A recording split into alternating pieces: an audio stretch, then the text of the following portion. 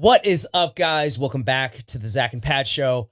It is the end of 2025, so to celebrate, we wanted to make a kind of a compilation of all of our favorite moments from the past year. We broke 200 episodes this year, and we're just going to continue going strong into 2026. We got big goals, so make sure to follow along with us. And huge thanks to all of our guests that took time out of their day to come on. And huge thanks to all of you guys at home that watch and support the show and share the show with friends and help the show grow. So can't thank you enough. And we're going to keep doing our thing. So enjoy this. Well, you mentioned the principle of iteration. Mm-hmm. What exactly does that mean to you? Yeah, so iteration to me is a lot of what we talked about earlier, which is that for example, in jiu-jitsu, you teach a beginner's class, right?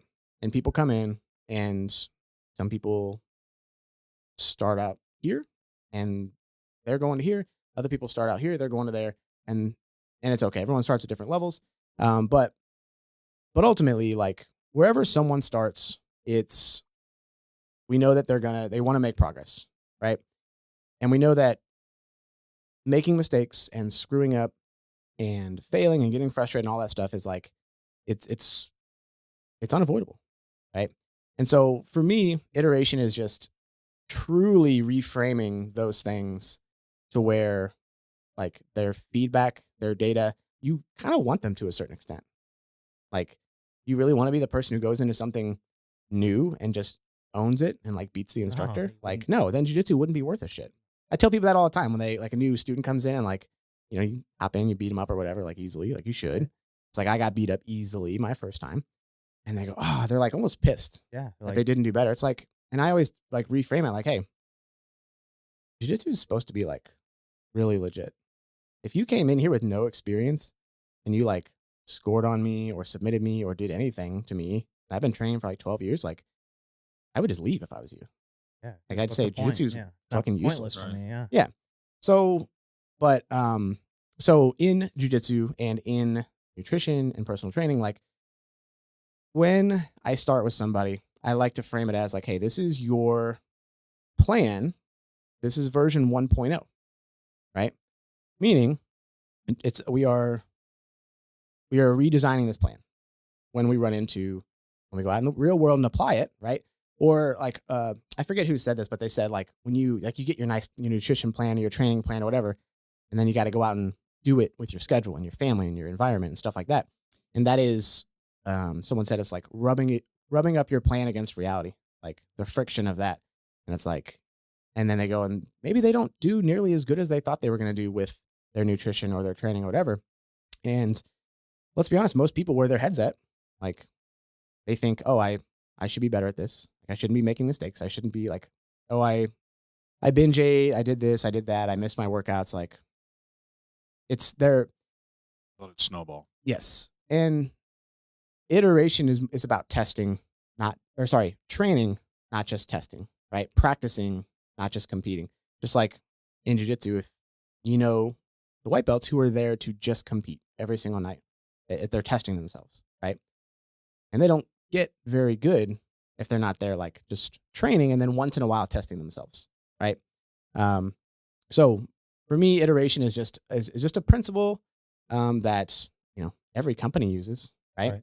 This shout out, Newtonic. This was not their first draft. No, right? He's very open about that. Yeah, yes. It took them like 14 tries, okay, 14 different so formulas this might be before they got exactly. That's iteration. Yeah, every company does it. Get better and better. Yeah, different. He didn't go versions. He didn't go into that with all this money saying, all right, we're gonna make this energy drink, and version 1, it needs to knock everybody's socks off and be perfect. If not, I quit. We wouldn't be drinking this here. Right. It's a tasty peach drink. Okay. Mm-hmm. So it is.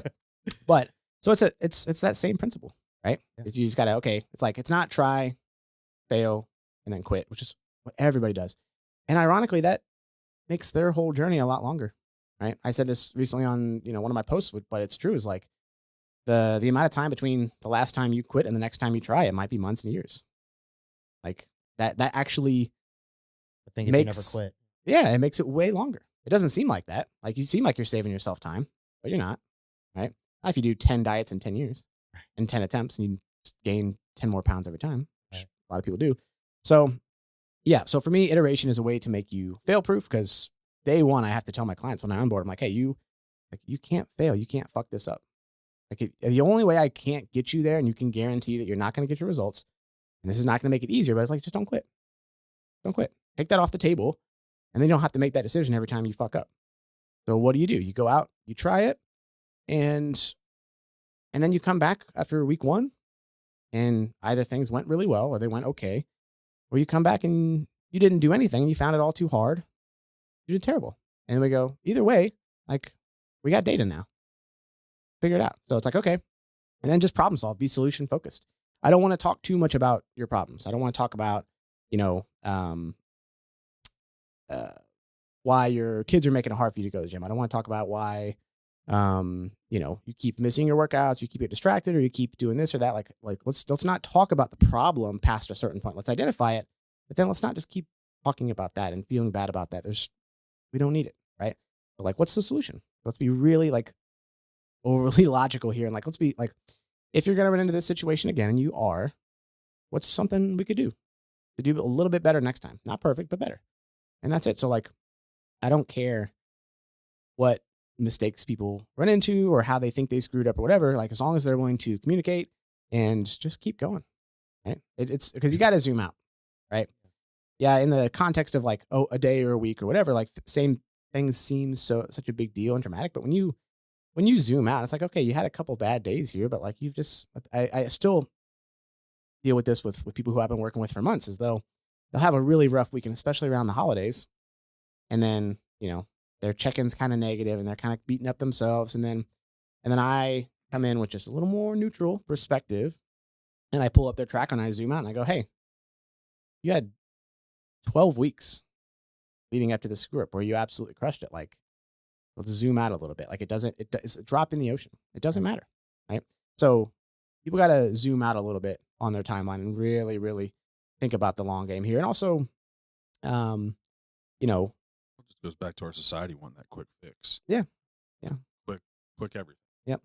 And it's funny because like my son does iteration. Your kids do iteration. Yeah. Like sure. If he would have, like he's trying to ride his little balance bike right now. Yeah. And if the first time he got on it and he fell over and he just goes, you know what? I don't think biking's for me. I'm just gonna, I shouldn't have failed that. Like, no, he doesn't give a shit. He'll just keep trying.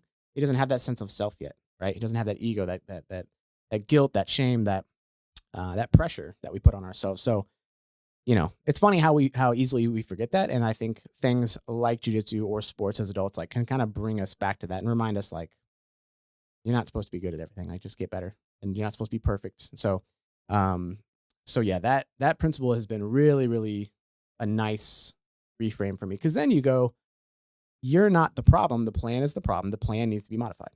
Now, sometimes, don't get me wrong, the plan is perfect and we just need to work on the mindset and adherence and like, what's the instead of, people are going to run into internal and external obstacles, right? And external obstacles we can problem solve for, right? It might be time blocking. It might be environmental. It might be having more assertive conversations with the people in your life or your coworkers. But where people, so that's fine. That's where like sometimes nutrition and fitness, what people need isn't even the things that they think they need. They need to learn how to be more organized, like I did. They need to learn time blocking. They need to learn time blocking. Change. Yeah. Everything Changed for my me. life. How to be really comfortable saying, hey, no, thank you. Yes. Right? It's power. Hey, you want another beer? Yeah. Hey, don't be lame. Like, let's have this pizza. And in some contexts, having that pizza is going to align with your goals and values. Other times it's not. And you got to be like super comfortable saying, hey, no, thank you. And not explaining yourself, not saying, oh, no, I'm going to diet. I can't. That sounds weak. You're going to crack. Yeah. Right. So anyways, external obstacles, we all have them. Right? What is it? Is it time? Is it money? Is it a skill we need to learn? That's fine. We can problem solve that. Solution focused. And then use iteration. We can design your environment, design your schedule, influence the people around you, and we can get better. The problem that most people don't realize is they're trying to solve internal problems the way they solve external problems. And what I mean by that is like all of the uncomfortable, undesirable, like thought patterns, sensations, impulses, emotions, beliefs, stories that, whether it's someone's having like cravings or hunger or whatever, which we can mitigate, but like it's okay, right? We don't have to treat those as something that we have to wait until it goes away, or we have to make it go away, or we have to act on it. Like that's where people get into trouble, right? Every little thing that pops into the head, they try to problem solve it, right? Or I don't feel motivated, therefore I won't go to the gym, or I won't do this, and then they're just waiting. They're waiting for lightning to strike, which is kind of what motivation is, right? You can try to generate it yourself. You can hype yourself up, but like we need something. We need something more stable than those kind of fleeting things that we can't, necessarily control. So yeah, that's the biggest shift for me right now is like being like really practical, problem solving, like external obstacles, right? And practicing, which everything's practice for these clients, right? It's like, here's one of our coaches on staff used the term reps recently with coaching stuff, and I was like, that makes sense. You do reps in jiu-jitsu, right? Or anything, really. Reps and everything. Go get reps. It's like, hey son, go get reps on that balance bike. Like, I say the same thing. And like I was talking to my broker at my real estate company yesterday, and we're talking about a guy, bringing someone on as like a team member, to help me. And it's like I remember when I first started, I just wanted to get as many reps as possible, get as many transactions under my belt, just so I could figure this thing out. Yeah, exactly. And, just kind of look at that. But you can look at that for anything, whether it's jiu-jitsu, fitness, whatever your job is. I mean, but riding a balance bike, it's just all reps. Yep. And so now applying that to things like nutrition and training and like just little lifestyle habits. Like, for example, there are people who I start working with who have never gone to a restaurant and ordered the healthier choice. They've just never done it, right? They know that it's probably a good thing to do sometimes, depending on the context, or a lot of the times, depending on the context, but they've never done it. So it's like, okay, let's go get some reps. Like by the time you have done that 10 times, you get it easier. Right. For sure. First couple times, it's like you're gonna get a little pushback, but like go get 10 reps of, hey, stopping after 2 beers, right? Go get 10 reps of not finishing your plate. Or perfect example is like, I have 2 clients recently.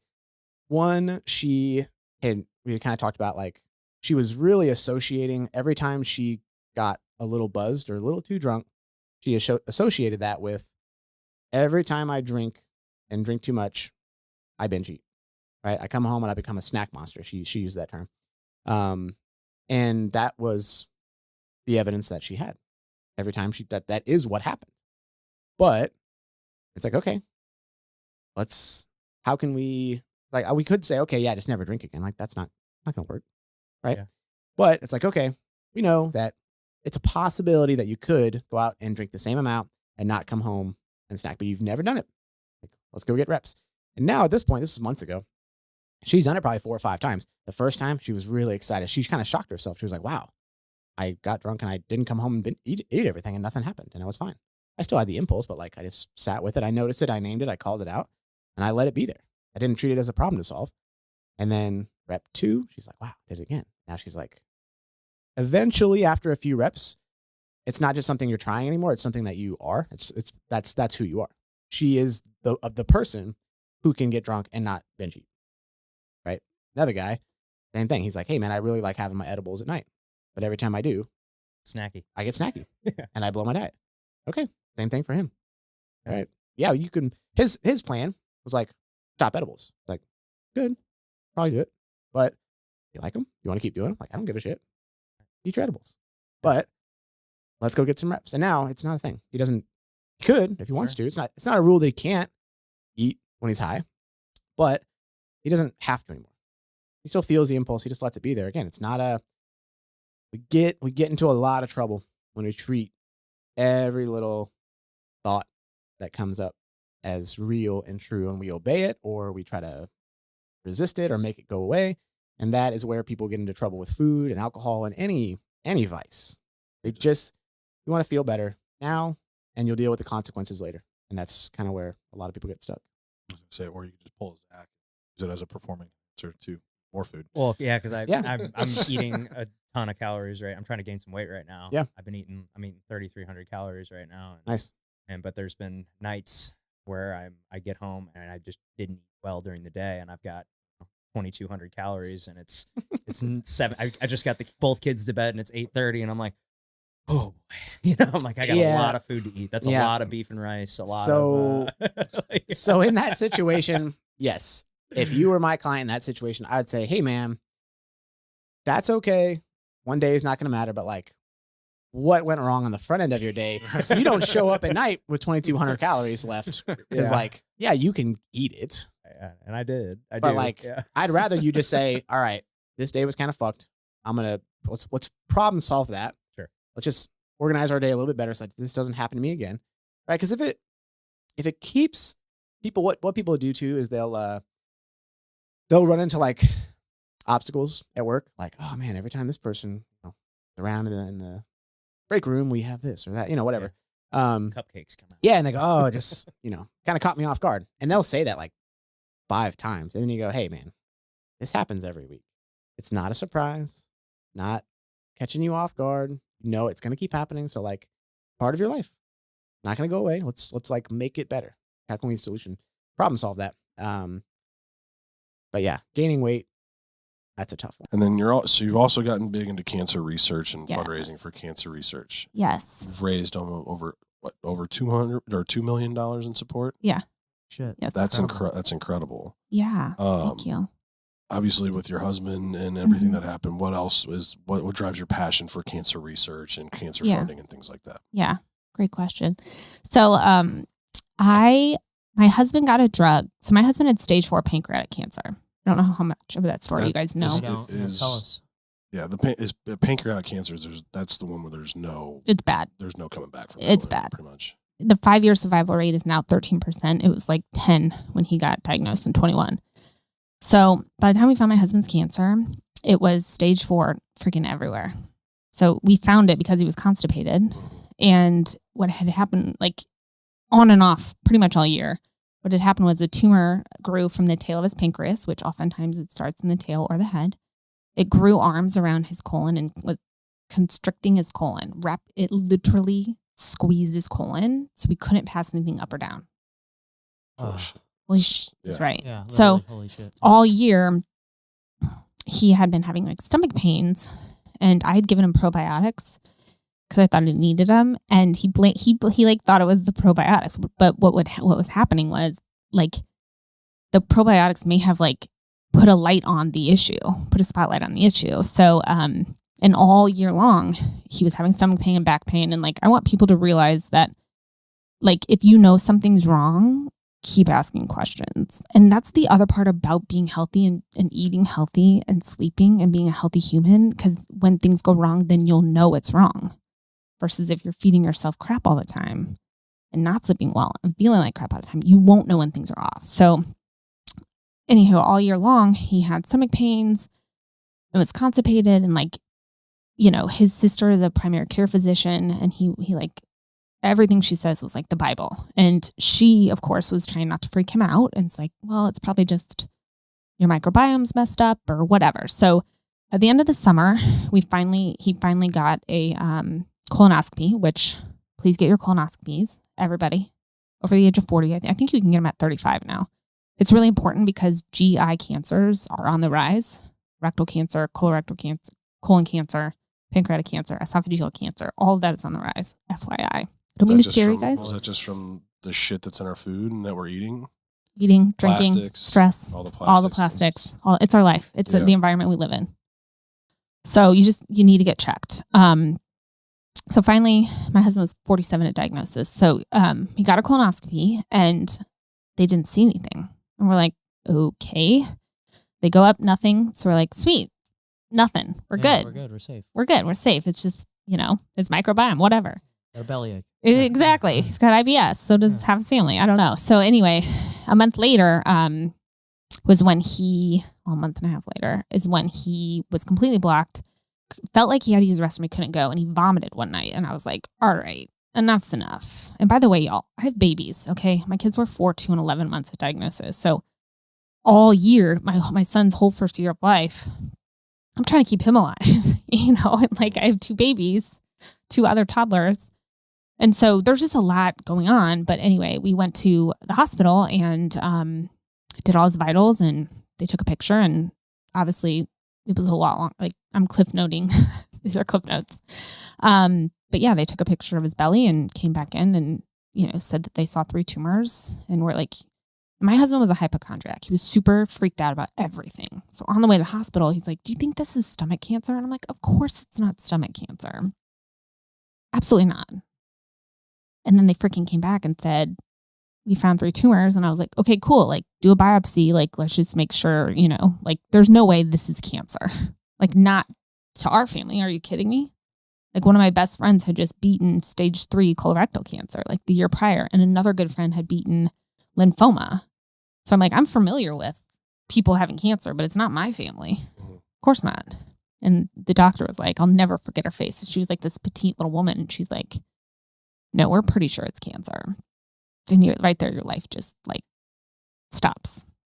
Right. And so they had to move quick. They had to put a tube down his nose into his belly. And like that day. Oh, right away.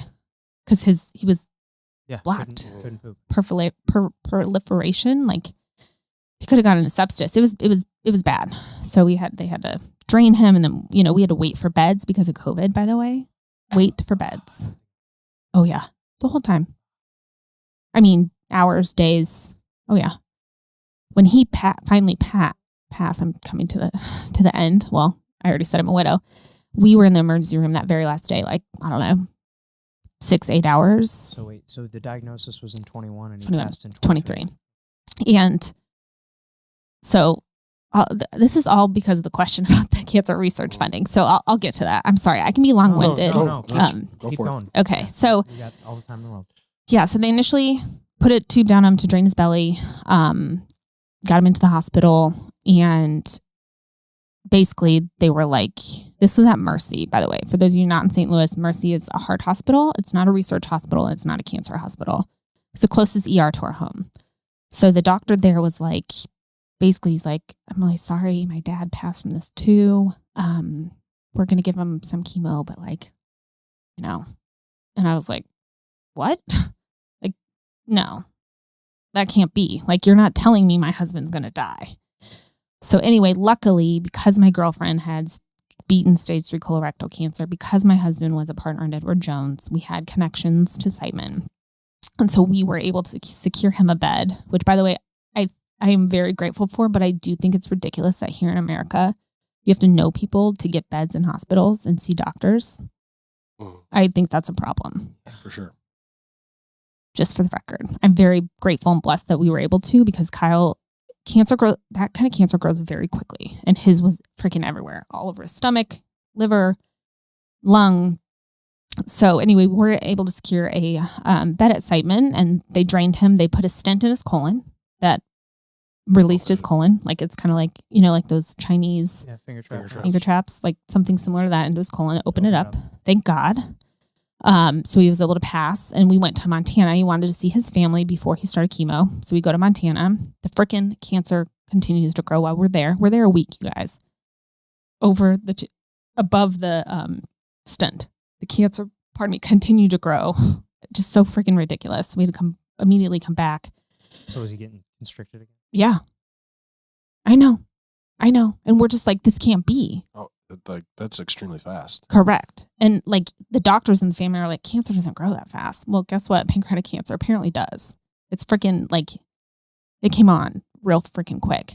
So finally we get back to St. Louis. Thank God, Dr. Keon Lim, who's a pancreatic cancer researcher, took Kyle on. You guys, not many doctors were willing. They were going to put him on hospice. I found this out last year at one of my fundraisers, but all the other doctors were like, he's a hospice case.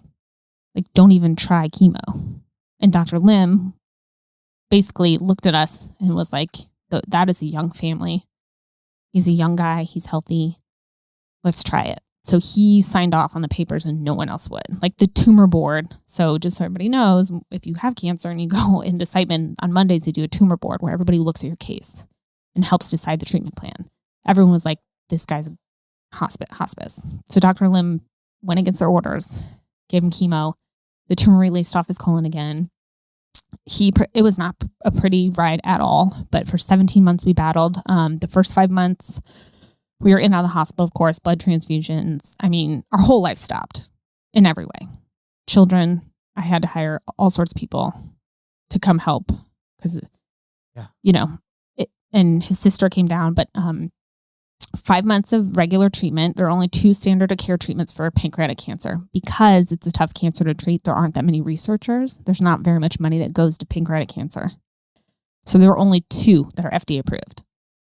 Kyle didn't have any genetic markers, which if you have some genetic markers, sometimes they can target it a little better.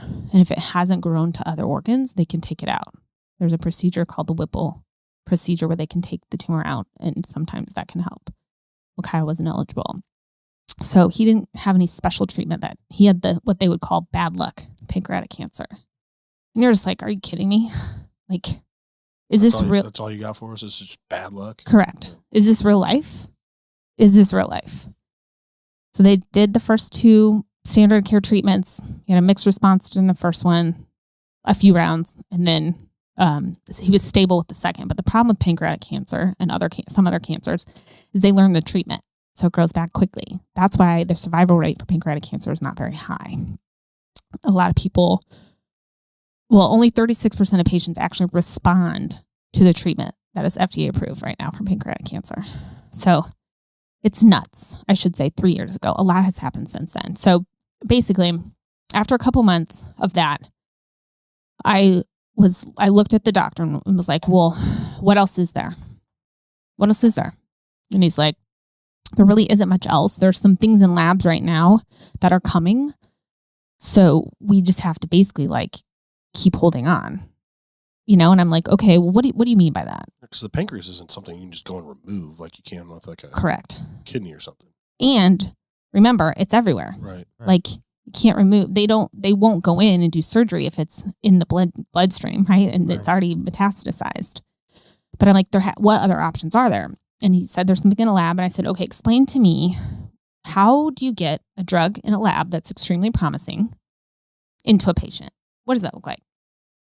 And he's like, well, it takes a lot of, and I'm like, a lot of what? And he's like, a lot of money. And I was like, okay, how much money? I'm just wondering. Because I'm thinking, if there's something in a lab right now that can save my husband's life, we'll spend our entire life savings and ask everybody else. Yeah. What is the number? And he basically said it's about $3 million to get a drug from a lab into 50 to 60 patients. So a phase 1 trial. So I was like, okay, I will find you $3 million. And he's like, okay, lady. Okay. Yeah, exactly. I'm like, no, really? He's like, you don't have to do that. I'm like, but I do. If you're telling me that we can get this, if you get, and I said it in layman terms, if you get $3 million and you can start a study, then Kyle can be a patient. That was my thinking. And so I literally started a fund almost immediately. And the details are fuzzy. Okay. It's maybe it was a few weeks later. I don't remember, but pretty quickly I started a fund that went straight to Dr. Lim. So something to note as you're donating to funds, to organizations. Some organizations obviously have overhead, and you really need to know what % of the money is going to where you're donating. So I went straight to Dr. Lim and said, I want a fund that goes into your bank account, essentially. And so I was able to open one through WashU because I was thinking we need to raise $3 million. So I start writing emails, making phone calls, posting on social media, calling all these people to try to figure out how we're going to get this funded ASAP. In the meantime, I had posted on social media, as I mentioned. I got a hold of the study and I used to work in pharmaceutical sales, right? So saw who was manufacturing the drug that we needed. And I put on social media, does anybody know anybody at this company? And someone that I worked with and had volunteered with, so we had more of a personal relationship, sent me a message and said, yeah, I'm friends with the CEO and president of that company. Here's his number. Oh, wow. Perfect. Yeah. So I called this guy. I'm like, hey, you don't know me from Adam. It's my story. It's my husband. I need your drug. how do we get this drug into my husband? He's like, well, it's currently being studied for rheumatoid arthritis. I'm like, cool. We'll get him a rheumatoid arthritis diagnosis. Piece of cake. Yeah. It's like, yeah, no, it doesn't really work that way. And actually, we're kind of like tabling that drug for now. I'm like, yeah, but my husband is like on his deathbed. So untable it. Correct. Untable it. And so he's like, I meet with my board on Monday. Let's see if we can get a compassionate use approved. Compassionate use is if a researcher uses a drug and it has phenomenal results, and that researcher can use it on one of their patients as a Hail Mary. Compassionate use. Those of you listening, write that down. Compassionate use. You may have to use that someday. And so he's like, have you heard of compassionate use? I'm like, I've heard of it, but it sounds like a bunch of loopholes. But if that's the only way to go, that's the only way to go. So then meeting with his board on Monday. So I Google his board. I'm like, who is the board of this pharmaceutical company? Number 2 on his board is somebody I work directly under. Then I call him. I'm like, hey, remember me? Told him the story. He's like, all right, we're going to try to get this approved. We have a meeting on Monday. I'm like, oh, I know you do. By the end of the week, they said yes. And obviously Dr. Lim was then made aware. Emails started going to him that this crazy woman was calling the head of the pharmaceutical companies. And Dr. Lim was like, hey, Kira, you've been busy. I'm like, I told you. I'm gonna get this thing. Yeah. Yeah. So by the end of the week, we had a yes from that company and a yes from another company who also had an inhibitor to let Dr. Lim use it on Kyle. And so then we had to go to WashU. They said no initially. Again, we started to light fires. They changed their mind. They don't like when I tell people that, but it's part of the story. And like we almost got shut down here in St. Louis. And then we went to the FDA. They said yes. I don't even know. A few weeks later, we were able to start the treatment, and it gave Kyle another 12 months of life. It wasn't pretty, like I said. We were in the hospital, tons of blood transfusions. He ended up having a side effect from the immunotherapy because that was something we were able to use because of the study drug. But the good news, here's the good news. From the time he got it, the March of 22 to December of 22, his tumor markers went from extremely high to non-detectable. It worked. Wow. His cancer was non-detectable. The problem is that he got colitis from the immunotherapy, so he had to be on steroids. That December, we decided we were going to go visit family. His tumor markers were continuing to go down, down, down, down, down. He hadn't been on chemo because the immunotherapy had started up his immune system fire. It was only attacking the cancer. So like Kyle started to be Kyle again. We go and visit my family, his family. He's on a steroid though to reduce the colitis. Pardon me. Unfortunately, steroids counteract immunotherapy. So if you imagine it's a fire, the immunotherapy fire, the steroid is spitting water on that fire. Yeah. And we didn't realize how out the fire was until January after the holidays were over. His numbers started to spike again because they take his blood and always check his tumor markers. It started to go up again. And we're like, huh? And the doctor's like, it's fine. This happens. Don't worry. We'll just get him back on, we'll get back, do the treatment again. We'll start chemo again. Well, from there on out, it was a battle. Treatment, immunotherapy, hospitalization, back on steroids. Treatment, hospitalization. So essentially, the next 3 months, it was in and out of the hospital, and the cancer won. Yeah. So if it wasn't for the steroids, do you think that he probably would have made it through? So yes. Now the side effect of one of the side effects, and it's a small subset of patients from immunotherapy, is colitis, which is swelling of the colon. Steroids is the only thing that can combat that. I think that if this, and this is why, a long story long, why I'm fighting so hard to get cancer research in this area funded is because if this study had been in the works for years, waiting for funding, people would fund a little bit here, a little bit there, a little bit here. If it had been fully funded and Kyle was able to have, he would have gotten that treatment at the beginning. He wouldn't have been so compromised, right? Like he wouldn't have already he had 37, I don't even know how many rounds of chemo. I lost track, many rounds of chemo. He wouldn't have had to have all of that chemo had that treatment been approved and he had not been so compromised. So the steroids were the necessary evil. I mean, and There's nothing else to combat colitis other than steroids. Damn. I know. Colitis runs in my family. Yeah. It's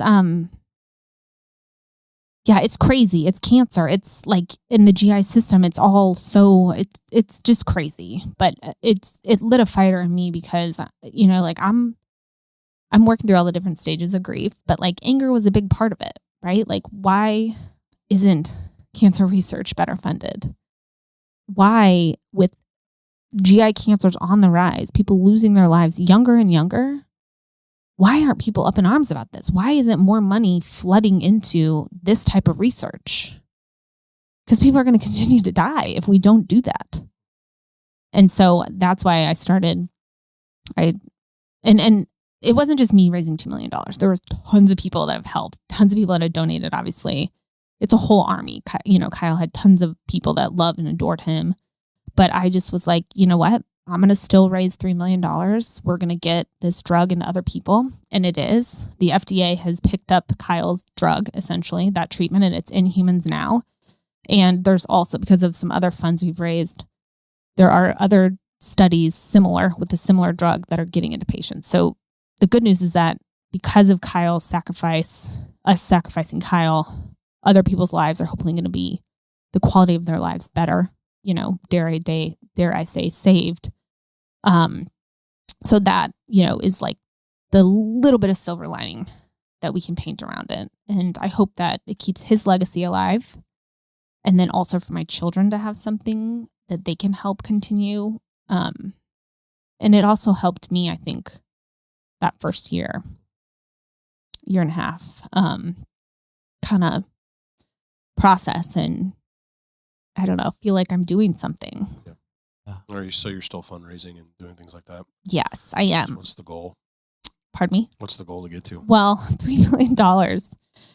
I mean, I feel like I told Dr. Lim $3 million, so I don't want to stop until then. I'm going to be honest with you. I'm pretty worn out after last year because my team Kyle raised $1 million the last 2 years. And so I'm pretty wiped out, but I still talk about it. I still will be fundraising and funneling funds to Dr. Lim so that he can continue that research because it's just that important.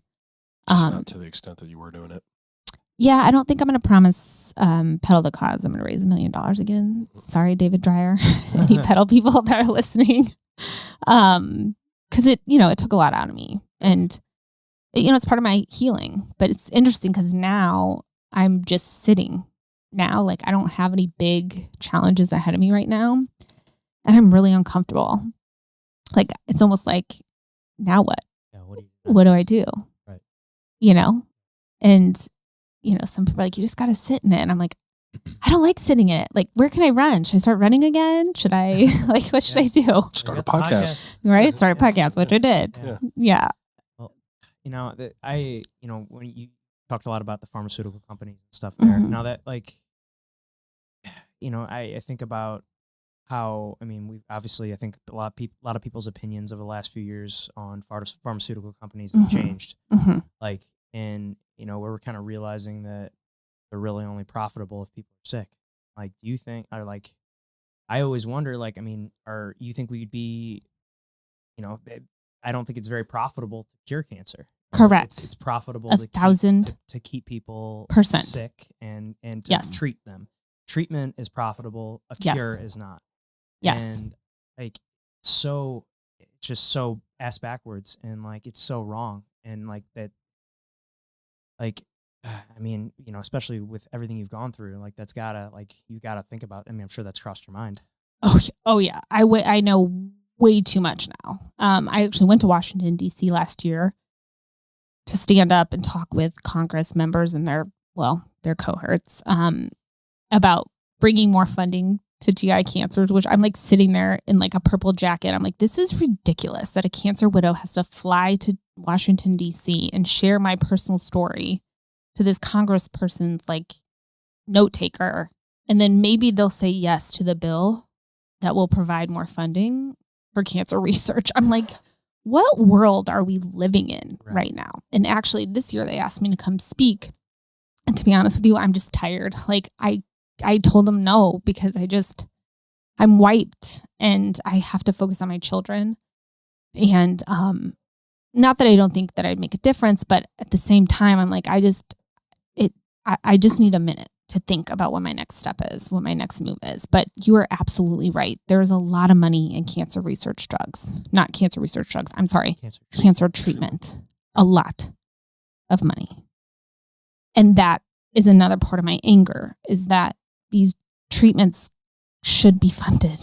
Like, there should be more people surviving, living with cancer. Maybe not curing, living with cancer. There should be way more than 2. Now there's 3 FDA approved treatments for pancreatic cancer, but there should be more efficacious treatments. They're in labs right now, you guys. There are promising things in labs currently waiting for funding. And these doctors have to fly around the country and sell themselves, sell their science. Right. But then they have to then go sell that to a pharmaceutical company Correct. who's going to make it. And Correct. they're going to look at that and be like, well, it's going to take money from everything. Well, it's like, well, if we give this drug to somebody and it cures their problem, then they're not a customer anymore. Like, that's and it's like, it's so fucked up. But I mean, unfortunately, that's the world we live in. It truly is. And we have a for-profit, our healthcare is for-profit. Yes. Period. Mm-hmm. Yeah, it's a business. Yeah. It's a business. That's why the CEO.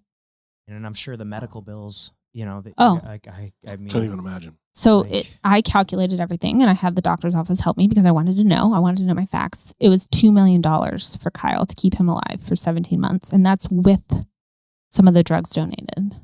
That does not, so that's insurance, our money. That does not count our loss of income. The money I spent on childcare. Sure, that was. I mean, I don't even know how much. And of course, we're going to pay right, you're going to pay whatever, whenever, it doesn't matter. But the point is, $2 million to keep Kyle alive. It's $3 million for a phase one study. Like, what? It's a huge mess, people. Right. Like, it's very black and white to me, but I'm a cancer widow. And in the grand scheme of things, like, I mean, and that's just one person with cancer. Correct. Think of how many people are out there with cancer. Exactly. Like $2 million to keep him alive for 18 months. Yes. 18 months. 17, but who's counting? Yeah. Like, it's insane. It's insane. It's insane. And yeah, it's, and my kids are so little, like, and that's the part that fuels me. It's like, they don't have their dad anymore. Kyle and I were older when we got married. Like, I waited a long time to find my spouse. And then, 7 years later, we have 3 kids, a home, a life, and cancer takes them away, and it could have been prevented if we could all take this a little more serious. I mean, that's being a little ridiculous, but it does. It angers me. And it's been a roller coaster. Earlier you said you had a rhyme you want to spit? Oh yeah, let me hit that. The devil's inside and God is inside of all of us. So understand, if you make a deal with the devil won't show up as the devil because you won't make the deal. It might show up as sugar, liquor, nicotine, porn, weed pills. It might show up as a snooze button. Boop. Now watch your dreams get killed. It might show up as a late night out with your friends that overlaps into your morning routine.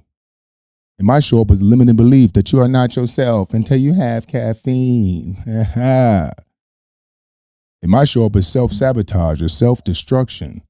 Because whenever God gives you something good, you corrupt it and abruptly interrupt it, seeking a victim's mentality by disrupting your production. But those weren't the instructions you constructed. Where'd your faith go? Did the devil abduct it? It's the restrictions and hesitations, the contradictions and temptations that keep the friction between our addiction and our mission. What you doing? You like being in that condition? It's the contradictions of our convictions due to the deception of our depiction that leads us to our own crucifixion. What you doing? I can see your faith missing. Now, I don't need a sacred church or a text or a prophet to show me God's vision. I'm connected to the same God through my intuition that you seek to connect to through your religion. But how you going to be overweight and religious? Don't your books say the body is a temple? Why are you being malicious or nutritious? Or is the text fictitious? Come on now. Now, you ain't got to lift weights, but you got to be cool with the way your body disintegrates, fickle and frail on the way to the grave. You ain't got to eat healthy and balanced, But you got to be cool with the look of your skin and accept REM sleep as a challenge. I could see a sin showing in your skin. And you ain't got to do cardio. But you got to be cool with the notoriety of society with a variety of anxiety.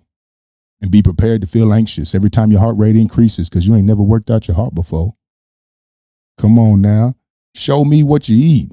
I'll show you who you are because you are what you eat. Don't be fake, fast, or cheap. Don't nobody want that. It starts with our consumption on 5 levels.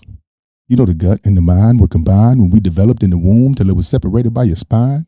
That's why they say trust your gut. That's why you get butterflies in your stomach. It's the internal compass. Happy gut, happy mind. Our consumption is the leading cause of disease, mental health, and suicide. What you're doing, what you're eating. And it's not just what you eat, what you drink, what you smoke. It's what you're watching. It's what you're listening to. It's who you follow when you scroll. It's who you poke, who you stroke. It's how your crib smell. Do it smell like old folks and artichokes? Come on now. Our first line of defense is to filter our senses because it would be senseless to leave them defenseless when the overall consensus is to convince us that there's consequences to being authentic. Come on now. You better choose yourself. Yes, sir. Yeah, that's awesome, man. Now, I love that. Seeing it live versus that's a whole new level, man. That's all. Oh man, chills, man. That was great, I love dude. it. That was Nice, awesome. bro. Nice, bro. Yeah, man. Incredible, man. It's been awesome to have you, and thank you for sharing that with us and sharing your story, sharing Choose Yourself. We always hit them with one last question. It's called the Tombstone Game. Oh, shit. Here lies Hakeem. What's it say on your tombstone? Cup filler, not a dream killer. So you got to fill up your cup and pull from an overflow. And don't hit the snooze button. Because you stay in your bed, your dreams stay in your head. So I call it the dream killer button. Cup filler, not a dream killer. That's awesome. Love it.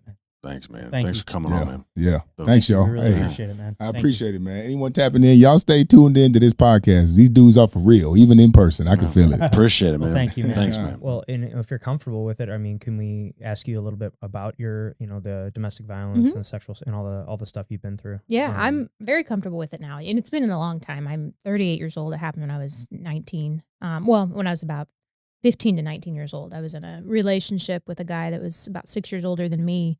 And, it was my first relationship, the first thing I'd ever experienced. So I didn't know what it was supposed to look like. I just felt really good that an older guy liked me and thought I was great, But long story short, it was one of those situations where I dove in because I'm a lover and I'm, that's just who I am at my nature. And it progressively got worse and worse, but I didn't know the signs. Like I was too young and naive. I had no idea what an abusive relationship was like. And so there were so many things that were abusive in the process of it, mentally and emotionally, that I passed up and just kind of sucked it up through because I really loved this guy. It was like my first everything. And it wasn't until later in the relationship that, one, I lost a lot of friends. I lost a lot of my family even got to a point where they were just like, we don't know what to do. You won't leave this person. You won't get out of this relationship and you're hiding it now from us. You're lying. You're sneaking off to see this person that we all know is horrible to you. And so a lot of people can't understand that. And I get it now, but, it got to the point where it got very physically abusive too. And there were several things that happened,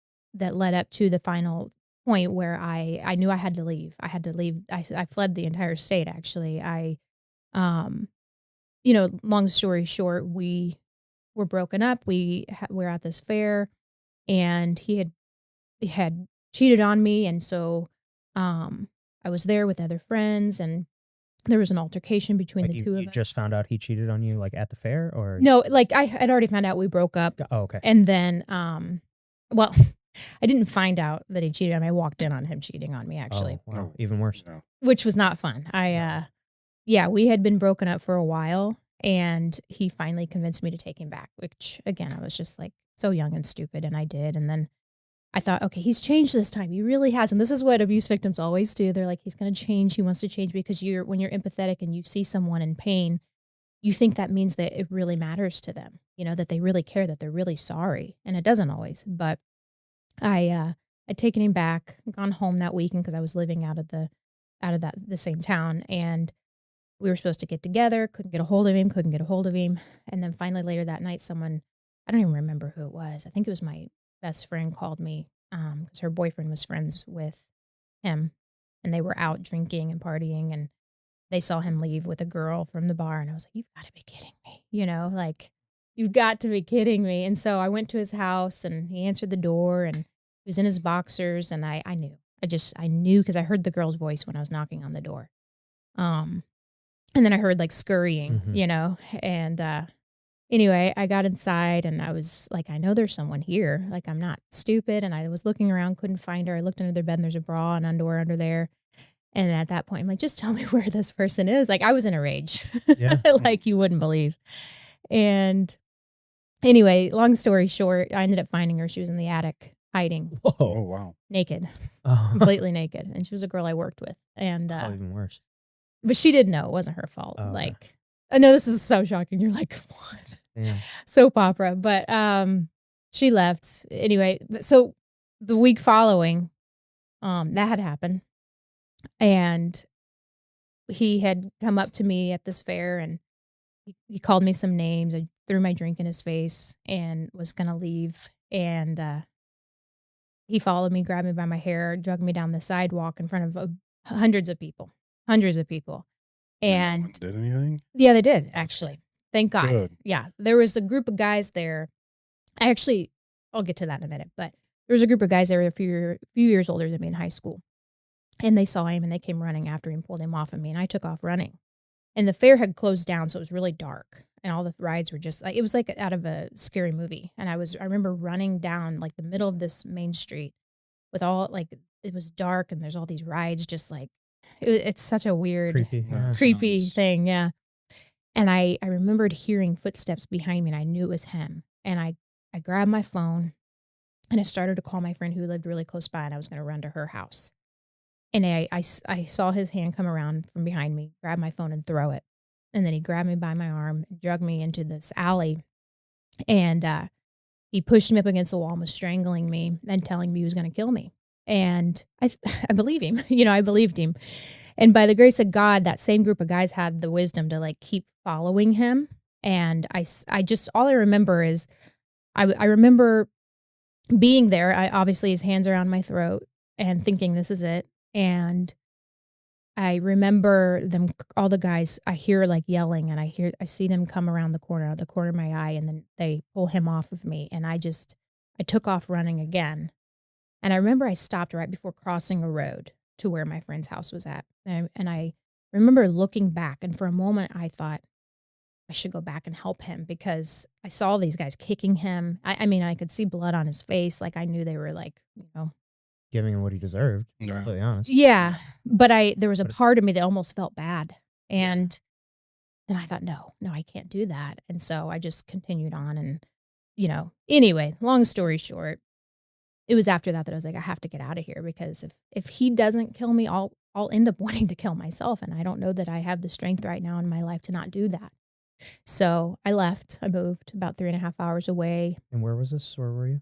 I was in Illinois at that time, and I moved to Missouri and ended up moving in with my mom who lived there. But it took me a long, long time to like recover from that. And I never went and got therapy or really talked about it, except to like super close friends. And I carried that with me for a long time. And I was too young to understand that like what you don't process stays in your body. Right. I didn't know that. I didn't know it would affect the decisions that I made in like choosing a partner or choosing who to date or how it would affect the way that I felt about myself and whether I was worthy or not. And so then when I was in my early 20s and I ended up in a situation where I was assaulted, that was just another layer, right? On top of that. And then again, didn't know what to do with that. I just tucked it away, didn't tell anybody about it for a really long time. I felt gross about it. I felt ashamed of it. And yeah, I let that carry over until I got married. And then getting married was really difficult because I was carrying all this stuff that was affecting the way I felt about myself, the way I showed up in the world, the way I showed up in relationships, the unworthiness that I felt. And it just made it really difficult. Not to say that my ex-husband was perfect. He wasn't, but I do think a lot of the problems that we had stemmed from the unworthiness that I felt. And so when my marriage ended and I started dating toxic men again, I thought the number of people out there that aren't healed isn't going to change, but I can change me. I can get to a place in my life where I no longer accept what I know I don't deserve. Like, I deserve to be treated well. I deserve to be loved. I deserve to be cared for and thought of and considered. And that won't change until I change the way that I accept people into my life, and the things that I accept for myself. And so that was kind of where my healing journey began. And I started with therapy, and that changed a lot for me. And then I started sharing it and sharing like what I was experiencing kind of vaguely, but with a spin of encouragement, because that helped me. And it just started helping so many people that I thought I have to keep going. And then even when people would write horrific things or awful comments or leave me weird messages that were like just hateful and mean, I thought, well, it's not for them. It's for myself, and it's for the people that need it. So I'm going to keep going. And that's what I've just kind of done for the last 2.5 years. So. Oh, so like through the domestic violence and the sexual assault, I mean, how have those experiences shaped the way that you see the world today? For a long time, I was very jaded. A long time, very distrusting of people, men in particular, as I'm sure you can imagine. But I've realized that it's not about, and here's what happens. And I think this is important to talk about. What happens in the domestic violence world, and I know a lot about this since I'm in it, is that women, because men are so much more often the perpetrators of domestic violence, it can happen both ways, but it's mostly male dominated in that area, which makes sense, But because of that, what happens a lot is the argument becomes men are bad and women don't need men and women shouldn't trust men. And so for a while, I kind of felt that way, because every story I heard, everything I saw, all the research I was doing was showing me that men hurt women and hate women, right? But through healing, I've realized that if we're really honest with ourselves, it's not about men being bad, women being good, or women being bad and men being good. It's a personal basis of who we are. It's a personal thing. There are good men, there are bad men, there are good women, there are bad women. And by bad, I don't even mean that. I just mean unhealed, really. And if we don't bridge the gap between each other, it will always just be, well, all men are bad, all women are bad, and then nothing ever changes. And so I've tried to make it a point, like on my platform, to speak to everyone and not just women, even though women are the ones that are victims most of the time, because women, that this issue doesn't go away until we all heal together. And if we villainize one another, we'll never come together on anything, Yeah, I think I think overgeneralizing any group of anything. Like, I mean, there's bad, quote unquote bad versions of everybody. I mean, there's bad police officers, there's bad teachers, there's bad everything. Like, you can't just automatically just assume like all men are bad or all women are bad, or we can't just overgeneralize and just put everybody in one specific box. I mean, everybody's got different experiences and different, everybody's got different lives, right? So, trauma has a way of shaping the world. How did your past experiences like affect your marriage, mental health, even your sense of self? How do you think? Well, first of all, as I said, I didn't know how to sit with it. I didn't know how to process trauma. I didn't even know that you needed to. I just kind of thought like your past is your past. You move forward, you let it go. And there's different, takes on that of whether you should go back and sit with things or whether you should just like look to the future. And I think it's a combination of both. For me, my entire self-concept was based around the fact that I had been abused and rejected in my life a lot. And so I didn't believe I was worthy of a healthy relationship. I didn't believe that people would ever really like me or love me, and so every relationship I had, even friendships, was kind of based on the idea of waiting for someone to drop the ball, like waiting for someone to hurt me, waiting for someone to reject me. And I still, to this day, struggle with it. Like, I still have to like snap out of it sometimes and be like, hey, like, you're a good person. You're doing a good job. You're doing your best. You're showing up as well as you possibly can. And people do like you. Like, it sounds so silly. But I still have to remind myself of that sometimes. And, but yeah, I think my self-worth most of my life was really poor because I didn't sit with the trauma and I didn't accept it. And I didn't see the bigger picture that the things that people do to you aren't your fault. Like, bad things happen to good people all the time. And it's not because you deserved it. It's not because something's wrong with you. It's just life. And if you can find the lesson in the pain and you can turn the perspective around and go, okay, like this really, really hurt, but I actually survived it. And then you can use that pain to help other people. And I think that's the whole purpose of it. So sadly, I struggled with severe depression for a really long time and a severe, self-worth, like just damaging self-worth and crippling self-worth and all of that because of those reasons. But I'm finally like at a place in my life where I really believe in myself. But I had to change me. I had to sit with the dark stuff and get really honest about how I felt about myself. And 2.5 years ago, it wasn't very, very good. I didn't like myself at all. I thought there's no point in me being here. Like, I'm not helping anyone. I'm not doing anything. No one ever wants to be with me. No one likes me. And which is ridiculous because none of that was true. That's just how I felt about myself. But sitting in that, as dark as it was and as hard as it was, it changed me because when you can accept where you are, you can change where you're going, So. And what was it like the straw that broke the camel's back? Like that kind of started you on this whole healing journey? Definitely my divorce. And then just seeing the cycle of the toxic relationships that I kept ending. Because it's like when you've done something so many times, you go, okay, is it them or is it me? And I wanted to do that. I wanted to be like, okay, it's my fault. It's their fault. And then I was like, no, it's their fault and it's my fault. But I'm the only one I can change. I can't change other people. I can't change me. I can change my life. I can make a difference in my own life. And I can become an example for my daughter instead of, someone that she grows up and resents for making bad choices in my life and choosing bad partners, Yeah, I think that was, for me, when I was going through it, like the very first question when I sat down with an attorney, they were like, so like, tell me what happened. So told him everything that happened with the divorce or why we were getting divorced. And basically he said, what did you do as a man to cause her to do what she did? And I was like, haven't really thought about that. That's a great question. And so it caused me to sit back and reflect. I mean, it wasn't even a therapist. It was a divorce attorney that asked me this question.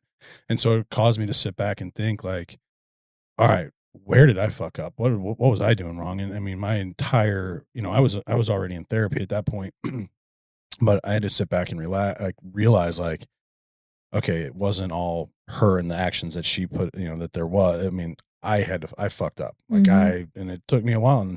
And honestly, that's what helped me move past everything and get through this divorce and everything, and us having an even better relationship now than we did when we were married. Wow. And so, yeah, no, that was the biggest thing for me was sitting in that therapy and having someone ask that question, like you said, realizing where you're at fault in this, and then,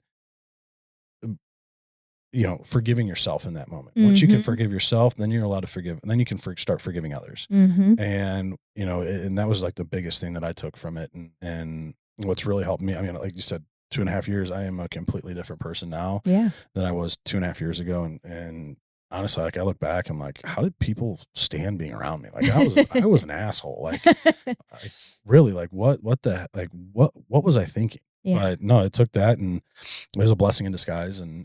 But yeah, I mean, where would you say in your journey, like if you were to grade yourself, I'm A, B, C, or D or F, like I'm always trying to improve. I put myself in a B range with where I'm at right now.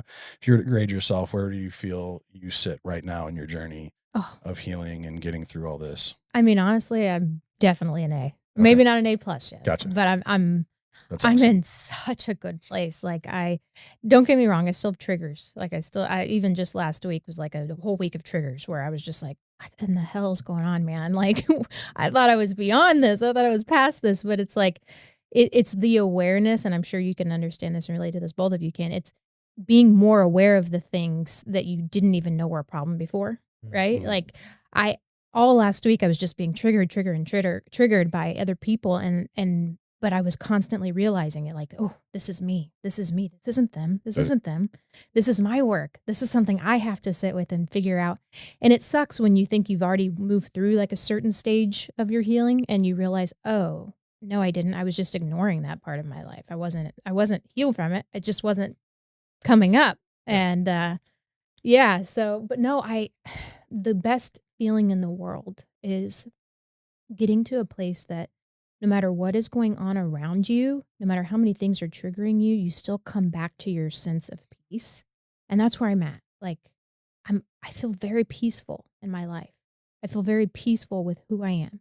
I feel very peaceful about where I'm going and the things that I'm doing and putting out into the world. Like I can constantly come back to the centered energy that I have right now that feels really good. No matter how many things like knock me out of it for a minute, I still keep coming back. Whereas before it was like, if you knocked me out of this space, I was out of it for a month and a half, right?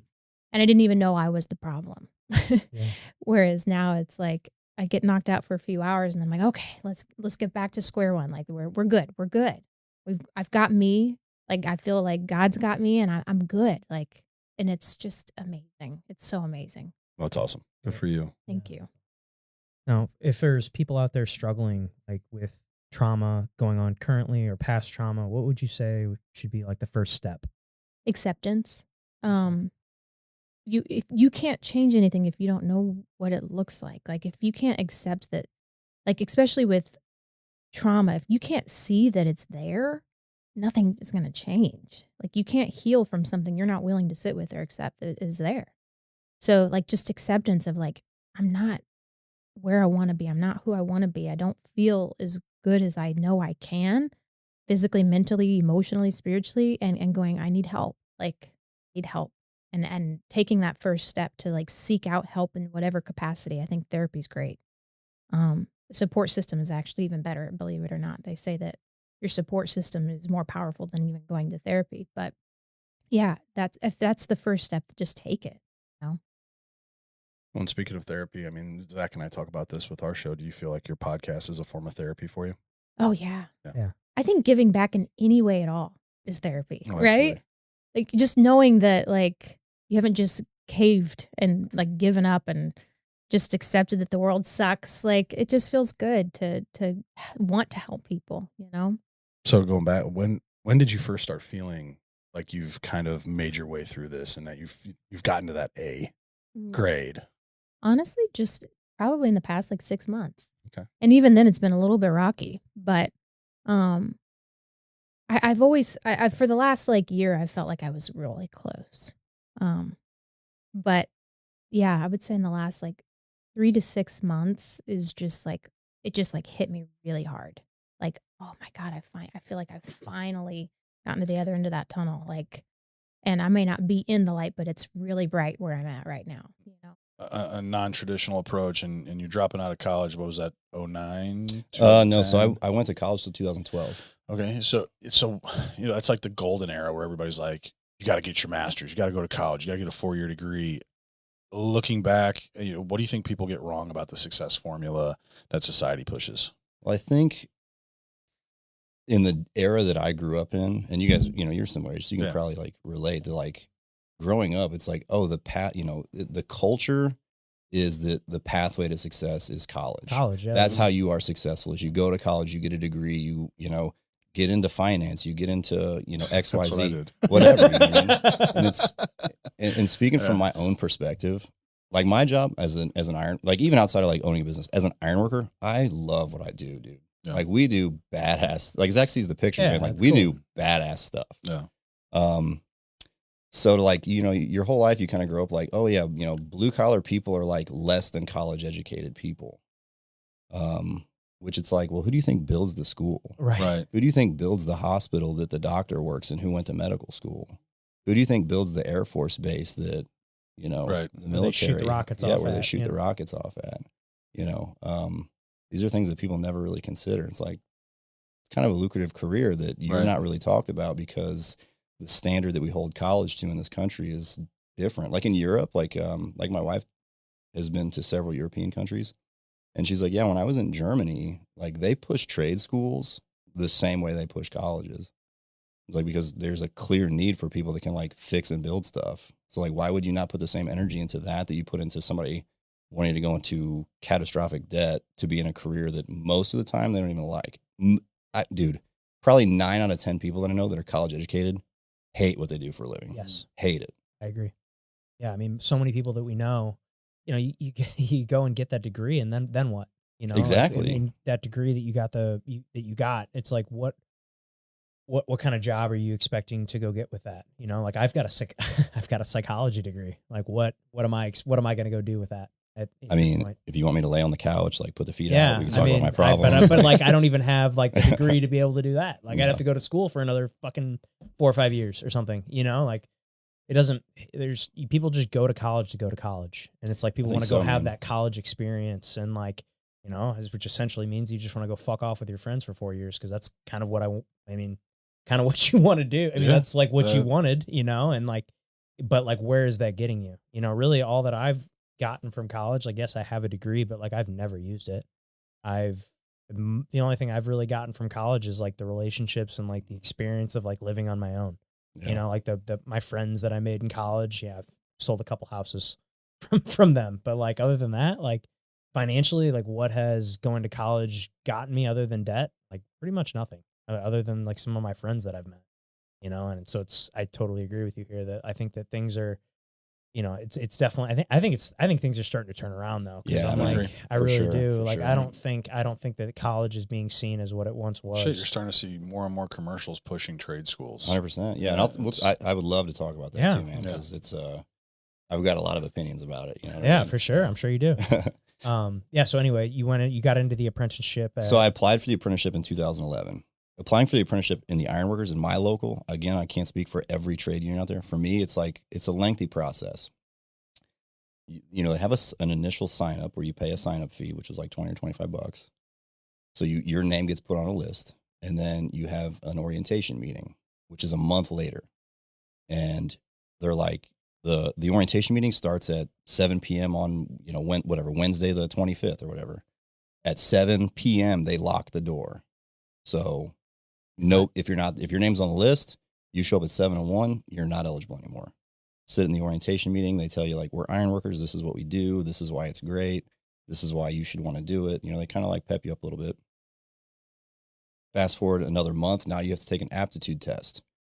So, you know, say you signed up it's March right now. Say you signed up in March, you'll have your initial orientation in April. In May, you'll take your aptitude test, which same thing. Be here at 8 a.m. on Saturday. At 8:01, the door's locked. If you're not there, you're no longer eligible. So they're slowly like weeding down this list. You know what I mean? People that can't show up on time, shit like that. Yeah. And the aptitude test, you know, is very basic to say the least. Like, it's like, you know, they've string out, like, there's like a picture of a tape measure, and it's like, how long is this line? And it's, you know, 8 7/16. And, you know, there's like, it's like very like high school level math, maybe some stuff like, you know, there's like pictures of dump trucks loaded with rocks, like which would fall over first, you know, like stuff like that. And I want to say, it's been a lot of years, man, but I want to say it was like 100 questions and you had an hour to do it. And I felt like it's designed for you to not complete. Mm-hmm. I mean, so then you take your aptitude test, and then you have a personal interview with like an examining board is what they call it. And that's a month after the test. So same thing. You come in on a Wednesday night or whatever. They lock the door at 7 o'clock. If you're not there, you're out. So what starts as like a list of maybe 100, 150 people. By the time they get through this 3-month process is like maybe 75 names, you know, and then they're taking 10 people. Oh, wow. That small. And this is 2000.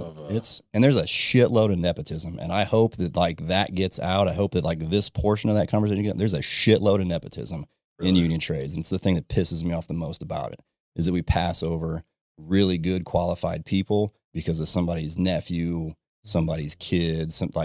I want that to be the highlight of this talk is that nepotism in the trades is bullshit. Well, it's bullshit everywhere. Because it's not about what you know, but who you know. 100%. Like that. 100%. You're like you said, passing up good quality workers for someone that feels like they or they're owed this 100%, instead of dude. earned. So I did all this in 2011.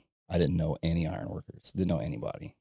You know, you have to do all this stuff. Like you do all the interview, the test. You also have to get some documentation. Like you have to give your transcripts.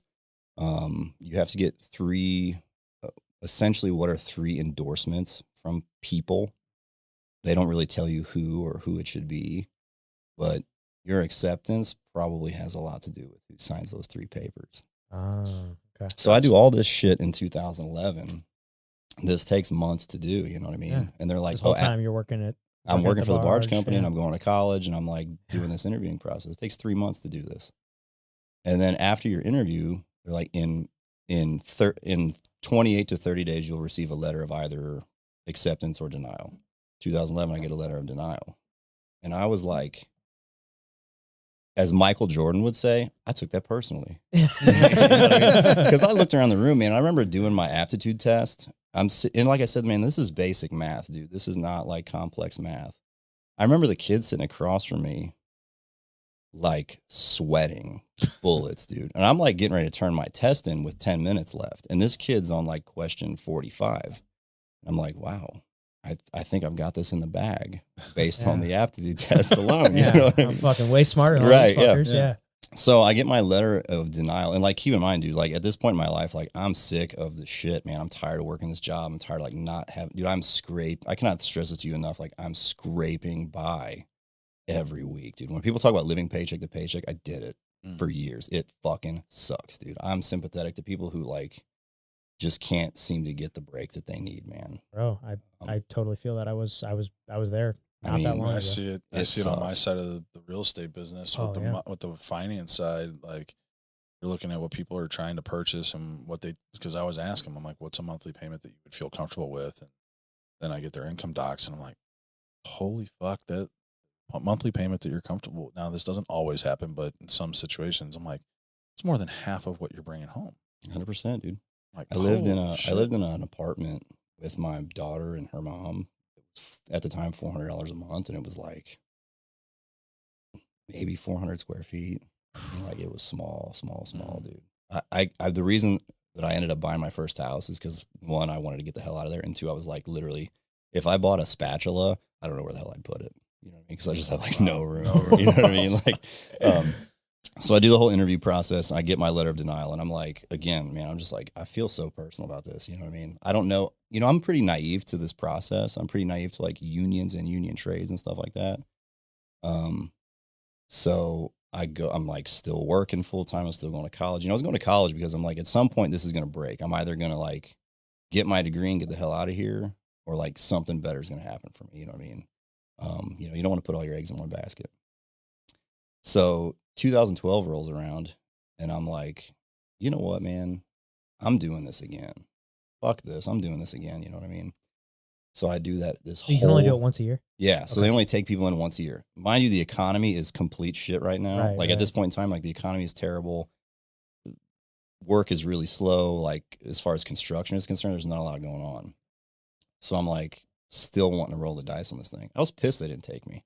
I knew I was qualified. I knew that I could like do this every day. And I told him that, you know, in the interview, I gave him like mostly those like generic answers, like, why should we pick you? Oh, because like I'm great and I'm qualified to do this because like I need this opportunity to like better things for myself. You know what I mean?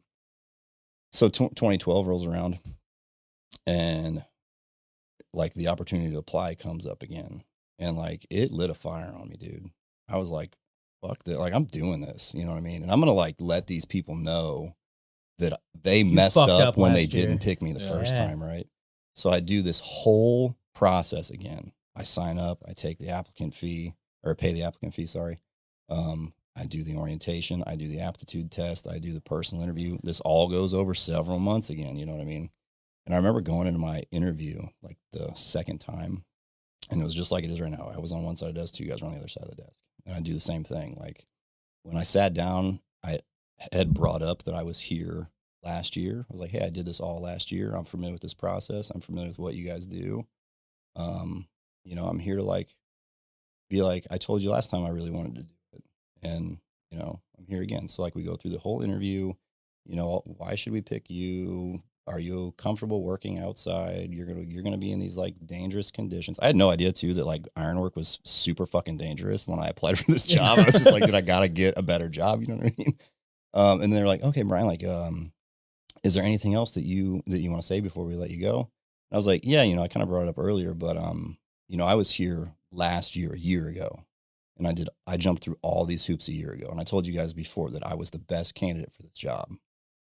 I told you guys a year ago that like I was willing to do whatever it took to like be the best at this. I was like, I'm here again a year later to remind you of the same thing, that there is no person in this pool of people that are more qualified and willing to do more for this job than me. I was like, it's important that you both know that. And I remember the dude sitting across me just like gave like this really like subtle nod with like a slight grin, and I left out of there. And I was like kind of thinking to myself, you know, if it doesn't work out again, like that's probably it. I'm not going to do this again. I was like, but I put all the cards on the table, dude. I was like honest as hell. I was like not going to leave any stone unturned here. I kind of let them know that I was like kind of pissed they didn't take me before. And I'm happy that they know that now. Fast forward like a month, I got my letter of acceptance. Fuck yeah. That's And awesome. I was like, dude, it was like one of the happiest. I get like emotional thinking about it right now just because it's like, it was like this crushing weight that like had come off me. I was like, dude, things are finally going to like start looking up. And I also knew I was like, it's going to be a ton of fucking work because like I don't have, you know, the dad, the uncle, the grandfather, I don't have anybody to fall back on. I've got to make my own reputation. I've got to do all this on my own. Like I got to make a name on my own. And that's what I did, man. I went out there and I fucking worked hard. I knew going like when I got the first job call, because like So how does it work? Then so like in a union, and then yeah, in a trade union, like you have a hiring, they call it a hiring hall. So like say you're a contractor, you're gonna put up a building, like this building, which is a dope ass building, by the way. If nobody's seen this place is rad as hell. Yeah, you know, you're like, hey, I'm Joe X. I want to put up a building. You know, this company's gonna be contracted to do it. I need iron workers to man this job, to set the steel, weld stuff down, whatever, you know, do the rebar, concrete reinforcement, whatever.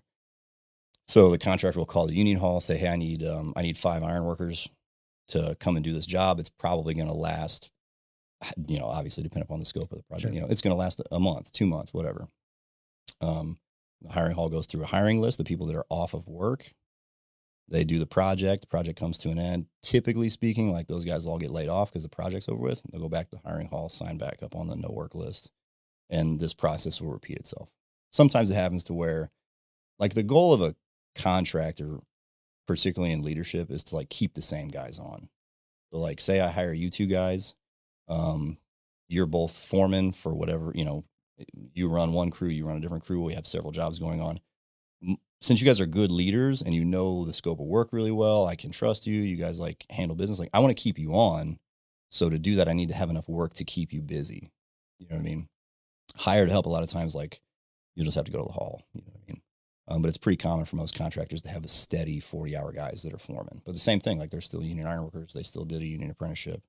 Generally speaking, there are some ways to sneak around that some contractors will do that's like kind of shady, and it's kind of frowned upon.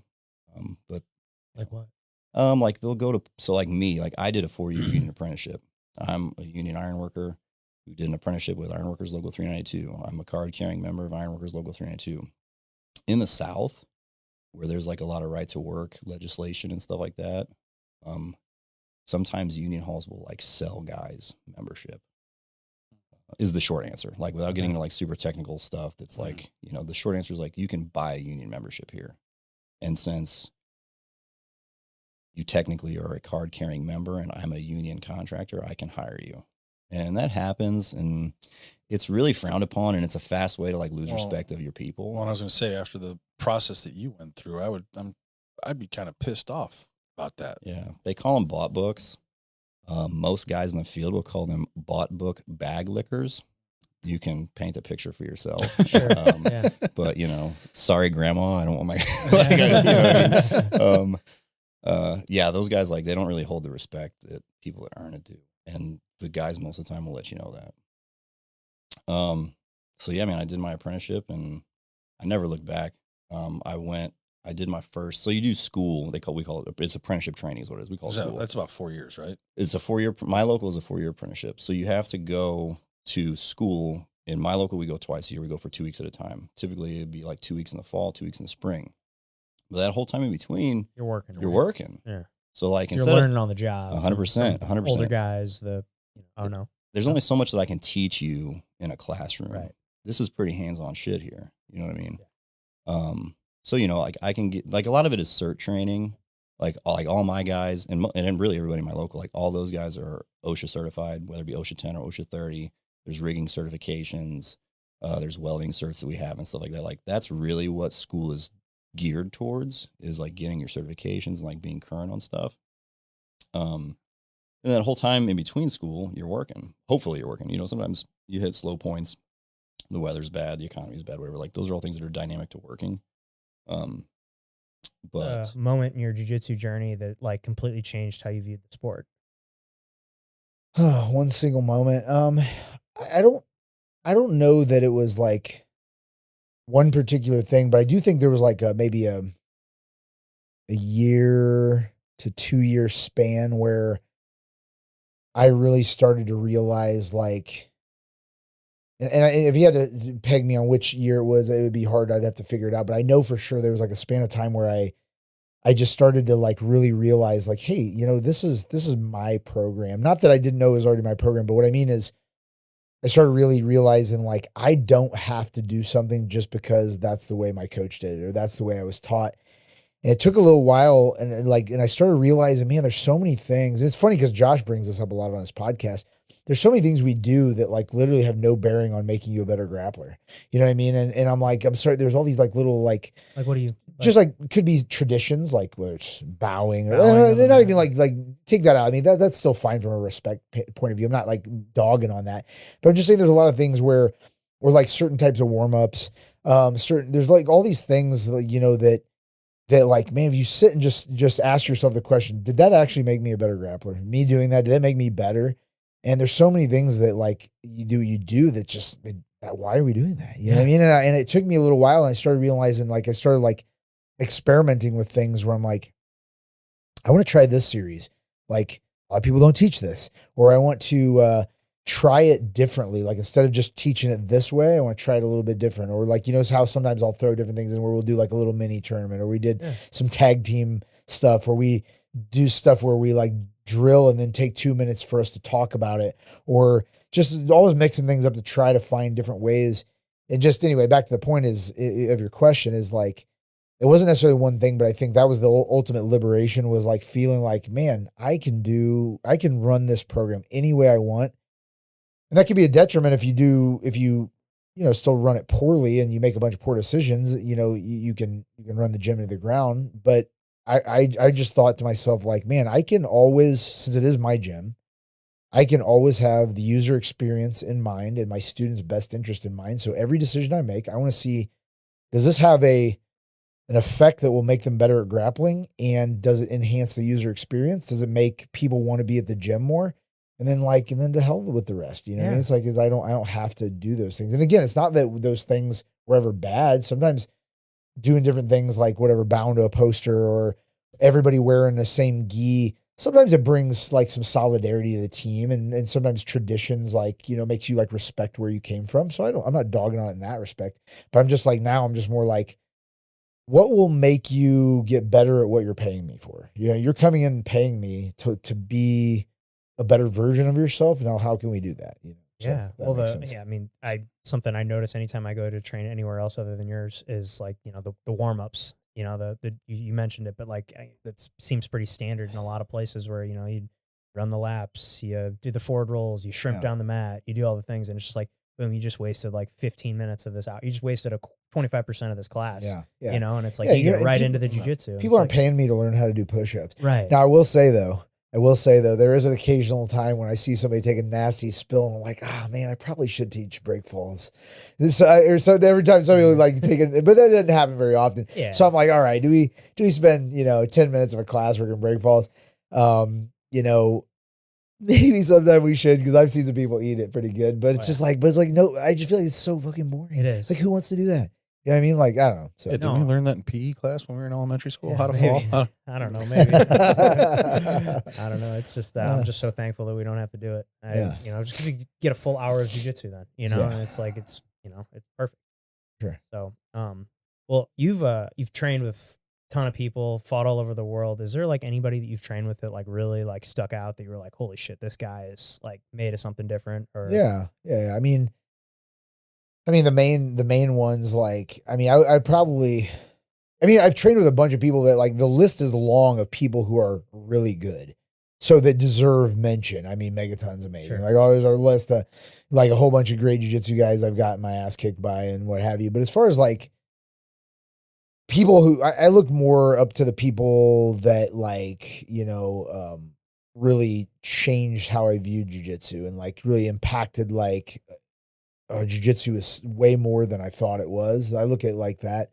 Obviously my old coach Jack was amazing and he gave me a great foothold. He's a great competitor and taught me a lot of great things. But, like, I would say, like, I'd probably say the 4 people that, like, really come to mind that I'm just like, wow, like, I just, like, remember just being my mind blown is obviously Danaher. Danaher just being like, wow. Like, not only blown away with, like, how he set up our instructions or set up our practices, I'm sorry, but even just rolling with him and just getting the shit kicked out of me. I mean, I thought on the show, I was one of the better grapplers on the show, you know, as a brown belt. And I was like, I felt like I was, you know, submitting, you know, all of my teammates pretty regularly. But Danaher just, I mean, like, literally tapping me 5 times in a round. And this like, is when he had hair. Yeah. Danaher. Yeah. So not only did he blow me away just beating my ass, but also just like in how he did things, his approach is just so cerebral, incredibly strategic. But honestly, I'm naming like three of the 4 guys I would name were all on the show and they were all amazing. But, like, one I still bring in is Sean Williams. Like, I think he has a great depth of knowledge. And the funny thing is him and Danaher came up the ranks exactly the same time. They were like the main kind of guys come up at the exact same time. Was he at at Henzo? Henzo's. Oh, he's a Henzo guy? Yeah. Okay. And those 2 were like getting belts at the same time together. And so his understanding is similar. He approaches it different than Danaher, but he's phenomenal. George, obviously, but George more from the standpoint of, like, obviously he has all like great knowledge, but George is more like just the process of, like, learning how to train like a champion trains, learning how to think how a champion thinks, training smarter, not harder, kind of like his approach and his open-mindedness to, like, be like, I can learn from anyone. He would take, you know, just white belt approach, like, to life, you know what I mean? And that was amazing with George. And then obviously, you know, the person who gave me my first 2 degrees on my belt was Octavio Couto, who passed away. But his jiu-jitsu was something I've never seen before. He, like, even different than Danaher's in the sense that, like, the way he, if you hadn't, like, trained, like, with him, it's hard to, like, really qualify, like, you know, what he understood and like what he knew about jiu-jitsu, but it was just like every time, like, Trevor knows because he trained with him too, but it's just like you'd come away with, like, any position and you just be like, wow, I thought I understood that position. I completely changed your mind about everything. And that's what was, like, really amazing too, because Mark Redding from Texas, he'd done privates weekly with Octavio for years. And every time I would ask him about it, he'd be like, dude, it's literally I train him every week, and every single week he shows me something that blows my mind. And I'm just like, man, you think when you're a black belt, like, that's got to stop happening after a while. You know what I mean? But it's like, so anyway, so Octavio for sure, Danaher, GSP, and Sean Williams. I'd say if I had to sit and think about it, obviously the list could be long, but I think those 4 come to top of mind as far as, like, influential, you know what I mean? Sure. So. Yeah. Well, you mentioned jujitsu and stuff like that, like exposing people, like, mentally, physically, emotionally. What's something that jujitsu's forced you to confront as a person? Oh, yeah, that's interesting. Good question. I think just, like, I don't want to be too cliche about it, but I think it's just the whole ego thing, because, and a lot of people I think will say that, but I guess the spin I'd put on it is, I think, and Octavio said something great about this, and I'll even lead off with this at seminars to take the edge off, because I know a lot of times people want to roll with me afterwards. And I always say the same thing he said. I repeat what he said. I stole it. It's like, hey, you know what this black belt means? It just means that I've been tapped out thousands more times than you. all it means. You know what I mean? So it takes a little bit of the edge off that, like, it's like, hey man, you may catch me. I don't care. Like, I understand jiu-jitsu really well. And at this point, I've been tapped thousands of times. You celebrating it or going home thinking you beat Kyle, that's cool and all, but like, I don't, you know what I mean? I don't give a shit. It's challenging in the gym sometimes because, you know, you got to portray yourself as the top dog.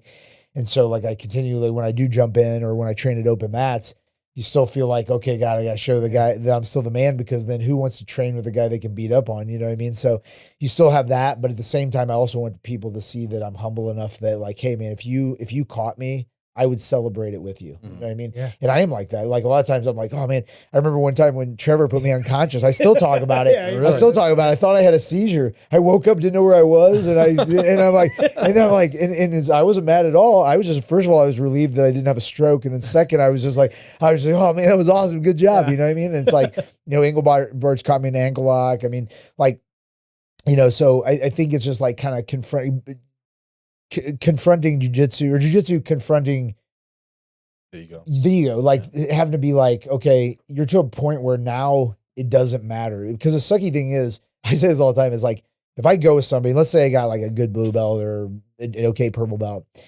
and I can tap him 100 times, it doesn't matter.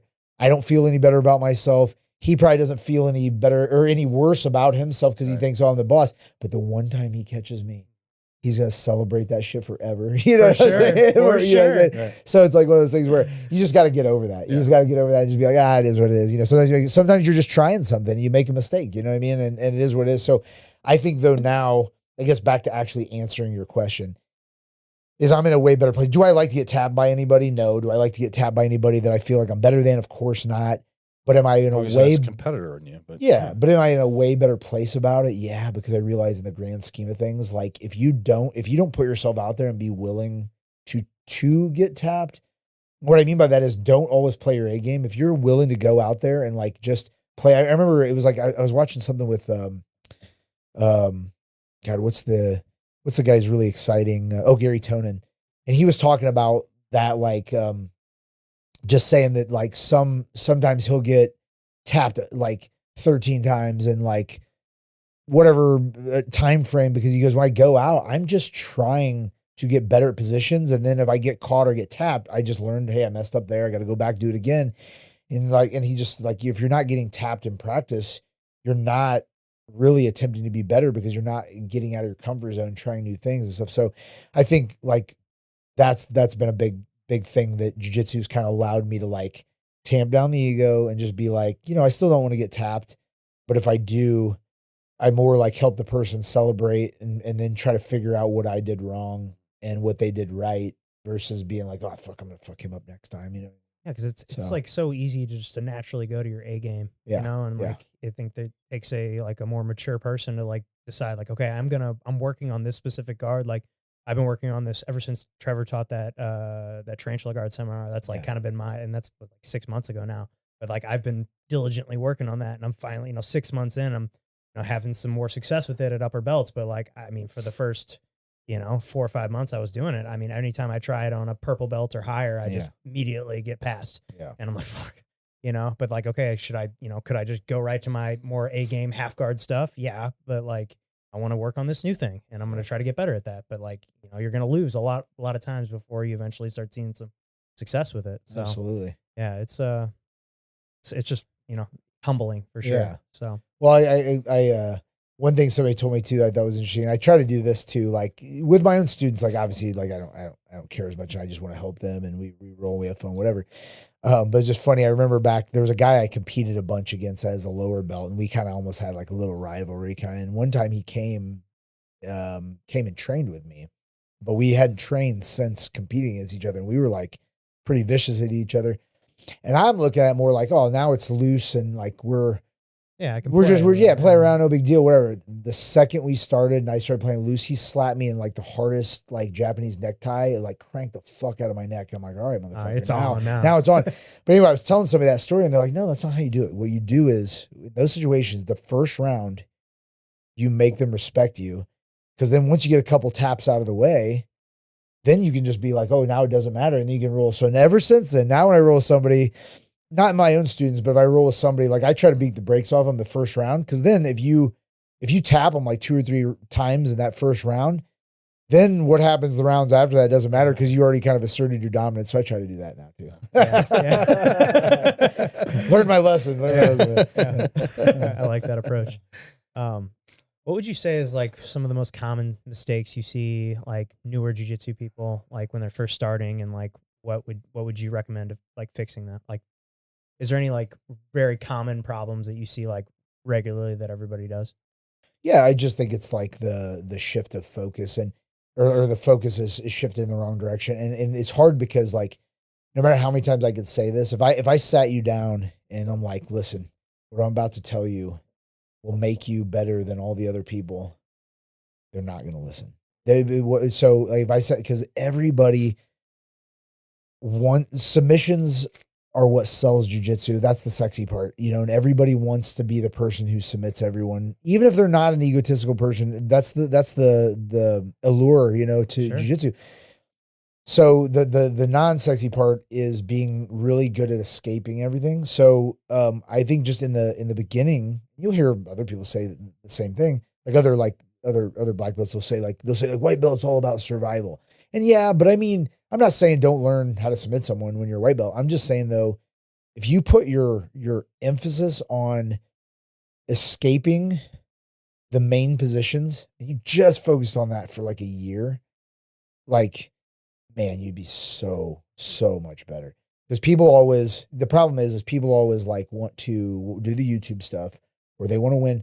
The problem is they haven't learned how to outmaneuver the person. They haven't learned how to outposition the person.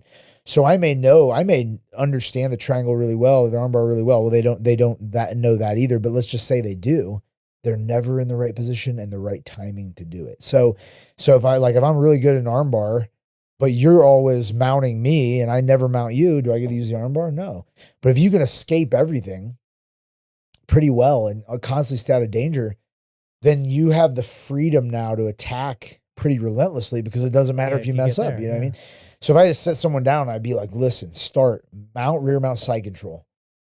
And these are the way, the most, these are the highest percentage ways out. Get somebody just slightly better than you, drill the shit out. Yeah. You know what I mean?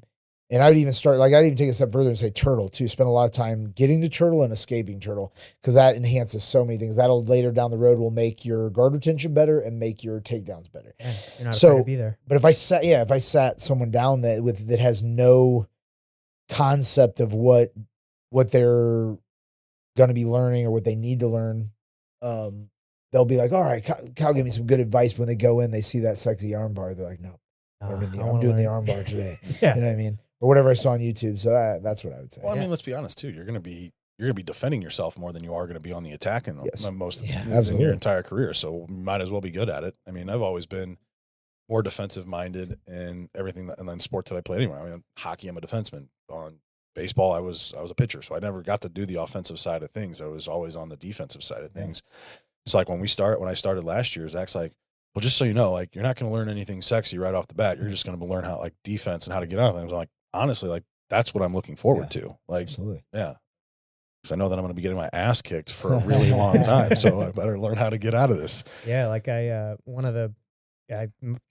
on the subject and it made me think of it as I remember coming back from my knee surgery for like 6 weeks where I wasn't exactly cleared to be back, but I like came back and I was like, all right, all I did was just showed up on the mat and I just had people take my back. And I was like, I'm going to work on rear mount escapes. Cause that's like a position where I'm not really using my knees at all. I can just work on, getting my back to the floor, just getting, clearing the bottom hook, getting back to a better position. And honestly, like to this day, I still feel like rear mount of all the side control, rear mount, I think my rear mount defense is probably my best defense. Like absolutely. I feel like someone takes my back, I'm not as worried. I'm pretty confident that I can get out of here or at least survive. And, but that was like, just while we're on that subject, that definitely made me think of that. Yeah. But, so it goes back to that saying, the best offense is a good defense. Right. Absolutely. Right. So what's your approach to handling plateaus when it comes to training? Yeah. I actually ask that quite a bit. And I say a lot too, that those are the biggest enemies to jiu-jitsu and longevity would be plateaus and injuries. Those are two of the main things. I used to say a third, and I can't remember what it is off my head, but plateaus are bad because your morale starts to go down. You know what I mean? You start to like, and then when your morale starts going down, you start looking at jiu-jitsu as not as fun as it used to be. Kind of your interest starts to wane a little bit. So, the first part of plateau is recognizing you're in one. A lot of people don't even realize they're kind of in one until they're already kind of in a funk and like in a bad mood about it. So it's kind of like, I think I think there's a couple of ways. But I think if you just set like timed, like kind of timed goals around your training, I think you're less likely. What I mean is like just changing it up, saying like, I'm only going to work this, or this is my A game up until this time frame, and then completely switching it that way. So it keeps it spicy and like keeps things a little more exciting. I think that's important because then it's harder to be in a plateau when you're like changing it up, you know what I mean? Yeah. And like, obviously it's different if you're a competitor, like obviously you have to time things around when you're getting a tournament, right? But if you're not competing, you're just trying to get better at the art, then I think that's a big part is like trying to switch things up. And a lot of times people don't switch things up because they're like saying, well, I'm not good at this yet. I'm trying to be good at this. I don't feel like I'm hitting it on everyone. That's okay. Like you're still making progress. And if you stay on something too long, you'll fall into that rut without even really realizing you're in the rut. And then the other thing is once you're kind of in a plateau and you realize you are in one, then I think you just need something to like boost the morale, get you back on track. And that could be, I usually tell people like a small list of things. One could be, go to a seminar, go to another school, like cross train. Because you're used to this going with the same people, and they all can beat your stuff. But watch, all of a sudden now the thing you're working, I know it's coming, now it'll work and you get excited about it again. Cross train, go to another seminar, maybe do a private lesson, with somebody. And then, or maybe like pick something that is either like tangentially related to what you're already good at. So it's like close, but something different that you don't know, or just something that's way out of your comfort zone. Just do a big dive into something you just like. For me, like when I first started like diving into heel hooks, like, man, I don't understand heel hooks really well. And I was like, now it's a downside, not only for myself, if I compete in something that allows them, but also it's a detriment for my students because then when people come to me and say, hey, why don't you teach heel hooks? Like, oh, it's or how do I don't want to say, I don't want to say like, oh, it's because I don't understand them very well. That's not very fair. Right. I've had people in the past, I won't name names, but I've had people in the past just say, oh, I don't play that. And that's the answer to your question. Oh, I don't play that. So now you have to go find the answer somewhere else. That's not a good coach. Good coach is the one like, if I don't know the answer, I'm going to find the answer for you, and I'm going to know the answer. So I think it's sometimes just so anyway. Back to that example, is like I wasn't comfortable, so I just said 6 months, just doing nothing but heel hooks, understanding the position better, and then oh man, I feel pretty good. Now, is that my A game? No, but do I feel competent teaching it and playing it if I had to? Yes. So I would say those things. Cross train a little bit, maybe go to a seminar, maybe do a private lesson, just something that'll shake up the routine that maybe watch an instructional, like there's one called The Rack. Yeah. We're both in it. Yeah. Or it's funny, never mind.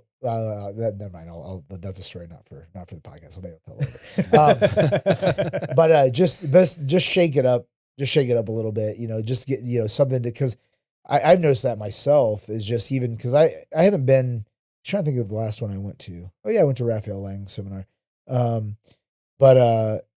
So I still enjoy being the student, and it's like, and sometimes I go and I see like, oh man, he taught it in a different way, and I like that way. I'm like, man, so some of the times the methods and the process are nice, but even for myself, but I just say to that person, you just gotta shake things up. If you could only train 3 techniques the rest of your life, what would they be? 3 techniques. I would say train. That's a tough question. It's a super tough. Heel hooks. No. I mean, for me, it would need to be like the progression. Like I would work a takedown. Or yes, for specifics. Yeah, I would say like a takedown, a pass, and a submission. Yeah. And, so, like I would, let me just I guess I could probably maybe guess yours, or not guess, but I like know. What do you think? I've trained with you enough What do you that think? I know what you. So what do you think? I'll put you on the spot. Arm drag inside trip. Bingo is one. Some sort of smash pass. Probably maybe the near side underhook. Yeah. Or Probably near side or body lock Yeah. to pass, and then to mount, and maybe like some sort of wrist lock. Yeah, wrist lock would be good. Well, like head and arm choke, maybe. I think like right now, like treacle plot is like is my thing. But you're right. But back to your question that's what I would do. I would want to do something that would Like encapsulate all of you can the get game. One into the other. Yeah. That was a good question though. That one curveball. Yeah. It'd be so hard. Yeah. It'd be so hard. It's like that question they like it always hits home, but it's so true. Like I've been to like marketing seminars before where they ask this question where they'll be like, it's a little unrelated, but somewhat related. They'll be like, okay, how many of you would sell your black belt for X amount, whatever? And so many people would raise their hand. They're like, all right, well now though, if you sold it, all the memories, all the friendships you made, all the connections you made over the years, all your travel, all the experiences, everything that came with that black belt would all be gone too. And then they start going money, and like it went all the way down to like we're talking like millions. And then there was like when it got to like 1.5 million, there's a couple of hands will go up, but most people wouldn't. And then it's just like thinking about like, man, when you have something that money can't buy, you know what I mean? Yeah. And it's I like, mean, even at, I don't even have a black belt, but like I don't think I'd trade my purple belt for anything. Yeah. Like other than like my kids. Yeah. And my wife maybe. That would probably be it. Like that's other than my kids, my wife, and my career. Like jiu-jitsu is right there, number 3. My wife makes that joke sometimes about like if you had to pick between, she'll do some would you rather, those jiu-jitsu or this. I'm like, gotta say the right thing. Yeah, I was gonna say you don't want to hear. I'm gonna tell you what you want to hear, not really what I want to say. I had that question asked when I first got drafted. We talked about it on one of the last shows. I was like, I've been in love with baseball a lot longer. I've been in love with you. So I'm gonna go play baseball. Yeah, he had a chick that basically like you have to choose me or baseball. Oh man. Story. Obviously, we'll dive much deeper into it, but for the people out there that don't know Colin, tell us a little bit about yourself. Yeah, absolutely. So I guess 2016, I joined the Illinois National Guard, the infantry. So I did that for about a year before I joined SLMPD. From there, when I joined SLMPD, I went to the 6th District and patrolled there for about, I guess, January 22 when I was shot. So with the Guard, I had one deployment overseas. It was actually just kind of a really fun tour of the Middle East. I sat on I was with the Navy for a little bit, sat on the ocean, and that was about it. So wasn't anything crazy there, but definitely the police department, I saw some things. So yeah. So back in you had something pretty crazy happen to you. What, a year and a half ago? So now. It was January 26th of 2022. Okay, so 3 years ago. Yep. So we were. Actually, it was a crazy day. My partner, Nathan Speece, and I were patrolling. Actually, we weren't patrolling.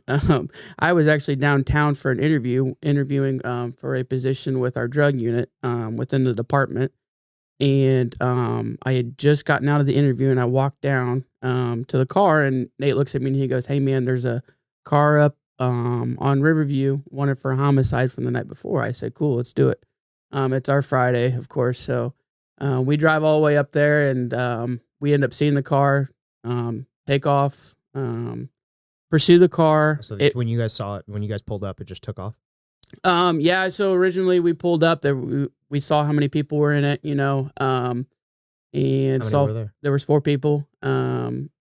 We kind of flip back around. As we're flipping back around, it takes off. Well, we had already called a 3rd officer to meet us up there. As he's pulling up, the car almost hits him, so he kind of dodges and gets away from it, and we were able to all get out on the Riverview and kind of went straight into the county from that point. So if you're familiar with the city at all, there's a very thin neck all the way at the very north side where Riverview kind of runs all the way up to 270, and we were right at that neck where it starts to bottleneck off, and we went straight into the county. For a logistics standpoint for policing, if you're all the way up there, there's no police with you. Like, you're done. You're by yourself. As soon as you start heading north, you're going into the county, and you hope that there's county officers around. Well, for most of the pursuit, there was no one. We pursued for, I think, 10, 15, I think it was actually 20 minutes. The car ended up wrecking out. in Ferguson, and we had But it just like spun out, hit something. So he had went up an embankment and tried to jump into like a Schnucks parking lot to I guess, I don't know, but he flattened all four of his tires. Fast and Furious shit that Yep. didn't work in real life. Yeah, and it kind of worked out. I mean, we were not going to get spike strips down on this thing, and I don't know if it would have ended, but obviously the pursuit was not going to get canceled. These guys were out to do some damage, and that actually became very evident here pretty quickly. So he drives up into the Schnucks parking lot, comes back down onto the road. We're on West Florissant at this point. It ends up wrecking out, spins out, and 4 guys get out. I end up chasing the driver. My partner's chasing the passenger. They all just kind of scattered, go different ways. They did. The 2 guys that were in the back seats of the car ended up waiting. They were kind of smart. They waited, ended up running after we had already passed the car. So this third officer also follows Nate and I around the building. I don't have memory of this, so this is all, third-party info. But at some point, I hear gunshots. Nate is already chasing this guy. I hear Nate get shot, so I come back around to help Nate. The guy had gotten away from Nate, and the guy and I end up, as best the investigators think, we ran into each other and got tangled up. We ended up exchanging a couple gunshots. I got shot in my abdomen. The bullet traveled down and hit my femoral artery. If you know anything about that, Shit. I was pretty much toast. It shredded it completely, so I was just bleeding out. And I had tried to get away from the guy, so I kind of went around the corner of the building. And at that point, the third officer gets there and ends the threat, basically. So I am around this corner. I have no one in sight. I'm just sitting there bleeding out, basically. The other 2 officers don't even know I'm shot. And we just got lucky enough. 2 county officers had seen us chasing the car. They'd flipped around. They were in an undercover car. Hear the gunshots come back to us. They were chasing the 2 guys that got out of the back seat. They popped back to us. And I don't know, to this day, we've become really good friends with them. But to this day, I don't know what made him look my direction. But the guy's name's Husky. And he just happened to look over the fence, and he kind of see me waving at him. And so he thought I was good. So he jumps over to help Nate. He starts putting a tournament on Nate, and he goes, "Hey, where's the other guy?" He got shot in the right leg. It shattered his femur. And so he hops back over to the fence and is looking for me.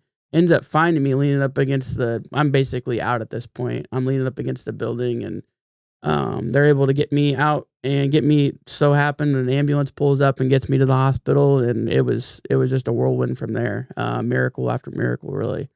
There just happened to be a vascular surgeon there that was able to repair the artery, and that actually saved my leg because they were going to amputate my leg.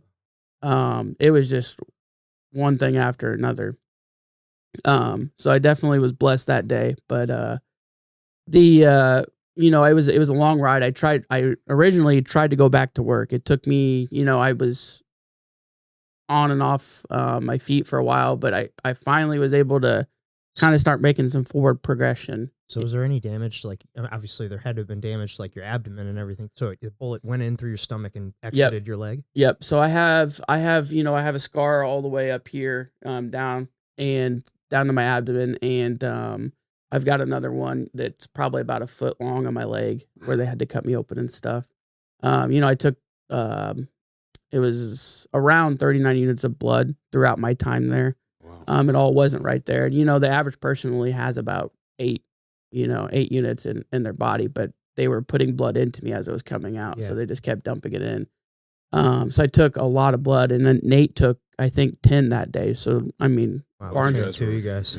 Yeah, Barnes was out of blood at that point. But it was a whirlwind. I tried going back to work for a long time. I think it was 2 years, 3 years. And then my neurologist finally set me down and he said, "Hey, there's some deficits here that a normal police officer needs to be able to do, reactionary time, memory, stuff like that." And he said, we can keep going down this path, but I don't know how long, you know, it's just not going to happen, basically. So at that point I was kind of like, I had to take a step back and was like, had to reevaluate my life. And I was like, well, what can I do now? You know? So it definitely was a culture shock. It really rocked my life, obviously. My partner, Nate, he returned to the department, and you guys may or may not know this. Did he just recently get struck by a car? He did. So he was the one that was struck on the interstate by a car. He lost his good leg below the knee. So now he has a rod in his, I think, and I could be getting this wrong, but I think his left leg has the rod, and his right leg is missing now. So it's below the knee. But the dude, I mean, he's my hero. So he's always said that I'm his hero, but he's just a freaking beast. I mean, to go back to work after being shot, after dealing with mine, you know, there was so much trauma with me as well. And then to have this happen, and he's 2 years later. Jeez. And he's going to, you know, I just saw him at a baseball game the other night, and he's just, I mean, he's back on his feet. He's walking around on crutches with no leg. I mean, it's wild, but he's my hero. So yeah. Now, you mentioned, you know, this. You were saying this is like what you've been told, and do you not have any personal recollection of what was going on or what happened or like what you were feeling or emotionally or anything like that? I have nothing. From all the blood loss and the brain injury and stuff like that, I lost for whatever reason, whether it's God or whoever, but someone decided I didn't need that memory. And right, I was going to say that's probably a good thing that you don't have that. Yeah, it is and it isn't. Like, you know, I struggle with it. Like, I wonder what happened, and I think that it definitely would have been an integral part if I decided to go back to the department. Like, I would have needed to know, like, something. Hey, did I screw this up or what did I do? But I've kind of made peace with it now, and like I know that it is probably better that I don't know what happened. Yeah, because I couldn't imagine what it would be like just sitting there with your thoughts, knowing that you're bleeding out and like alone. Like, man, it's I've seen my face. So the county officers, when they came up, I saw their body camera, so I've kind of seen that, and it's kind of weird. It's like watching a movie and you're like, you know the outcome and you know it was you, but you're like on the edge of your seat. No, it's real weird. But I have seen all that, and you could definitely see the real world, you know, frightened look in my face of, hey, I'm about to die. Yeah. Yep. I definitely knew it was coming. And then I think shortly after, you know, I did die. I don't know how long I was without a heartbeat. I think it was, you know, 8 to 10 minutes, however long it took to get to the hospital, basically. So it was on transport that they said that you were. So right there and then when they found me, they checked for a pulse. They didn't find one. You know, it could have been just the height, and they, you know, couldn't find one. But they did get me into the ambulance, and EMTs did check me out. I did not have a pulse. They started CPR right away. So they were conducting CPR for about 15 minutes on the way to the hospital. So however long that is, you know. Yeah. Man. Crazy, man. I mean, like, how do they go in and repair an artery like that though? Because that's the big one. They shredded it. It's so they took it. It's kind of wild to hear. But you know, once I got to the hospital, they opened up my chest and they immediately started massaging my heart. And from my understanding, they started marking out my leg. They're like, hey, this is where we're going to amputate. We're going to be done with it. And for whatever reason, there was a vascular surgeon that was getting ready to perform a procedure upstairs. And they called him. They're like, hey, would you come down here and take a look at this? So he comes down and he's like, oh, yeah. He's like, we could definitely do something with this. So he ends up putting a bovine stent from, I think it's probably about 8 inches, I think. But it starts up here and then it goes down into my leg. And he was able, you know, they're up here massaging my heart, doing all this trauma stuff. And he's down here like fine tuning a artery, which is just wild. That's crazy. Basically connects, like takes out the broken piece and puts something else in there to connect it. Wow. Yep. That's insane, dude. Yeah. That is wild. Like, how is this like, I mean, obviously this has changed your life, but like how different is life now? Like mentally, physically, everything. You know, there's like, I would say my biggest issue right now is my leg. You know, there's that stent in there isn't meant to be permanent. So eventually at some point it's going to have to be replaced. And I do get pains and I can't walk as far, I can't do what I used to do. Not that I was expecting that, but it's that part of it's hard. And then mentally, I still have trouble sleeping every once in a while. You get, I think, probably memories coming back from the shooting and stuff. Normal stuff. I do, and this is something I preach to the guys at the department now, is mental health. I think that's the number one killer of anyone in our line of work is mental health. I see guys all the time, I think, killing themselves and just stuff like that. It's the number one killer. You can give a cop all these tools to be able to survive on the streets, but then at the end of the day, we get no tools to survive at home, and that's the biggest killer. So I've been really on point with my mental health and hopefully reaching out and getting more people involved in the first responder area. What are some things that you do for your mental health, or what are some tips that you, when you're talking to these police officers, because a lot of the show that we talk about it has to deal with mental health. I think it's a major topic that needs to be discussed. And so what are some tips? What are some things that you do, and what are some tips that you are giving to these police officers when you're talking to them? I've noticed a lot of police officers, including myself, we're not only reactionary, but in the moment, you can kind of see that there's a disconnect sometimes if they've been through a traumatic event. You can see it in their eyes, a loud bang, whatever it may be. I've noticed what helps with me is simply distracting myself somehow. What I do is I either do this with my fingers until I can feel my breathing reset. I trace my fingers sometimes, and it looks real weird probably to the regular person, but it's literally just taking my mind off of that moment and focusing on one thing. That's kind of what I've told everyone, is they need to find that where they can remove themselves from the situation and calm themselves down.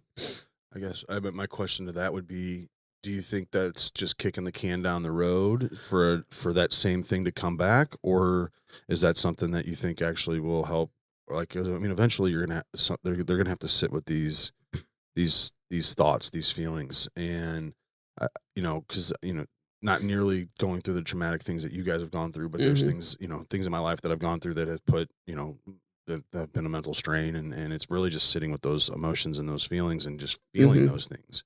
And trying to understand where they're coming from and why, so I can process through it and move on. Right. That's just would be a concern of mine, is hey, yeah, this is perfect for now, but then do you go back and kind of sit with that? Yeah. So, no, that's a great point. So that is mostly just to get you through that moment. Gotcha. There's a thing that I have done that I recommend to everyone, is called EMDR therapy. I don't know if you guys are familiar with that. But basically there's a couple of different variations of it. The variation that I've always done is where you have headphones just like this, and you'll sit there and it'll play noise or whatever. You close your eyes and it'll take you to this, you imagine that you're at my area. It's like your safe space kind of thing. But my area is on a mountaintop in Colorado. I was fishing, just something peaceful that I have. It's a memory that I have, and I will use it to calm myself down, but I also talk through that with whoever, a therapist, whoever, while all this is going on, so start bringing up things like my shooting, or a lot of my trauma is from the hospital, me sitting in the hospital trying to figure out what happened. So we talk about that. We talk about that kind of stuff. So definitely walking through that with someone is definitely a vital point of the progression. They can't keep shoving the stuff down. It has to be talked about. It has to be discussed and processed. When you hear about PTSD, I feel like you're always thinking, most people naturally think military veterans, but not a lot of people think police officers. But I could be wrong on this, but it's I feel like police officers, every single day they're coming across interactions with people that could mean life or death. And people forget that, police officers are just people too. They have families to go home to. They have, every time you pull someone over, you don't know who's in the back, the window's tinted. I don't know what I'm going to do when I walk up to this car. Are they going to be friendly? Or are they going to, just start shooting? You never know. And it's just, it's terrifying. It's just something that people don't think about when they think of PTSD. But I think that there's probably a ton of cops out there that have it and they're just living through it, and they're just still clocking in every day and doing the thing. It's just a recipe for an explosion down the road. Like that's a great point. It's kind of weird, but I find myself at my therapy sessions a lot of times not talking about my shooting or anything else traumatic.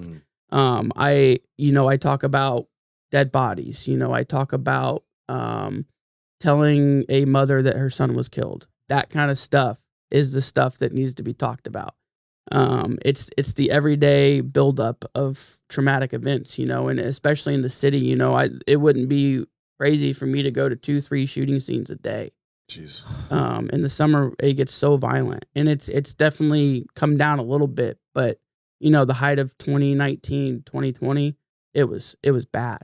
And we were seeing, it's not normal for humans to see dead bodies every day. Yeah. It's just not a normal thing. And it's definitely, and even the small town cops, it needs to be talked about. I remember one of the earlier times that I kind of realized that I needed to talk to someone.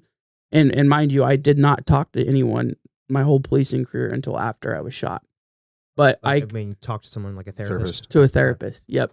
But one of the things that I find myself talking about sometimes with my therapist is I think I had a month and a half on, and it was the middle of summer, and I had walked into a house because it reeked like someone was dead in there. We ended up finding a guy that was he was pretty far gone, and it was the middle of summer, so he was pretty ripe. Oh man. And we looked through the rest of the house. Thank God we did. We found his mentally deranged brother in the bed. He'd been living on sour milk and, just random spoiling things in the fridge. The guy had been dead for a week and a half. I think I might have heard. Was it the brother that killed him? No. His brother. He ended up just having a heart attack. Oh, gotcha. But his brother lived with them, and all the other family members lived out of state. Gotcha. But they kind of like, hey, we haven't heard from them in a while. They were pretty self-sufficient with the brother. Sure. But it was, that's one of the things that I find myself talking about a lot, because it was just so abnormal, and the sensories around it. The smell, just everything. I couldn't imagine. Yeah. What that smell was I feel like smell is like one of those things that like really brings memories back. For sure. Like I can't remember what was something the other day. I smelled something. It's like, oh, it was my kid was playing Play-Doh, and I was like smelling it, and I was like, man, this just like reminds me of childhood, like playing like that Play-Doh smell. Smell is definitely just like brings it back. There's something about that sense above the other ones. I think that like really, at least for me, brings back memories. Yep. It's funny you say that. When I got home that night, I had made pork chops on the grill, and for whatever reason, I still had that smell in my mind, and I related that to pork chops. It's hard for me to eat pork chops now. It's just weird. You relate that stuff, and exactly right. You just remember it. Yeah. You smell that raw pork smell, and you're like, oh, I could totally. It's very weird, but it does. And smell is definitely something that I bring with me a lot, is from incidents and stuff. So imagine. Yeah. Now going back to the therapy and that sort of stuff, we've had a guest on here before, who had some pretty traumatic stuff, and he got into ayahuasca and doing ayahuasca trips and things like that. And he talks about Ibogaine would be another one. And he didn't do that, but how he takes veterans on these trips to help them, because it's basically they go in and they do these they drink the ayahuasca, they go through this weekend long journey, and when these people come out, they feel like they're completely healed. Is that something that you've looked into or considered? Or this is actually the first time I'm hearing it, so it's kind of neat to hear about that. But I'm always looking at different ways, to do that kind of stuff, and that's definitely something I'd look at. Yeah, I know there's Peru or Costa Rica. A lot of places in South America they do the ayahuasca, but I think I've heard mostly that like a lot of veterans and people with severe PTSD, they do a different psychedelic called Ibogaine, and it's a very, from my understanding, it's definitely not one you want to ever you would never do it recreationally. No, but it's like apparently it has a like 80% success rate with PTSD and people with like severe addictions, like people that are like addicted to heroin, alcohol, all these, like they'll do this and they have like an 80% success rate afterwards for like at least the maybe I don't know about the PTSD specifically, but I know for addiction, I think it's like an 80% success rate that they don't go back to the drugs, Really? which is like a crazy thing. And I know they're trying to like legalize it here. Like, what was the Joe medically. Rogan episode? Who's that guy? Yeah, that the was guy on there? from Texas. Yes. He's like, I think I know. yeah, it's they go into like a 3-hour conversation about it, but it would be I feel like that could be a game changer for police officers, veterans, addicts, all these. I mean, I think it's just something that isn't being utilized right now, but it clearly has some profound effects. So, well, Monica, how did you get into all this stuff originally? Like, how did you get into the entertainment, the broadcasting and everything? Like, was that something you always wanted to do from an early age, or like how did it all start? I actually, and I still do, I have a deep love for medicine. And so I was studying sports medicine, physical therapy. I was an athlete my whole life. And the way I really got deep into, my ultimate goal was to be an orthopedic surgeon. So I was taking steps for that. And I went away to college my first year, didn't like the first college, transferred to Mizzou. And so I was studying medicine there. So most people, when they hear I went into broadcast, are like, oh, the J school. And I said, actually, no, I wasn't going into journalism at all. Yeah, because Mizzou has a really good. They have a phenomenal one. And I actually have interns getting ready to start with me that you'll see around the Okay. hallway that are from Mizzou, which I love having that connection back. My time at Mizzou is the most pivotal time in my life. So when I'm 19, I'm playing soccer. I was also playing for the Junior Olympics. All this was happening for me from an athletic standpoint. Then I'm deep into, oh my gosh, I love this, sports medicine, athletic training, working with athletes and everything. And then I have a massive blood clot. Sends me back home for 2 years. Haven't checked in a while, so someone can site check this, but it was and still may be the largest blood clot in medical history. Whoa, that you really? would never know if I didn't tell you. Yeah, and it literally changed my life on so many levels. Who I am as a human being, the way I attack the world, the way I don't let others have power over me, the way I don't let others get to me because I know that life is so precious. So yeah, I had come back home. Well, I'm going to make it's a long story, but I'm going to shorten it down to so many levels of what happened. I was in the hospital at University Hospital in Mizzou, and they released me in 45 minutes and said that I had a pinched nerve cutting off circulation, which, by the way, is not medically possible.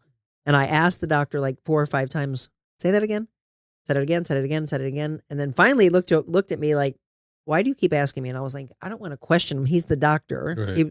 new doctor, but I'm still training. And I was like, I got to get out of here because that's not possible. And so he's like, you can leave. And I said, how? And he goes, well, how'd you get in here? And I said, I was taken by an ambulance literally across the street from my dorm. That's how bad it had gotten. So I went across the street. My friend was there to pick me up and releases me. He gives me crutches because I can't walk now, and gives me 800 milligram ibuprofen and says that I can go back to school on Monday and play again in a week. And if I had followed that, I'd be dead. There's no probably. I would be dead. Every doctor has said this. So I come back home to go to my chiropractor. And I know a lot of people in the medical field go off on chiropractors. I'm going to tell you right now, that man nailed it visually. He looked and he's like, what did they say? And I told him, he goes, honey, that's not possible. I'm like, I know. That's what I was told. And he goes, huh? And he looks at my legs. He goes, looks like a blood clot to me. I'm like, no, it's just my back. I just hurt my back. I'm like, get me back to the game. So he goes in. Smartest thing that man did that day was not adjust me. Yeah, because that what he was thinking may have been wrong, right? And you could see in his face, he didn't say, can you go get a second opinion? But I think he was trying to get me to read between the lines, and we didn't. I mean, he did his thing. We left, went back home. My mom put me in the tub that had these like little jets that you could, like, acting like a hot tub. Got into it. 20 minutes later, got out, and I had a massive lump that had formed on the inside of my leg because I do have a clot that we don't know about, and all it did was break it up. My mom screams for my dad and takes me to the hospital up in North County. We went to Christian Northeast because we lived in Florissant. And I go in there, and the crazy thing is it's 9:00 at night, but they take a 60-picture CAT scan, and the radiologist is not there to read it, so they fax it to his house. Well, we all know faxes back then. Right. It's not a clear picture. Right. And so they admit me and say, we may not know for another day, week, month, year. We may never know, but we're going to keep trying to figure it out. And all I keep thinking in my head now, after all these years, is a chiropractor literally looked at me and said Right. it, and you guys can't. That's crazy to me. They came back in the next morning and still didn't know. He no sooner walks out, he comes running back down the hallway and says, don't move. And I was like, very funny. And I used to play around with this doctor, like, we had a great relationship together. And he's like, he hands me a bedpan, don't move. Because I was like, I got to go to the bathroom, doc. And he's like, don't move. Yeah. Right? He's like, you have a massive blood clot and we're taking you into special procedures. So that moment, I want you to think about that. When you're told that kind of information, what do you do with that? How do you consume that? Right. My mom's like, you have always been the eternal optimist. She's like, I saw fear in you briefly. She kept the fear. I got rid of it and was like, fix me. Yeah. All I kept thinking was get me back to school, get me back to my life, get me back to my game. And my mom was obviously pretty worked up and fearful. I more so felt sad for her because here they are wheeling her daughter out with like literally in seconds. And I just kept thinking, oh my gosh, you got to help my mom. Yeah. And so they take me and I was in intensive care for another 2 weeks and then a regular room and then monitored in St. Louis for 2 years. Couldn't go back to Mizzou. But here's the big part of the story. 3 days into the hospital, 3 days into intensive care, they tell my mom and dad, she's going to die today. So think about that in life. So my mom takes that information from the doctor and says, do you have anything else to say? Not my daughter, not today. My dad looks at the doctor and takes what he says. Like gospel? Yes. Oh, man. Right? Like most people would. And then he looks at my mom like, almost like, don't disrespect the doctor, right? And she's like, do you have anything else to say? And he's like, Mrs. Adams, I need you to listen. Your daughter's going to die. Her clot is right next to her heart. There's no way, definitively that she's going to make it. And she says back to him again, do you have anything else to say? Not my daughter, not today. And my dad's looking at her like, Jackie. And she's like, I'm going to leave. And so she goes out and she's got tears in her eyes when she walks into my intensive care room. So I can tell something's wrong with her. And I was like, what's wrong? And she's like, oh, honey, I'm just, you're going through so much. She was told, don't say anything to her because you got to keep her spirits high. In fact, I'm not told this story for 2 years. Oh, wow. Because I always dismiss it as though, no big deal. Yeah. Like they fixed me, right? They fixed you. Yeah. And then she finally goes, I need you to sit down. I need you to understand what happened that day. And she's like, you were not supposed to be here. And I said, or I was. And she's like, oh my gosh, what a transfer of the way you think at life. And I said, he could have taken me, or whatever your beliefs are in life. I could have had my life end that day. What was the reason?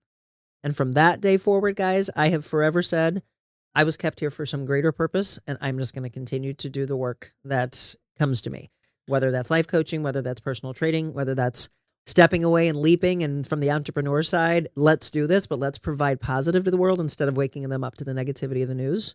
Let's teach people that every breath in your lungs is a blessing. I know at any point how quickly life can be taken away. And I don't know. I mean, other people are, and it's hard because people will hear the story going, well, my kid was taken or whatever. I don't know those answers. None of us know why. Right. All I know is every doctor that was a part of that. I had students from all these universities coming in and doing studies on me in some of my hardest times in those next couple of weeks. But I got what they were learning from it. And the whole time me watching that, what I was learning from it, then what was I going to do with that? How was I going to take that? And so to take this long, it's like I said, it's an even longer story, but to wrap it back up, I take all my electives to transfer back to Mizzou. And for the heck of it, I take a broadcasting class and the rest is history, which is crazy. But my mom's like, I told you, if you listen to your mom, I always believed that you needed to do something that you either spoke or you wrote. And she's like, I told you, you always do that. You did that really well when you were little. And then all of a sudden it all came back to me. And I was like, okay, interesting. But I still use my sports medicine background and all that in my personal training. So I use them both because people usually ask me, like, which one do you like better? I love them both. That's why I do them both still to this day. But crazy, powerful story. But that is my story. And so I look at every part of my life and it all goes back to 19. That's crazy. So that's awesome. Wow. Amazing. Well, I mean, you've lived through the evolution of media from radio to now digital platforms. Do you think what's the biggest change in everything? And do you think people trust the media now? No, and it just depends on what network you watch, right? So if someone's watching, and they have to understand this, if someone's watching Fox, is it Fox owned and operated or is it an affiliate? Back during, let's go back to Ferguson. During Ferguson, we had to actually take those mic flags off because they would look at Fox and then have the narrative of conservative side, right? The Republican side or the right, whatever you want to think. And there was all this hate. And so for the reporter's own safety, You would just have a naked mic with Naked no mic, no flag on it whatsoever. You even had to watch having a light on. I mean, it was a crazy time period. But then the same thing, it could be, okay, if you've got NBC, then you're a liberal. Not necessarily, right? But now it has become, is anything really news anymore? Or is it whatever narrative they want you to push? That's how it's become. And so who could you trust? People don't trust the media anymore. So that was like, well, why be a part of this? Right. No one wants to watch it. They don't want to wake up to negativity. They want some hope. They're not getting it from that. Those positive stories we would do were few and far between. It needs to be more, or more of a balance of it. But how do people consume anything news-wise? It's on their phones. Yes. And it's short, right? But if they want more and they're seeking it out, that's why we do longer form. Right. And I would be shocked if you don't have guests in here that constantly say, thank you for giving me more than 2 minutes to tell my story. Yeah. You can't do it in 10 Well, that's the thing. Everybody's like, oh, I'll keep it short. I'm like, no, go Don't. long. No, Yeah. we got plenty a of while time here. Yeah. You know? And it's like, that's the frustrating thing about, the news. Anytime I watch any sort of like regular TV now, I'm just like baffled by the amount of commercials. Yes. And you're just like, oh my gosh. Yeah. Like they get 5 minutes to talk and then it's 10 minutes of commercials. Yep. And you're just like, and that's, I think that's why I originally started like listening to podcasts originally. I was like, oh, they just keep going. Like I don't have to like wait for commercials or anything. I'm like, right? They just go the whole time. Yep. We'll have people left and right and they're like, okay, do we have to go? Like I go, stop looking at your watch. Yeah. Keep talking. You're good. Tell your story. Let's keep going. But I think they're so used to if they were blessed to have any attention by the media at all, they knew it was, okay, I got to talk so fast to try to get all this information in because 2 minutes is up. If you're lucky, you got 3 to 5 minutes, but there's so much that needs to be told.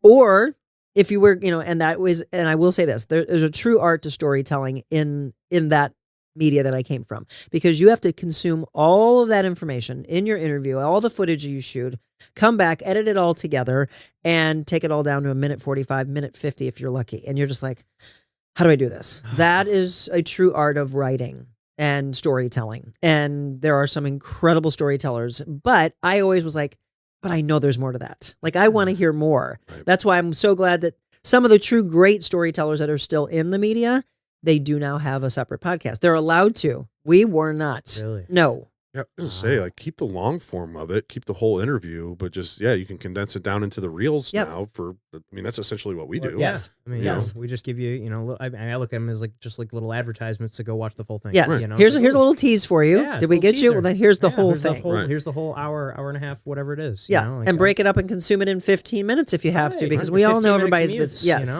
That's what I do. I listen to podcasts every day, and it's like, it'll take me sometimes 2 days to get through one, or whatever. It's like, because every time I'm driving, I throw it back on. Okay, yes. Catch another 15, 20 while I'm going to pick the kids up, or whatever it is. Yep. And so you're gonna get through it eventually, and it's fun to get. I look forward to like long drives because yes. I get to. I can hear the whole thing. Yeah, I got this. I'm right in the middle of this one. This one's getting good, and so I look forward to. I just love consuming them. It takes me a few days to finish some episodes because a lot of ones I'll listen to are 3 hours sometimes. And it takes me a few days. Well, and okay. It serves you better. That's the whole thing. I always come back and I will always go, all right, how does that work for you? Or how does that serve you? Or how does that fuel you? Right. So if it was, I used to do this, and people would laugh at an audience, and I would go, I want you to understand something. I want you to know how much power you give to a news anchor. And they're like, what do you mean? And I said, think about this. I don't care whether it's 5 a.m., 6 a.m., 7 a.m., whenever, because everybody's habit, right? They'll go and they would, in the past, turn the news on. Or if it's radio, turn it on. In the first 10 minutes, it's never good. I'm just going to tell you that what we would call the A block was never good. There's never anything positive that comes out of that opening block. The fun stories or what's happening in your neighborhood always was buried either later in the half hour, and then it just resets itself, and then you hear the negative part of the news again, and then your happiness comes right before the top of the hour, right? So here's what happens. If you're so mad, okay, just think about this. Anybody with kids or spouse, dogs, I don't care, whatever's in your home, here's what happens. Let's use 6 a.m. You tune in for weather, traffic maybe, then all of a sudden the bad news comes, and then you start feeling tense, and you're thinking, why am I getting so angry? Well, you're angry at what's happening in the world. You have so much anger, you finally are like, I'm done. And you realize where the anger is coming from, and you turn it off. But it's already done its damage to you. It's kind of like a poison that has seeped into your blood, is how I always look at it. Now, if that isn't how you started your day, and you started with something like this, or our show, positivity, hope, inspiration, light, you're like, wow, I'm in a good mood. if something happens, you step on a dog toy and twist your ankle, you take it a little bit easier than if you are in such a ticked off state, right? So I would say, think about how this happens. You turn it off. Your husband, boyfriend, girlfriend, wife, spouse, doesn't matter, whoever it is, says something and you fly off the handle because you're already in a bad state. Your kids do something, you go off on them. Dog, you're mad, you leave the house. You get in the car. Somebody cuts you off, the whole road rage thing. You're in an elevated state of anger. You look at a billboard, you don't like it. Somebody on the radio says something, you don't like it. You get to work, your coworkers, you see where I'm going with this? Yeah. But you are in a horrible state, bad day altogether. You come back home and you can hear it in me. You're exhausted. And it all started by what we did to you in the morning. I'm telling you, that's how I look at it. And that's how I break a lot of things down. And I'm like, stop consuming negativity. Watch what happens when you start your day with meditation, prayer, yoga, Exercise. workout, Something. whatever it is. Then get away from the chaos and the drama and the toxicity and the negativity of the world. If that's what you hang around, if that's the friends that you have, it's never going to change until you start breaking that habit. Right. It's crazy, but I'm telling you, it's true. Yeah, it's totally. You just have to shift. Totally agree. I mean, I resonate with all that. Now, when you were in traditional media, now did you feel like the pressure of like pushing narratives, or how did like did you feel like this pressure to say things a certain way? I'm just not exactly sure how it works. Yes, with the last station I was at, I would come in and read some of the stories. Now I understand there's a lot of hands that go into before you ever hear one story, next story, next story. There's so many incredible people working overnight and writers, etc. But then you come in and ultimately you're looking, and then you're editing things like, hey, this isn't how I would say it. I would say it this way. But some of it was, this isn't even true. That's not coming out of my mouth. And I would change some things. And there's some people that would call me on like, hey, that was changed. And I said, it was changed because that's not accurate. And that will not come out of my mouth. Because understand, although I just said there's so many levels of people that had their hand in that one story, it doesn't matter. To you at home, it is, Monica just said that. Right. Yeah, and now I'm going to bully Monica on social media, right? I'm going to just, I would come and I would see all this stuff going, see, it all comes back on us. Whoever that person is that's delivering, you either trust them or you don't trust them, and you'll never trust them again when you come back and you're like, you're just pushing your narrative. Well, so like I do believe that's the way it's going. Well, it's like that clip that you see, from, I forgot who posted it, but it's like one news network, but it's all of their outlets across the country. Yeah. And it's literally every single, they push all the different things on there and they say the exact same thing across the country. And I'm just like, what? Like, so it's just, they're just robots are just there to read a script. But it's cool to hear that you would, and this shows your integrity, that you would sit there and edit this stuff so you're not pushing that same narrative. Either that or I would go, that one's not going to be read by me. It's going to have to go to somebody else. I won't do it. But I think that was the writing on the wall, that they didn't like that. Yeah. And so I started to see that, and then we would get pushed back, and then it was, I'm not doing this anymore. And somebody asked me, and I never want to say never in life, but somebody said, would you ever go back? I have no desire to go back into the news business the way it is. If there ever was a change of the way I think a network should be, which is, we know you know what's coming, we're not going to start your day that way. Yeah. And then it would be, okay, I want to be the one that delivers the positive news, which is again, but why? Why go back to that? Do that when Correct. You're when already, you have this. You already have your yes. thing, and it's your own, and you don't have all these other producers and all, like, as if I've never been in a news set. I guess I have once or twice, but there's just so many people there, and like I feel like there's so many hands in the pie, and like whereas a show like yours, it's you, your producer, I mean, how many people are really involved in your show? I mean, it's a handful, I'm sure, but like I'm sure it's a lot less than what it was. It is. Right? It is, and this is the thing that we talked about at the very beginning, right? So podcasts, talk shows, whatever. It's not easy. You all need to understand that. These guys work very, very hard. You've got, if you're lucky, but that's when you've got these big conglomerates, the networks, that have the ability to have all these different employees. You try to do all of that with a skeleton team, right? But we're doing it. And what I started the show not doing any kind of news. And then I started going, well, I don't want us to act like it's not going on in the world. I don't want to talk about it unless it is, what can we do to change it? Right. I do news you can use. And normally it's what we used to call water cooler talk, right? You would go into work and you would go to the water cooler and you would, hey, did you hear Monica talking about this today? So a lot of it's fun. Or a lot of it has to do with, financial, your children, your family, whatever. These are things you can use. And then I do some sports news. We've got an aspiring meteorologist that does weather for us every Monday and Friday. So this kid's he'll be starting sophomore year next year. He's incredible. He's got the eyes of Fox National, the Weather Channel National. He was on the Tamron Hall show, and he's from our area. And I'm so proud of him. I can't wait to see but I was like, okay, I get people need weather. Right. But if they're watching outside of our area, I'll always say, stick with us for a second. I'm always going to be here for the people who made me. St. Louis, Missouri, Illinois. And then, hey, if you're in Texas or you're in Italy or whatever, just bear with us for a second. Or tell us what the weather is where you are. Or give us stories that are happening so that we can talk as a community. But it's, okay, let's not act like these things aren't going on. But let's just not one story after the next story after the next story just all be negative. So yes, it's fun to be able to say, I'm going to produce the show the way I want to. I can direct the show.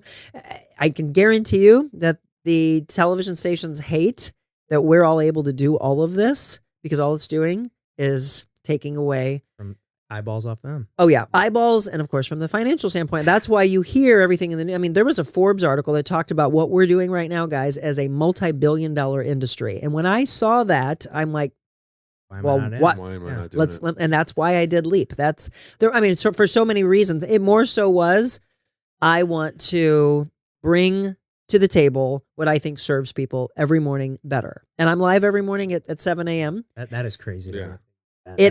But it's all I knew though, right? So when I was in radio, it was morning radio. When I was in TV, it was morning. And people are like, you could have slept in after all these years. And I was like, I could have, but the smart businesswoman to me was, I'm going to pull them away and let them watch over here. It's so cool. Yeah. And I think it's so cool. So it's Monday through Friday, 7 a.m. Monday through Friday, 7 a.m. And then we also started a Wet Your Whistle Wednesday. So we do in the afternoon, there's a local winery that has us come out. And sometimes it'll be that, or there's other liquor stores, whatever, that might want to have distributors that want to talk about bourbon, or now tequila's the new thing. Yeah. And we had the owner of Una Vida. Yes. That's the thing now. And I'm like, tequila, really? Yeah. Well, after that conversation we had with them, it's like, okay, you know what? I've started trying some darker tequilas, and it's not far off from bourbon, more Scotch. Okay, I would say it's more like a Scotch than a bourbon. Okay, but yeah. Yeah, I have a friend that they're really, really into it. And they're like, you'll understand when you taste good tequila that you've had really bad tequila for a long, long time, and that's why you don't like tequila. Right. I'm like, all right. Yeah, he said I'm open to similar. it. Yeah, and we got into all the different ways that tequilas are made, and how, because apparently, I mean, it's only just a few ingredients, right? Very few ingredients, and then it's just how long you age it. Yeah, and how and how there's 3 different ways to cook it, or not cook it, but you know what I mean. Distill it, yeah, or whatever. So. Yeah, it was very, very interesting. I knew nothing about tequila before that conversation, but that's a perfect example of we have someone on, and I legitimately learned something. Which I learn love. Something with every guest. And well, we should. I always say every single day we should be a student of life, right? Absolutely. And want to just absorb like a sponge and learn about this craft or learn about what I like. We started doing generational talk, and I was like, the greatest thing we can do in life is take somebody of a younger generation, mid-generation, older generation, and just listen. Right. So I had them, I went and spoke to this entrepreneurial symposium at St. Charles Community College, and there's 250 students there. And it was so beautiful to watch them all just glued, eye to eye, just because they're wanting the information. That's what they all want to do now. They don't want to go and work for corporate America. They want to be an entrepreneur. So they're like, okay, asking all these questions. And I'm like, hey, get up on stage. Let me have 5 of you finish this sentence. So now it's become the new thing that we're doing of, I wish this generation understood this, fill in the blank, about my generation. And I'm like, go ahead, do it. And so it's so cool to, and a lot of it's been 18-year-olds or 21, 23, 25, 27-year-olds. Now I want to go the other way. Now I want the 40, 50, 60, 70 on up to say, okay, here's what I wish you understood about us. And then all we have to do is listen and then start talking, right? We go back to communication. If we do that, we have more respect in the world, which has got to happen. What have you learned from some of those 18 to 20-year-olds? They keep saying, and I agree with them, and I actually have not witnessed what I hear most people in life say, which is that they're entitled and they're lazy. It's all, they're being labeled like crazy. You're lazy, you're lazy. Think about that. Right. If you heard that when you were a young boy, well, I guess I'm lazy. Yeah, right. Because you gave power to it. Yeah. Right? And I'm like, you can't give power to it. So I don't believe you're lazy. You're here today, and I've watched all of you like this. You want all the information. You're writing feverishly down. So I do believe that you're going to take that. I watch my own interns that I've now hired. So I've got a 25-year-old director now, but he was my intern over a year ago. I have new interns coming in. I'm like, you never know. If you work hard, I might want to hire you. But what I want is I want you to show up on time. I want you, all I ever ask is that you give me your best and that you're a kind person, align with our mission, and watch what happens. So their big thing that they keep saying is, I wish people would understand that we do want to show up for work. We do want to work hard. I'm like, understand that there's a lot of you, but I think it goes back to what the media wants to say. The media wants to say that they're lazy, that they're entitled, and that they don't want to work. And yes, there's ghosting that takes place. And yes, I don't understand when some of them, but I believe it's a smaller percentage, show up to work and then don't show up again. Right. So do those things happen? Do they break up in text? All those communication things do need to change. But I feel like all that stuff's kind of, I've always been there. It's always been there, but now it's more available. You know, and it's like everybody's got a way to communicate. We're all so connected with our phones. Yep. You know, with social media, just with just being able, the ability to be able to call and text anyone from anywhere in the world at any time. Like we're all way more instant connected. gratification. Yeah, it's what we're surrounded with. So, you know, I think it's kind of always been there, but like, I mean, obviously there's no way to know because we can't go back in time and give them phones. Nobody gave it a voice back then. Right. And so now it's just, it's more prevalent just because it's just all right here. Yeah. There was one girl I thought it was interesting, and she's like, I know what I want to say, Monica. She said, I just wish that people understood that there doesn't have to be a timeline for everything.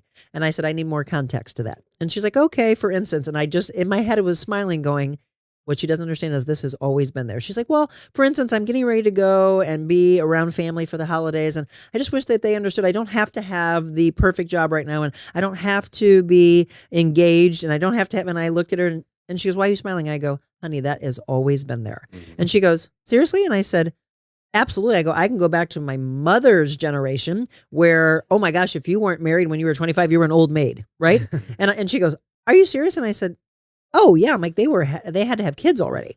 And I said, here you are, you're 24, 25 years old. And think about that. And she's like, oh no, that would be crazy. I'm not even thinking about that. And I said, yes, but that's also a lot of the stories in the news of women wanting to establish themselves and waiting until later. And then, they're in their mid 30s and even approaching 40. And oh my gosh, I don't have a kid yet. What's going to happen here? Right. And she's like, oh, and I said, same thing. You get a new boyfriend, you surround yourself with, whatever the holiday may be. Everyone's going to go, when are you getting married? I remember when I got engaged and she goes, it happened to you. And I was like, it happened to me 10 years ago. Jim and I get engaged and they're like, when's the wedding? And I'm like, I don't know. We literally just got engaged. When are you guys having kids? I'm like, holy cow. Right. Yeah, yes. Chill. So when she heard that, then it was exactly what I wanted, which was us talking together and her having the realization of, oh my gosh, it's always been there. I'm like, see, this is all we need. Generational talk. Yeah. I love that. So that's a new segment I'm so happy about. That's really cool. That'd be a lot of fun, actually. Yeah. I'm definitely going to do that. For sure. Wow. It's amazing. Well, I mean, you've successfully transitioned through multiple different platforms of media, and what is it that drives you to keep your authenticity? That goes back to how I was raised, and I have to thank my mother and my father. I lost my dad when I was 24, but my mom is still one of my greatest role models, and she always said to me, even when I first started in the career, she's like, I'm going to ask you something, and I hope you always remember this question. Please tell me that you're never going to feel like you are too big for your britches. That's how she used to say it. And she's like, I don't care if you get to be Oprah status, never get too big for your britches. And I said, well, I won't, because this is how you raised me. And sure, it's very easy in the field that I was in. There are a lot of egos. And I understand everybody comes back and goes, well, don't we all have a little bit of an ego? A little bit's fine, but do you let it get to you? Are you conceited? I have a lot of confidence that, by the way, as a woman, for a lot of other women, it's so funny because you have women that are scared by that, or they want to be catty and say stuff about it. And it's like, why don't you want to learn more from that? I learned confidence, but I learned that every single day. And I look at filters and masks and fakeness that people put out in the world. And I guess this comes from my life coaching. It doesn't serve anyone. So we can look back. I can go back to the generation thing again. You can look back forever ago. And I talked about this on my show actually the other morning. You can look at my mom's generation, and they would all look at these Hollywood actresses that had 23-inch waists, which just blows my mind. Exactly. Yeah. And I was like, did they, or were they sucked in with a corset? They were, right? But it was the belief that that's how all women should look. Okay, so then you go magazine articles, looking at Hollywood films, and it's always women trying to measure up, measure. And what happens to that? Eating disorders. Yeah. Absolutely. So many levels of things, not believing in yourself, all of this, I'm not worthy, I'm not good enough. But then it also happened to a lot of men. Men have to look this way, or you would get ridiculed for this, or in the ball field, you're not this, you're not that. It's all these things, and I always say it's like chaos. But then how do you consume it? You guys to think about that. If we can today start making people think and adjust and shift the patterns of the way they were. I don't care if you're a man or a woman, or you're an adult or you're a child. If you start to rip it down, be raw, and decide today's the day, I'm going to show the authentic side of me. I just did a show this morning and said, I'm coming on to you without any makeup on. I want you to, and I'm going to do this. And they're like, but I've done it before. Like, we have a tornado and I'll be in pajamas and I'll go into my closet with my dogs. And I'm like, how you all doing? And the numbers are going crazy. And people are like, oh my God, thank you for being so real. And I said, don't we need more of this though in life? Especially from woman to woman. But I want it all sexes, all ages. The more real we are, the more we see that. And people all of a sudden, it kind of goes back to us talking at the very beginning of the show about saying it's okay not to be okay, talking about mental health. The same applies of, hey, she is willing to put herself out there. I'm also allowing myself to be out there to be ridiculed, right? But I don't care. And it is such a powerful thing to get to of, I don't care if you don't like me. I don't care if you don't like the way I dress, how my hair is, or whatever. You're not my people. There are a lot of people, though, that will stand right by me, and I will stand right by them. And that's the circle. That's the table I choose to be at. It's something that I wish, and I hope, I should say hope, because I think I'm in more of that place. I hope I can teach the younger generation at an earlier point in life than waiting and getting it now. Boy, there's so much that we can save if we can get them younger. Yeah. To understand what other people are saying about you doesn't matter. Don't care about it. Everybody's got an opinion. It doesn't mean it's true. The opinion's not truth. Right. It's only truth if you let it be truth. Exactly. And so, I mean, that was one thing. Like, baseball was great at teaching that stuff. I mean, I was very fortunate to have a very good coach at a very young age that gave me a book about the mental side of baseball that taught me the emotional and the mental side and having that clarity. But I mean, the amount of trash talk that gets thrown at you, right, and a lot of I mean, you just let it roll off your back. That's a hard thing for a lot of people, and I do get asked that a lot. It's like, well, how do you not give them power? And I said, you just don't. You just don't. But you have to practice it. It is not a snap of the finger, and it's going to happen today. Not if the entire life you were a people pleaser, or you're an introvert and people bully you, or you look a certain way and they think you should look a different way, or you have a job that somebody thinks you should have a different job. Like, you're not enough. You're not enough. I dealt with it. I dealt with it in my part of my news career, where it was me constantly saying, I want to do this, but you have a person who holds you back from it, right? And so never let anybody put you in a corner and try to squash your dreams, because really, ultimately, it is your choice to give them power or not give them power. And watch what happens to the bully when they don't have power. They go to another victim until they don't find a victim any longer, and they're standing alone. And then suddenly they look over here at all these happy people and probably think, okay, what am I doing wrong? Right. Maybe I become a little bit more like them. And that my whole mission in life is to eradicate hate. Man, well, I know, Bill, I know you had kind of a crazy childhood, and, you know, you're real into combat sports. Is that how you kind of got into martial arts and stuff from the beginning? Yeah. So you and I talked on that a little bit, and some people that might watch this podcast kind of know my story a little bit. But yeah, I had a pretty crazy childhood. And the reason I got into martial arts was, as a kid, I think the earliest memory I have is before I was in school. My biological father, who was a lifelong criminal, he would steal me and then take me to Texas or Florida or Kansas or Arkansas, and I would be with him. And then my mom would, one of my earliest memories is my mom coming in, and her and my dad, that's been my dad my whole life, broke into an apartment and stole me back. Now, keep in mind, that apartment was full of people that had just been partying the night before, a bunch of bikers over there. I was a little kid. I seen a bunch of stuff. I remember that stuff vividly. How old were you? Oh, I was probably 3 or 4, maybe. Okay. Just before I got into school. And they stole me back. That was one of my first memories of my dad that's been my dad my whole life. And then as I got into school, like in first grade, they broke in and stole me, and I was missing school. So, and everybody knows, you go back to school and everybody's like, where have you been? And then as a little kid, I would just tell them where I was. and what I saw and what I was doing, and a lot of people thought, they're like, oh, he's lying, and now we get picked on and all this stuff. And then I would start to build up some friends. So that was first grade. So then second grade, nothing really happened. I'd start to build up some friends. In third grade, I got taken again. Your dad, your biological father, would just periodically come and just take you, Oh yeah, he would kick in the door and just take me. grab you. Yeah. And Yeah, one of the times my sister, which is my half sister, but she's my sister. Like Yeah. we grew up together, and we love each other very much. And he was like, "Hey, just open the door and put the chain on the door. I just want to see." Everybody calls me Billy. He's like, "I just want to see Billy." So my sister did that, thinking the chain would. He kicked the door and knocked my sister over, came in, grabbed me, and then one of the times, I can't remember exactly which time, but one of the times he was going back to jail. So then he sent me back home. And then another time we were in Florida, and my mom. so is your mom like moving around trying to like hide from him? Or No, well, they would never want him to know where I was. Sure. Mhm. Yeah. So I don't know if she was. That's a good question. Nobody's ever asked me that. I always knew that then she he moved was around a lot, right? Yeah, I always knew that she was not wanting him to know, because his family, my dad's family, we were still close with. So like my aunt Kimmy and them, they'd be like, "Don't tell, Rick, where Billy's at." And I always knew that growing up, but then I didn't put those two together until you just said that. I was moving a lot. So that's interesting.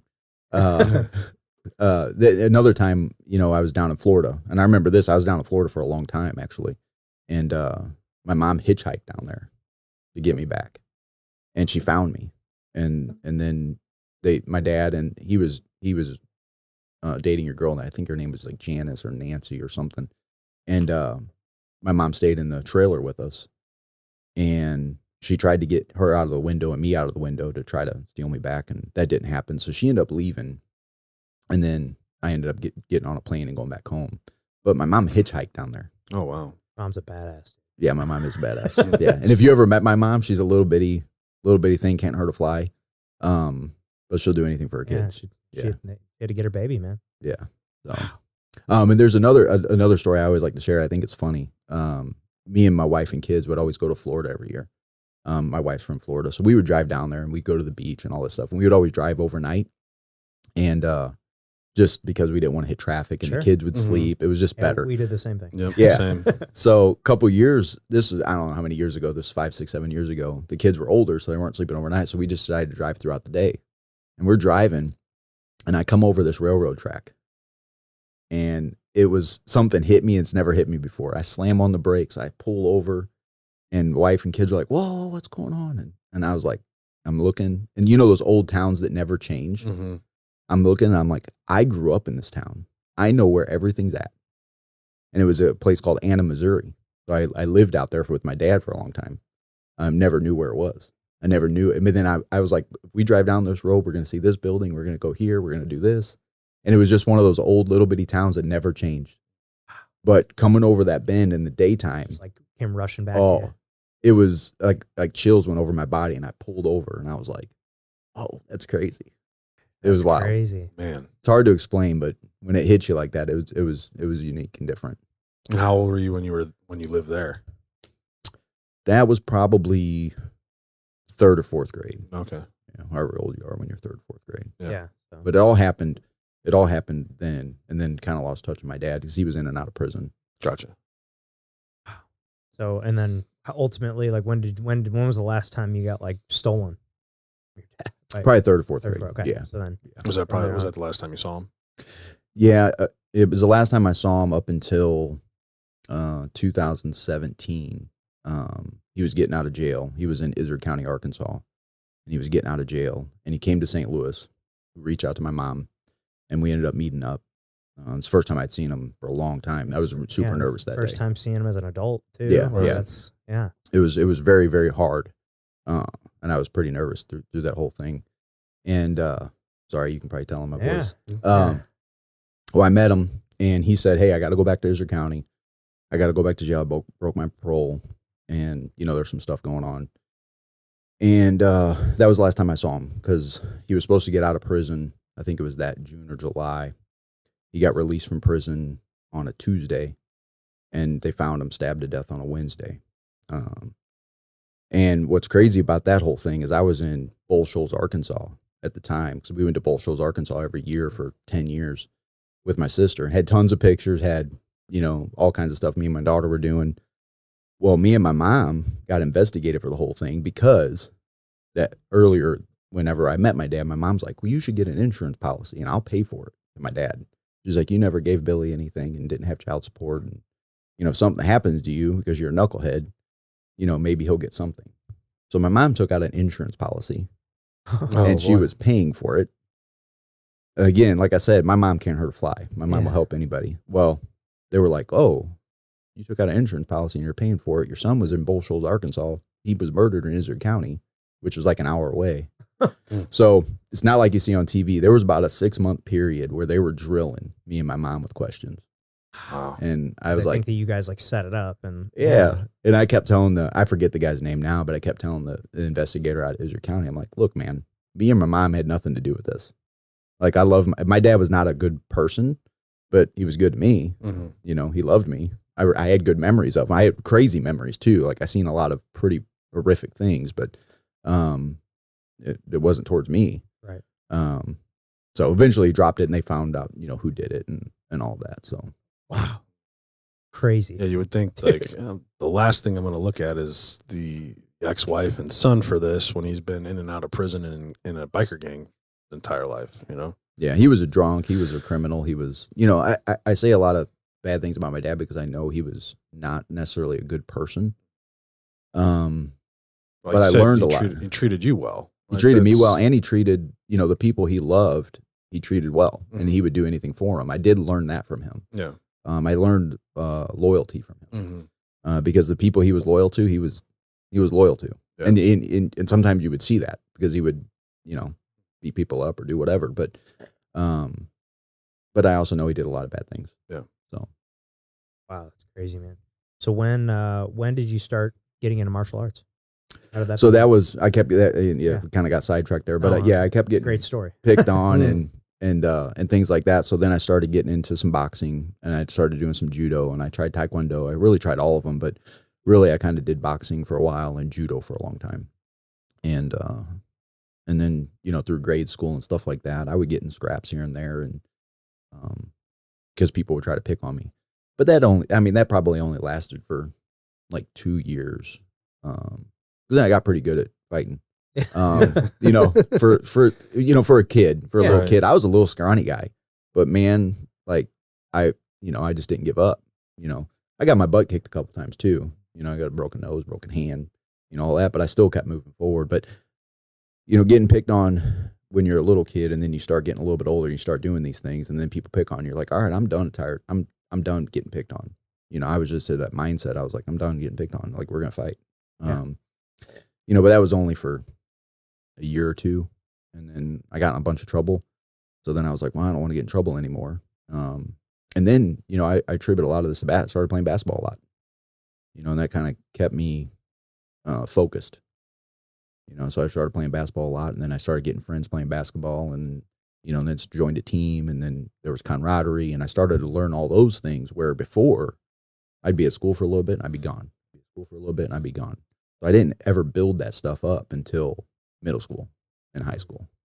I didn't know what it was. Mm-hmm. Yeah. So. And when did you get into jiu-jitsu? So I got into jiu-jitsu about 2013 or 14. Okay. With Kyle. I was at Kyle's first school for a very, very small, short amount of time. And I was at the second school for a long time. I did take a hiatus because I had to get like shoulder reconstructive surgery. So I was out for about 2 years with that. And then when was that? That was in about 2017, 2018. Okay. Yeah. So I was out for about 2 years. Damn, I didn't know that. Yeah. That's before I knew you. Yeah. When I came back to Kyle's, I think that's whenever you and I met. Yeah. It was probably that after the shoulder surgery. Sense. Yeah, that's about the right timeline. Yeah. I came to Kyle's in 2020. Yeah, so I was out I think it happened mid 2017. I was out until like mid 2018.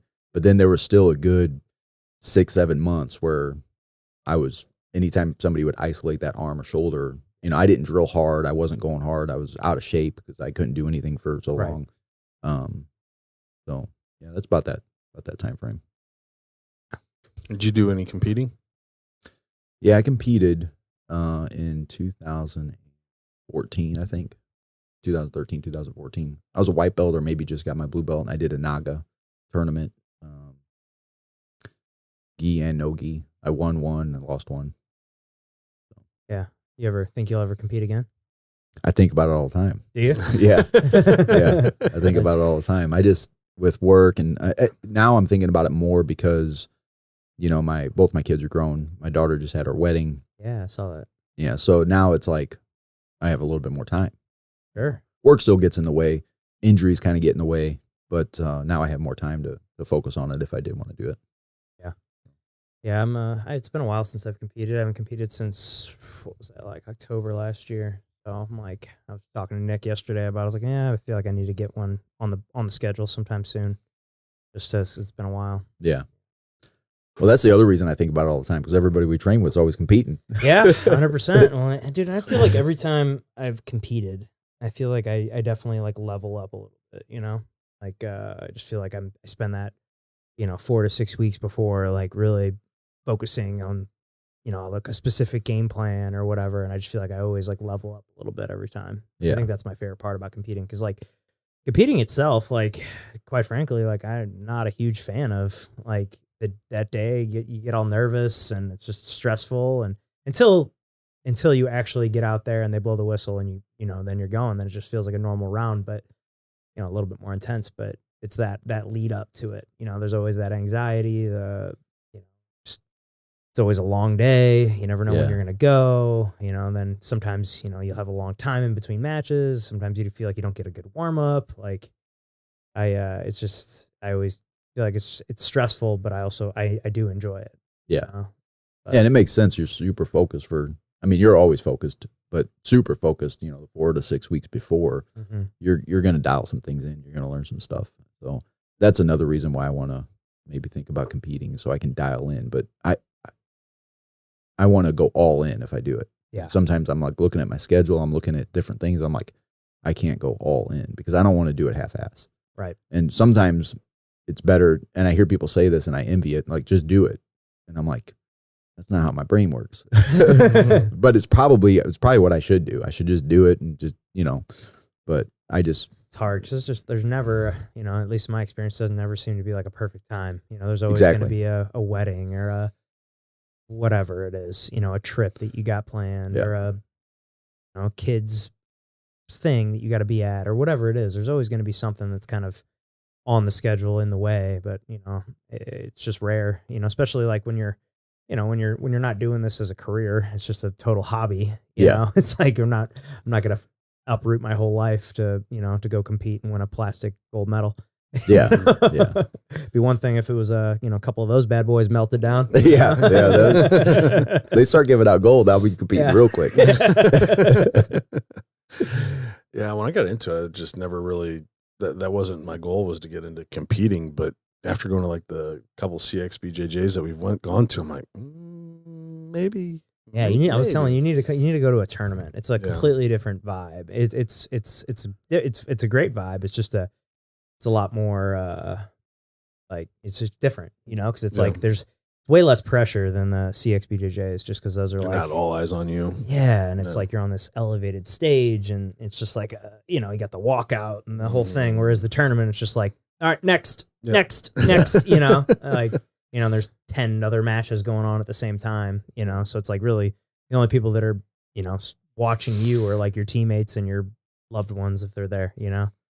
And the coolest thing about both those tournaments is the support you get from our team. Yeah. You can't ask for anything, more than that. So the lead up to it, the training, winning, all of that's great. Mm-hmm. But when I go to those events, I see the support that everybody has for each other. And that's priceless. That's the best part. I go to several tournaments and I'm not competing. I'm just there to watch everybody, you know, and just like hang out and watch my friends compete or whatever. And that's another thing, like you said, with Watson's and everything, like, if there's a big tournament coming up and we got a bunch of people going, like that'll be Kyle's focus. Like, all right, we're doing tournament prep. Yeah. I know a lot of you guys aren't in here. A lot of you guys in here are not competing, but we're all gonna, this is still gonna benefit you because like, this is gonna help you come up with a game plan, like this is, all right, we're gonna spend a week working on takedowns, and then we're gonna work that takedown into a pass, and then that pass into a dominant position, and that dominant position, the submissions that are available, and like kind of funnels everything into like a game plan. And okay, if you get taken down, like this is what are you gonna do? It just makes you think about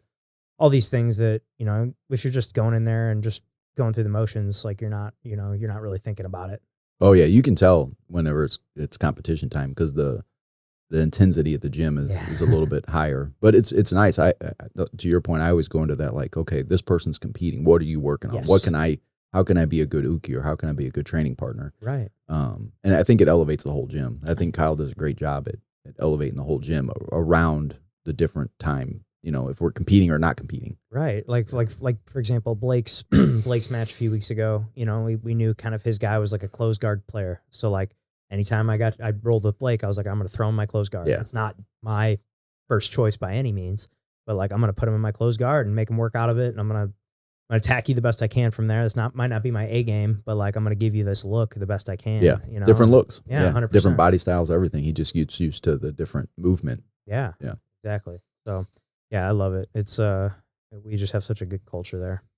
Amazing. Yeah, it was a lot of fun, especially like I think what's cool too is like seeing, because what was like the last 8 fights or matches were all black belts. I think that's what it was. Yeah, I think so. Just watching those guys at that level and that intensity, just like the technique and everything, like it was incredible. Oh yeah. Watching that skill level of being able to go at it for that long, because they were going 7-minute rounds. Mm-hmm. Yeah. Yeah. Black belts were I think it was everybody purple and below was 5 minutes, and then browns were 6, and then black belts were 7. Yeah, and I think there was 8 of them. 8 black belts. There might have been. There was quite a few. Yeah. Yeah. It was awesome. Yeah, I love going to those. It's just a cool atmosphere, and like. Like I said before, I guess, I remember saying this a while back, but I was like, man, that's about as cool as it would ever get for me, like as far as jiu-jitsu goes, like I'm not going to ever be on some like big crazy stage or like, like that's about as cool as it can get. Yeah. So, it's pretty cool. Yeah. It's awesome. Well, I just love how it's getting more, it's becoming more and more popular. You've got, what was it? ADC was the big one last year with CJI. And then, Craig Jones. Mm-hmm. That was cool. That pit that they had. Yeah, they're doing it again. Yeah. They're doing the trials and stuff now. Yeah. So it's cool to see how that's all going to, and I think this year. Did you watch any of that? Greg Jones? No, I watched Greg Jones Instagram. Yeah, because I think he's hilarious. Yeah. Oh God, oh man, he's so funny. You've seen those tattoos he got on his feet? Yeah, he's hilarious. He got "fuck you" tattooed on the bottom of his feet, so that when he's like laying on his back in his guard, it's so funny. But no, it was pretty cool. The way they had it set up and the way they did it, and then to compete at the same time as ADCC was pretty cool. That was a fun fight night. We had ADC. We did a fight companion, and we had ADCC, CJI, and then the UFC fights. Which was that It was the one where Max fought Ilya, whenever that was. Yeah, I can't remember, but it was like last September or something like that. Yeah. That was fun. Yeah. Well, has there ever been anything you've learned? Has jiu-jitsu taught you anything? That's helped you in business? Oh yeah, that's a great question. I think jiu-jitsu teaches you a lot in business and life and everything. Just trying to manage, your stress level, anxiety. You're managing those things become easier. You hear that all the time, and I tell people that don't train jiu-jitsu, like, hey, I'm trying to sell people on coming to train jiu-jitsu. 100%. Me too. All of us do. Yeah. But it's those things that they don't realize can impact their day to day. So, I've been in sales pretty much my whole life, sales and sales management. So it's always managing stress and always chasing goals and always, doing those things. And it's just jiu-jitsu helps you focus. Mm-hmm. Whether you're at work, you're on the mats, you're doing family stuff. It seems like you stay more focused and not as much anxiety and stuff. Awesome. So where did it all start with you with getting into grappling sports? So I've always been, as a kid, I think a lot of people have the same sentiment. Like growing up watching like Ninja Turtles, fucking Power Rangers, shit like that. That's how I started, and I love that. Jean-Claude Van Damme movies, which is weird. That is the second time Jean-Claude Van Damme's been brought up today. Really? In my life. Yeah. Some guy at the gym was doing the splits today, and I was like, I bet 3 of your top 5 movies are Jean-Claude Van Damme movies. But like just growing up around martial arts, and then my mom was very little into martial arts, but still around it. And then my uncle, who's like essentially my father figure, his name's Louis. He grew up kickboxing, and then when he went away to live with his older brother in DC. He did a little bit submission grappling, and he came back, and like he was always kind of like my father figure throughout my whole life. And so he kind of got me doing kickboxing and Muay Thai when I was a little kid. And then as I got older, he was showing me submission grappling and stuff like that. And then as most people in the 90s, early 2000s were, when I was like a young teenager, I got into a lot of trouble. And I met my judo coach. His name is Randy Rhodes. He did this juvenile program where you could do like judo with part of your probation sentence as a youth. Okay. And you didn't have to do community service. And so I did that. That's a sweet deal. It was. And he did it as kind of like his, he was the head of the juvenile program. Unless you're the Oogie, and then you're just getting thrown around the whole time. Yeah. Like, give me that community service. Yeah. You just get Toss your ass. Yeah. Throw your ass all over the place. You don't got to pick up trash, but I'm going to pick you up and throw you like trash. And so his program was incredible. And he wrote his PhD on it. His PhD was like criminal justice and youth development, stuff like that. And he had a 0% recidivism rate for the kids that went through his program. And so that's where I kind of came up. And his whole philosophy behind that is, you know, when you're on the mat, you have to take care of each other. And that's something you can instill in troubled youth. And like, that was the whole thesis of it. And it fucking worked out. And like, that's essentially where from there. And how old were you when this? 14, 15. Okay. Yeah. 14. I was a freshman. Yeah. So 14. And that's when I started judo. Yep. And that's awesome. From there, it just kind of skyrocketed. Mm-hmm. And so you just did judo for a few years. When did you start, doing jiu-jitsu? So I did, I had a couple MMA fights towards my senior year in high school. Oh, cool. So I was training with a guy named Donnie Davis, who is kind of like an old school MMA guy, old wrestler guy. He had an MMA gym down like south of me in this little town. And where'd you grow up? Cape Girardeau, Missouri. Okay. Yep. And so he had his gym for a while, and I was training there while doing judo at the same time, and they closed. Just because like an MMA gym in a small town, it's not really going to pay the bills. And so after that, Brian Imholes came down, who I got my black belt from, and he started Gracie Yamida, Southeast Missouri, and that's where I started jiu-jitsu. Okay. Yep. Oh, that's awesome. Yeah. Yeah. It's kind of always been doing it. Yeah. So you've been doing it for how long now? All combined, probably 28 years. It's incredible. Wow. Yeah, all martial arts combined. Yeah. Grappling specifically since I was 14. So I'm 36 now. Damn, dude. That's crazy. Man. So you did have a couple MMA fights? Yeah. Wow. Yeah. I had 2 sanctioned ones. Yeah. two more like, hey, we need a guy to jump in. How'd those go? I was 4-0. Okay. Hey, there you go. There he is. Retired undefeated. Yes. Yes. What really happened is I had a kid. So I was like, I'm going to start working. And that's when I started like DJing and stuff like that, and kind of got away from the MMA side of stuff. Got it. Yep. Yeah. Makes sense. Yep. How old is our daughter? Son. How old is he? Fuck, he just turned 18. Oh, wow. July 4th turned 18. Wow. Whoa. Okay. It's 4th crazy. of July birthday, huh? Yeah. That's cool. He's on a cruise right now, so he's having a good time. Good for him. That's awesome. what I said. That's awesome. Is he in grappling as well? Does he? He did it for a little bit. I really, like I am such a big personality, like locally in jiu-jitsu, that like he gets recognized a lot. Mm-hmm. A lot. He comes up to St. Louis, people see him, because he looks just like me. And then around town, of course, he gets seen. And so like I never really pushed him into it, because if he wants to do it, I'd rather have him love it like I did. Mm-hmm. And so he did it for a couple of years when he was little, and then towards a couple of years ago, he did it for another year. And then I think he got beat up by a chick, and he was like, that's not for me. Dude, that was like my if anything, that make me, you know what? I need to do more of this. Yeah. No, that was kind of like my first day in it. And I told the story on here many times. I got my ass beat by a girl. I mean, she's been on here and she's a black belt now, and that was like, she's a badass. Yeah. very eye opening. Who was it? Amanda Clifton. Oh yeah, yeah. she's a hard ass. Yeah, dude. And I do CrossFit with her now. Like we're good friends.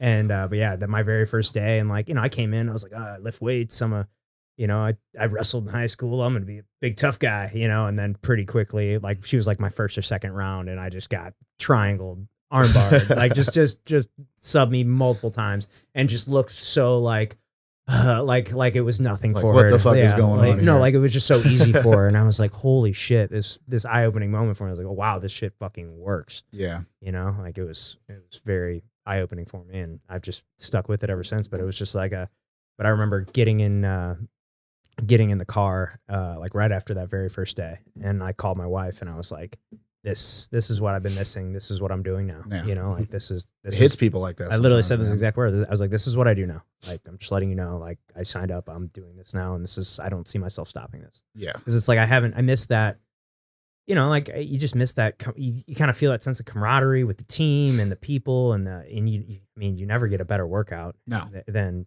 grappling. That's the hardest thing I've ever done. Yeah. And I think that sucks. I went from, just lifting weights, a few times a week. I was like thinking maybe I'll do a bodybuilding show or like something stupid like that. Yeah. Or not stupid, but I thought that was what I was going to do. Cause I was like, what else is there to do? And then I was like, oh, you can still like wrestle and grapple and like do this in your mid 20s. Like I didn't know that was a thing, and then just this very eye-opening moment for me. But did you ever have a moment like that where you're like, man, this is what I do now?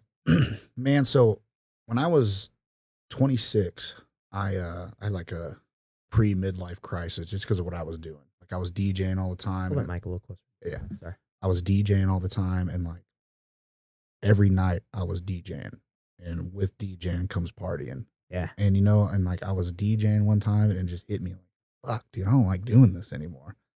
And so like I had a really bad bout with depression during that time. I tried to kill myself, and my best friend was like, dude, I moved to Florida, come to Florida. I was like, all right, cool. I went to Florida, stayed there for about a year and a half. And towards the end of that, when I kind of got like my mental health taken care of and things like that, only thing I was doing jiu-jitsu and working, giving kayak tours, which was a cool job, but it's not what I love doing. And I remember sitting at the kayak stand, like before COVID, Florida was empty over the summer. And I lived in Fort Myers especially so.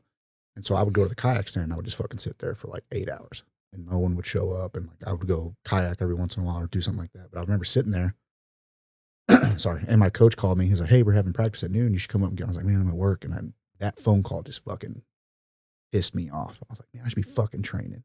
I was only a blue belt at the time too. Like, but I was like, that's what I want to do. Like, I want to fucking, at the very least, be able to teach jiu-jitsu, and make a living out of it, and just do that all the time.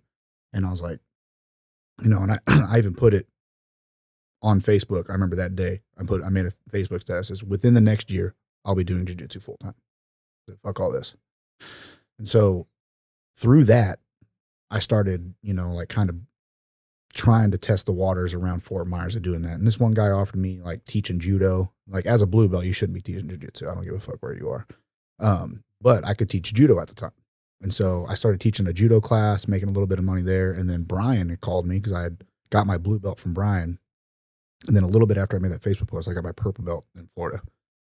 And Brian had called me, and he was, I guess, having like his school was growing a lot, and he was having trouble finding help. And he was like, hey, dude, you want to move back home and, teach Coach. And help me teach, help me like clean the gym. You're going to be doing a bunch of fucking shit duties at your first day and stuff like that. I was like, fucking done. I'm in. Yeah. Done. He's like, all right, well, I need you here next week. So I went home, told the roommates. They got kind of pissed. I was like, hey, dude, I'm fucking going, man. I was like, and it's the opportunity I've been looking for. Yep. Yeah. Packed my shit up and went back home and started doing jiu-jitsu for $600 a month, which was tough. Yeah, buddy. I'm sure. Damn. So did you not have any other like side gigs or like DJing and all still? Or? I DJ'd a couple times. Like I took like there was like you ever been to like a dance club that's like more garnered toward like 30-year-olds? It's kind of a weird spot, but we had one of those places, and they were like, hey, we'll pay you $100 Friday, Saturday each to DJ on Friday and Saturday. I was like, yeah. I was like, as long as I can take off when I have tournaments. Yeah. And they're like, yeah. So I started doing that for a little bit until like the money in the gym grew and stuff like that. Yeah. And like I took like other shitty jobs, like Menards needed somebody to come stock show from like 5 a.m. to 9. I was like, done. Not going to affect my training. Yep. I'll just take a nap after and be fine. So I did a lot of that for like probably up until like middle brown belt. Okay. Yeah. Damn. So how long was it for you from white to black?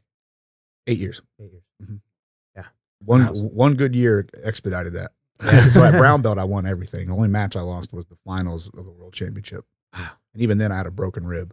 Shit. Which sucked. Don't compete with a broken rib. Not a good time. But after that, I remember I got done, got my silver medal. I was like, fuck, dude, I'm winning this motherfucker next year. And like Brian was like, yeah, sure. I can't wait to fucking brown belt. I'm fucking taking over.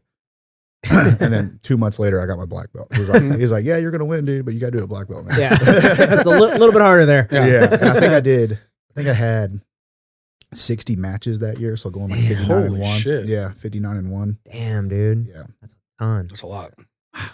So do you think? Because you mentioned going down to Florida on the depression side of things, do you think, martial arts was your therapy? A little bit, yeah. I think mostly getting myself out of that like situation I was in was a big part of it. Because like, not to shit on people that fucking go out every night, but yeah, it is. It's not great. good. Not great, You got man. something wrong going on in your life, and when you surround yourself with those people all the fucking time, that's going to start bleeding into your life as well. And I just, like I watched, especially like DJing at the strip club, I watched a lot of guys like, come up like I did, where they were doing a different job, and then they were there for so long, and then they take the manager job, and it just sucks their fucking life out, dude. Yeah. And then I remember before I moved, I got offered a manager job, and I was like, no way, dude, no fucking way. I was like, I can't do that, man. I don't want to I've seen this dude's fucking life go in the shitter because of this. And so that's when I kind of was like, made that. And then moving to Florida took me out of that. And martial arts is therapeutic, but I always tell, especially my students, I'm like, hey man, jiu-jitsu is not fucking therapy. It's awesome. It helps. Therapy is therapy. You need to get a professional to do that shit for you. And I don't want to fucking go to a stranger and tell them my fucking problems, blah, blah, blah. And I'm like, as somebody who's been to therapy, dude, it fucking helps. It's changed my life. I go every 2 weeks. Same. I go, I try to go once a month. Yeah. Yeah. And so like after I hit like mid 30s and like, some of those feelings were still lingering around, and like, every once in a while you go like, if you're not doing anything about it, you'll have a fucking week or two where shit just fucking feels in the dumps. And I was like, man, like, how am I going to tell my students, how am I going to tell my son, things like this, that you should do the right things if I'm not doing them as well. And so that's when I started doing therapy and stuff like that. And that helped. But yeah, jiu-jitsu definitely did help keep me focused and, like really opened my eyes to what I really like in life. Yeah, and it also exposes you to just a great community of people. Mm-hmm. Like you said, it's like when you're hanging around those people that are going out all the time.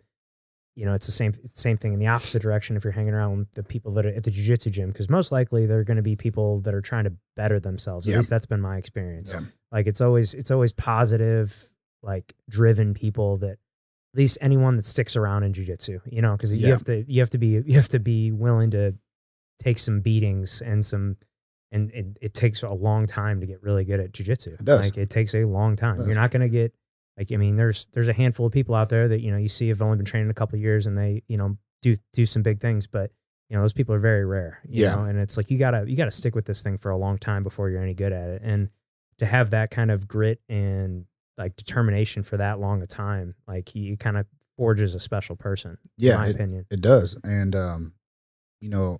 another good thing about it is jiu-jitsu brings in such a wide net of people with different life experiences, different upbringings, different, financial thing. And so you get everybody in, and, for the most part, I mean, some turds do drift through. Like, sure. Every once in a while you're gonna get a piece of shit in jiu-jitsu. Sure, it happens of course. everywhere. But like, for the most part, when you're asking your teammate, like, hey man, I need some advice on this subject or whatever, and you went through that too, you're going to get a sincere answer, and you're going to get a knowledgeable answer because that's what that person has lived.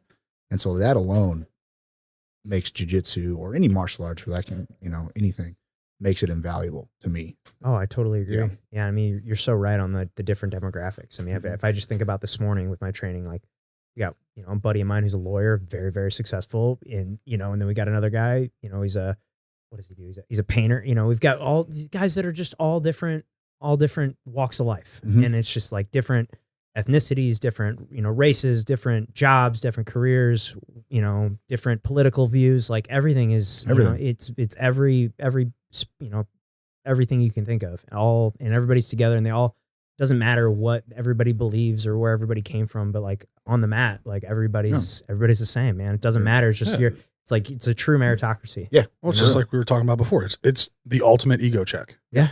Like there's no bigger ego check than stepping on the mat and doing jujitsu and getting your ass kicked no matter what level you're at. Right. It's going to like you said, it's going to happen. As long as you're doing jujitsu, you're going to lose. Yep. Yeah. So, yeah. If you're not losing, you're in the wrong room. You're not losing. You're not training the right way. Yeah. You know what I mean? That's what we were talking about earlier. Like,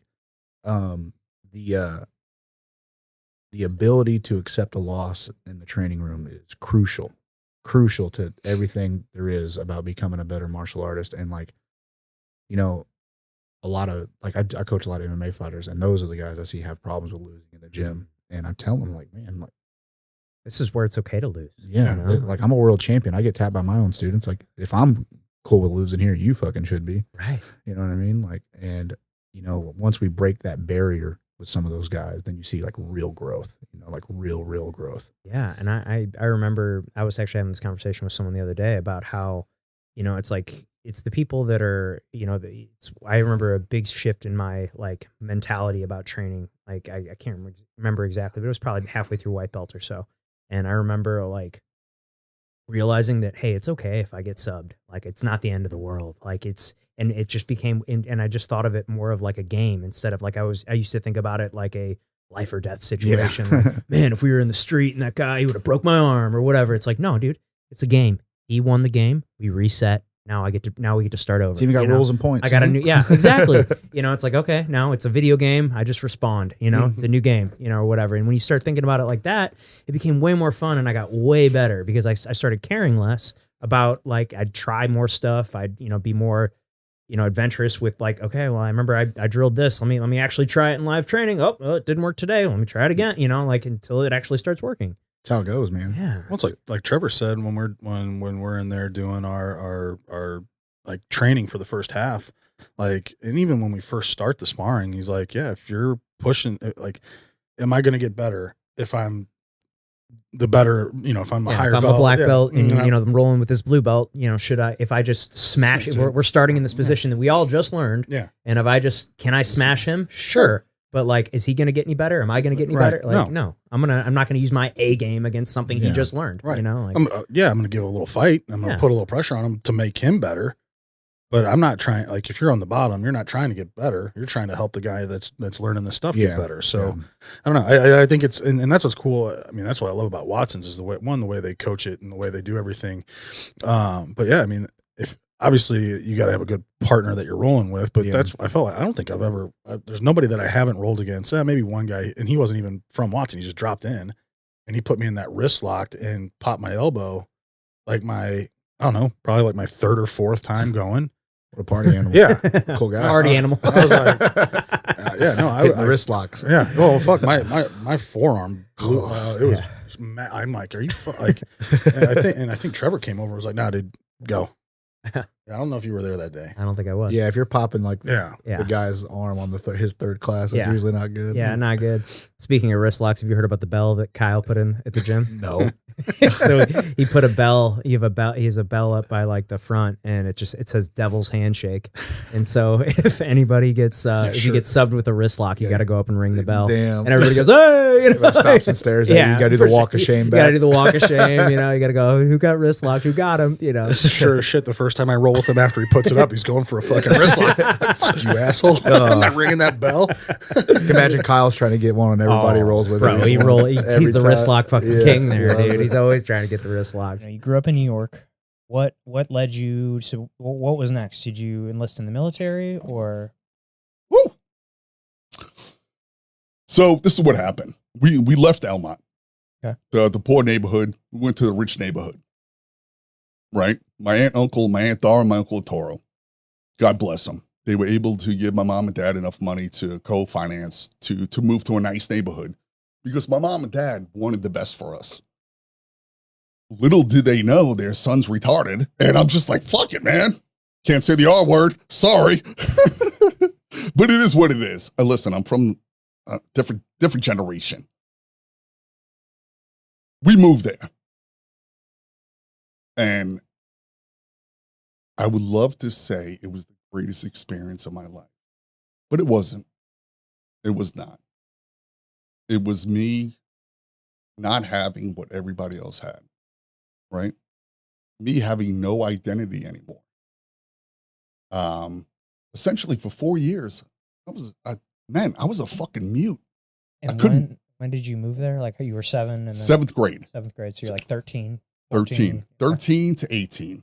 Okay. Was it just feeling out of place? It was feeling out of place. It was moving to a place where I was introduced to my cousin's friends. They weren't my friends. They were my cousin's friends. So I was kind of forced into a position. You know what I mean? Like all the inside jokes. I'm like, what are you guys talking about? Yeah. But then in 1994, I joined the military. I joined the Air Force. And that's when the switch kind of straight up. And that's really where I found myself. Started to find myself, at least. You know, I'm always trying to find myself, even at 49. Sure. Who knows what the next 10 years are going to fucking bring for me. So I get there, and I went in there with a guaranteed contract as military police. So the plan was to, I don't know if you guys are aware of this, Nassau County cops make the most money, top 3 in the nation. Right? Who is this? Nassau County, Long Island. Okay. Nassau. I'm trying to enunciate things here. Sorry. You're good. Nassau. Sorry, guys. No, I didn't know that. Yeah, so they make a grip of money. So my intent was this: go to the military, get the experience, come back home, right? Do my thing. Be a cop there. Yeah.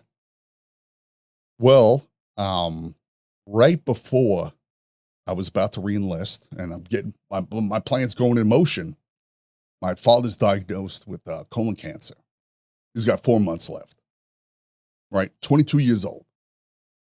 Right. It's. Do you guys still have your dad? Yes. No, dude, hold on to him. After this, give him a motherfucking hug. Okay. Because right now, you're looking at the product of someone who needed a father and had to build himself into the father he needed. Right? I didn't have a chance to, hey, Dad, I'm in Honduras. Should I do this with these crazy women? Right? I didn't have, hey, Dad, I'm thinking about moving in with this chick. What do you think? None of the man advice that you would want growing up. Right? So at 22, I realized that part of me was dead, was looking up to someone. And I don't know how to explain it to you guys. I never put anybody on a fucking pedestal, ever. Right? Because they don't deserve it. They don't deserve it. We should never put another man on a motherfucking pedestal. Look at him. Evaluate. Roger that. He's doing the right thing. Keep it moving.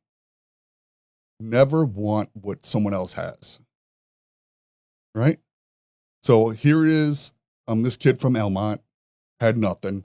I see everybody who has everything, and now I'm in the military, back to nothing. My kind of people. Mm-hmm. Right? We embrace the suck.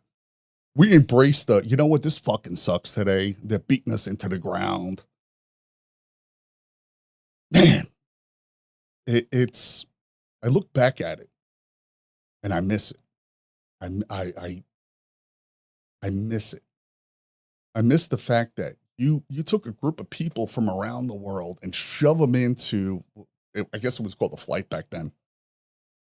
22 people from around, United States, and shove them into this room, and we're going to fucking train you, right? Personalities, whatever. They call it trauma bonding. I call it fucking awesome. Like straight up, man. it's for me, it was easier coming from New York because I knew everybody. You know, black, white, Spanish, whatever, what ethnicity or whatever. But for a lot of those dudes, it was like, I've never seen a white person before in my life. I've never seen a black person before. And I'm like, you motherfuckers are out of control, right? Squish us together. By the end of basic training, greatest friends in the world. You know? Back then, you don't have Facebook, you don't have the internet or any of that shit. Man, I got to tell you, I wish I could find those dudes. I wish I could remember their names. I can see their faces in my head, you know? And then from there, I go to military police school, right? San Antonio, Texas. So now the military police, is that what exactly is your job description? Are you're to police the people within the military? All right. So this is the best way to explain it is, so you see the world as it is. Imagine it around a certain area, like a circumference or whatever, square. We're making sure the husbands and wives don't kill each other. We're making sure the kids are taken care of. No one's getting robbed. No one's getting stolen from, I should say. But the biggest thing is you learn when you bring that many people into that circle, you're going to have some motherfucking bad apples, right? My first experience at Malmstrom Air Force Base in Montana. So mind you, I went from New York to Montana. Talk about a motherfucking culture shock. Yeah, I was going to say, it's like two places that are... First team I played on in Pro Bowl was in Billings. Dude, get over here.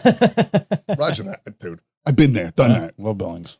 Dude, beautiful place. Love it up there. Dude, the older I get, more I'm like, I got to take my wife there. It's actually fucking beautiful. Yeah. But when you're 19, you're like, fuck mountains. This sucks. Yeah. You know?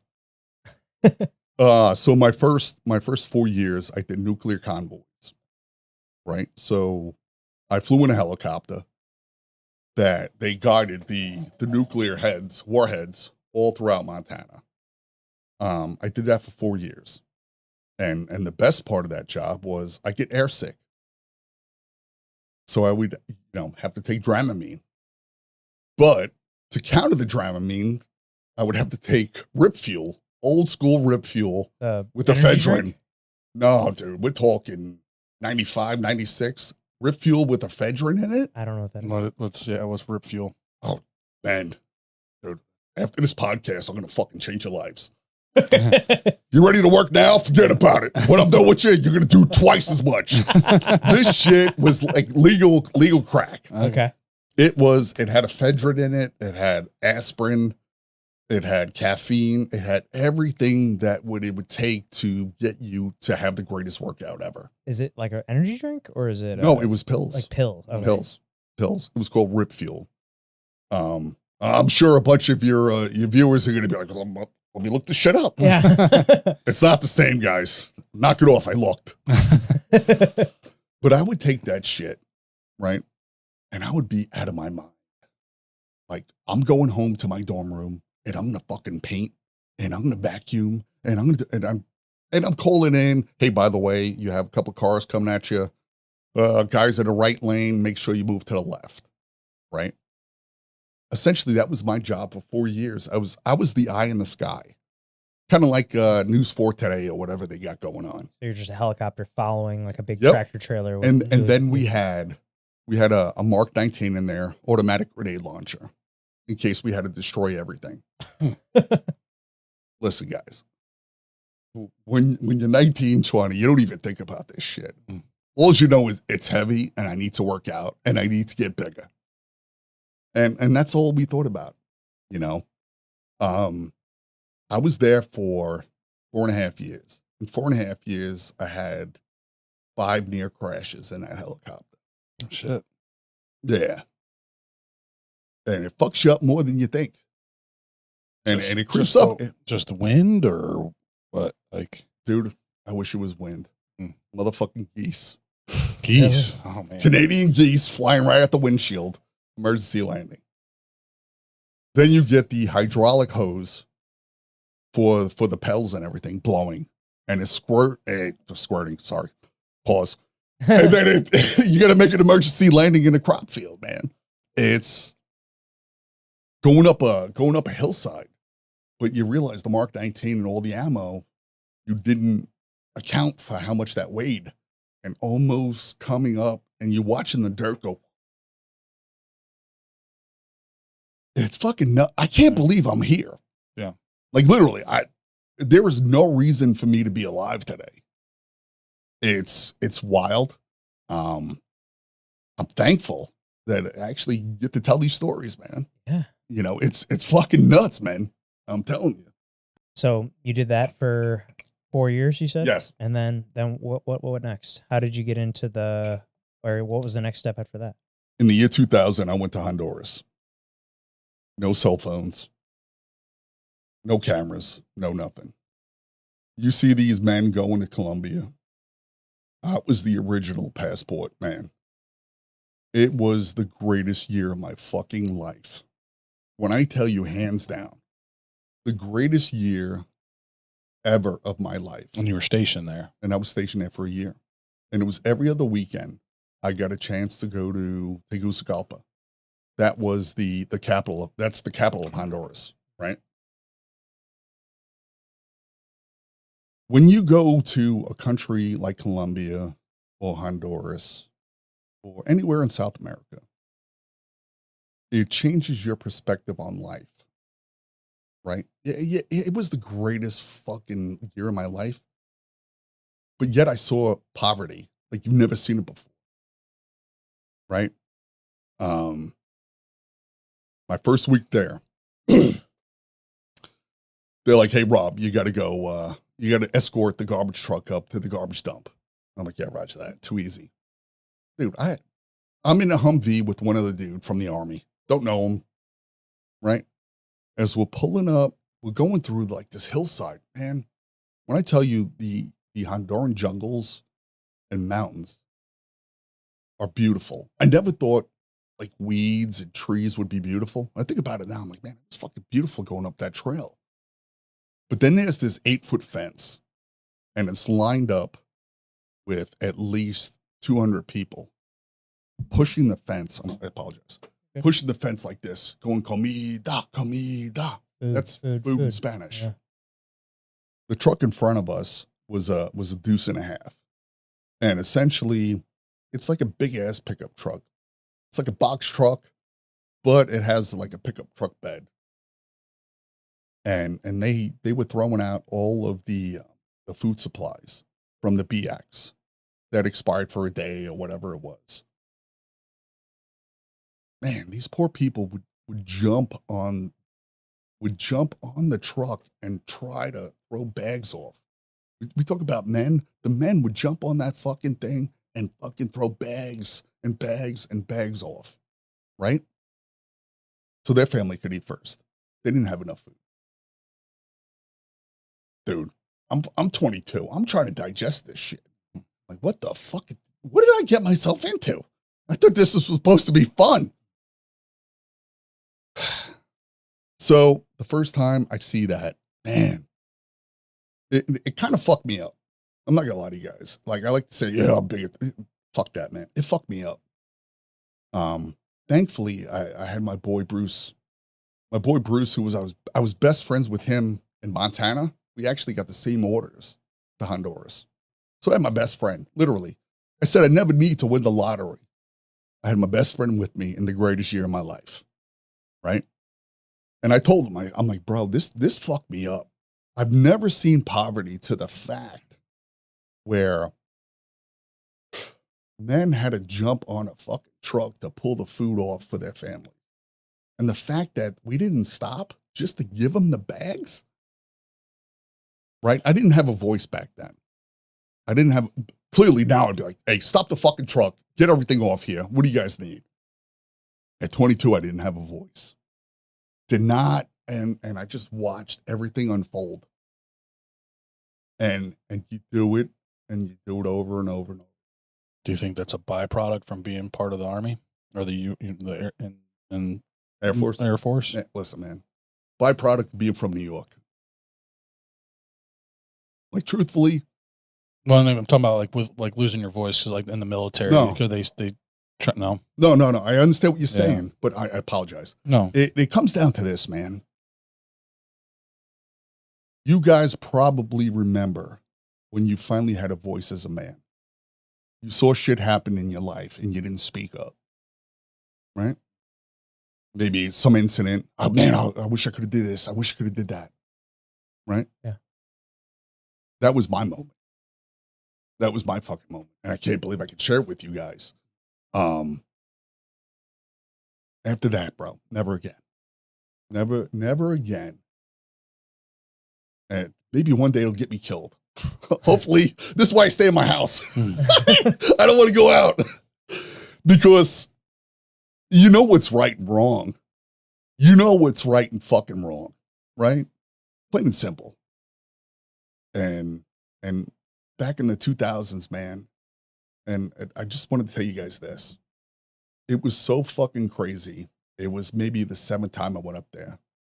And this guy was trying to... So what was the objective? Why were you bringing the food up? It was the garbage dump. It was the garbage dump. So you guys are for just the taking all this... Just taking the food. Taking the garbage, yeah. Just taking the garbage out. Yeah, thank you And for these guys- touching on that. Yeah, Yeah. I was just curious why it was like, Yeah. why are we going with this truck? But No. Yeah, no, so they just... okay. Right? So maybe I got a little desensitized, right? And they already told me they're going to kill me. The locals or whatever, blonde hair, blue eyes, get the fuck out of our country. I'm like, yeah, roger that. I'm just here. Sorry. This dude tried to steal 2 big garbage bags worth of potato chips. And I watched another man. So I'm 22. He had to be in his 40s at the time. He had a machete, but he turned it to the side. And when I tell you, he smacked his back as hard as he could with that machete. He dropped. He fucking dropped. Walked up, grabbed the potato chips, and gave it to the kids. And I just sat there. I'm like, wow. Wow, man. Even here, there is justice. They're trying to feed themselves. And you see someone that horrible willing to just take food from everyone else and run away, they wouldn't accept it. Like, as the community that was at the garbage dump. It's something that still sticks with me. It really does. It really does. So would you say this year in Honduras was it was the best year of your life? Was it because it taught you lessons, or what made it the best year of your life? Oh, guys, I got news for you. I'm a dude. It wasn't because of that. These are things I learned about life. It was the fact that I was able to be around such beautiful women, and I had no business. Dude, back in the day, I had shark teeth. I got my teeth fixed. Dude, there was no way I should have been hanging out with women that freaking beautiful who did not want to come back to the United States. I felt like a B-level actor. Okay. My best friend Bruce looked like Tiger Woods at the time on steroids. Yeah. Like, we both worked out. I had huge traps, the whole 9. People used to think we were soccer players. I hung out with the Honduran national hockey team. Soccer team. They want to do cocaine with me in the bathroom. I'm like, no. It was so surreal. You know what I mean? I get how people in like Hollywood and all these famous athletes get it. I get it. But man, like, someone asked me, hey, if you could do 1 year over again in your life, what would it be? That's the one. People would be like, spend it with your dad? I'm like, no. Motherfucking Honduras, please. From the jump. And even with all the crazy stories and all the life lessons I learned, I didn't learn those life lessons until later on in life. I was just living in the moment, man. You guys were 20 at some time. Yeah. You just fucking living in the moment and you take a step back. Shit. That is fucking insane. Yeah. We have a very special guest in studio today. He is the Director of Business Development at Hansen Tree Service and Environmental Resources, the great and powerful JT Thomas. Welcome to the show. Welcome, sir. Thank you for having me. Thanks What for an coming on. introduction. Yeah. Right. I don't get something like that every day, so this is really cool. You should put that on your signature, the great and powerful. Great and powerful. Yeah. I'm fired up. Yeah, hell yeah, man. Well, we're really happy to have you here. You've got a tremendous story, and just thought it was something that I wanted to get you on and hear all about it, because we've talked a handful of times, but I haven't, it's been a while, and just wanted to catch up and thought we'd love to get your story out there. So, JT, for the people out there that don't know you, tell us a little bit about yourself. Wow, that is a broad question that I'm happy to answer. How do you want me to start? Is there anything particular you want me to? No, favorite color, whatever. We've got an hour to an hour and a half to just go through all this, whatever you want to do. Okay. Yeah. So I would say that I am a standard St. Louis kid. Born and raised in St. Charles, Missouri. Had 2 loving parents, have a sister, and played sports growing up. The classic soccer baseball combination. I mean, you could just throw a stone and find somebody who had that same kind of upbringing as well. Went to public school, had fun. I went to Francis Howell North for all the St. Louis people who have to ask, who want to know where I went. And then from there, went to Mizzou my freshman year. Wanted to go into nursing because I really enjoyed helping people.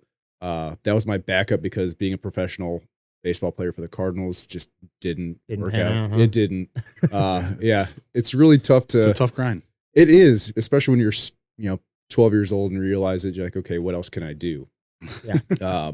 Then discovered Mario Kart and Natty Light and Poor Study Habits, and I think that's something that some drunk driver. Yes, that's a great game. Played a lot of drunk driver in college. Oh my gosh, who was your character? Toad. Toad. Yoshi. Yoshi? Yeah. Yeah, I was Peach. Peach was my girl. Oh, yeah. I don't know if it was just the aerodynamics of her hair or what, but I think she just had that slight little ability to outmaneuver those Goombas. Yeah. But yeah, that's where I guess the turning point of where my real story and biggest life impact so far happened, because my academics were awful. I had a 0.7 GPA. And my parents said, hey, we're not going to support these kind of behaviors, so you're coming home. I couldn't argue, couldn't say, no, keep me here. Let me waste your money. Right. That wasn't in the conversation whatsoever, and ended up going back to the community college. And believe it or not, when your social life diminishes, your grades improve. Right. That's crazy how that happens. Really crazy. Correlation does not infer causation, but we can see some data. Yeah. I was one of those as well. Thankfully I went into college with 24 credit hours, because if it wasn't, I would not have been eligible to play baseball after my freshman year. After my first semester freshman year. It was bad. I think I had a 1.0 GPA, not quite a 0.7, but 1.0 GPA. So you beat me there. Yes, a race to the bottom. Not a win that I would. Not one we're bragging about, right. But yeah, no, not this time. But the school, I ended up wanting to switch to business because those kind of courses interested me a little bit more. Like, I can't go into nursing. It was a little bit of just being honest with myself, saying I couldn't handle this science and skill set of these classes needed. So let me try business. And that's no knock on it, because I found out that just being in business in general takes a lot of work as well. But the classes were more interesting and more fun. Professors were more interacting and engaging, and said, okay, I like this. Grades started going up, and I had to support my way through college. And my parents were divorced, and so they said, hey, if you're going to be going to college, you're going to have to support yourself. And so I ended up working at Ruby Tuesday, 4-star establishment, had all the fun there, saved up money. Bottomless fries, baby.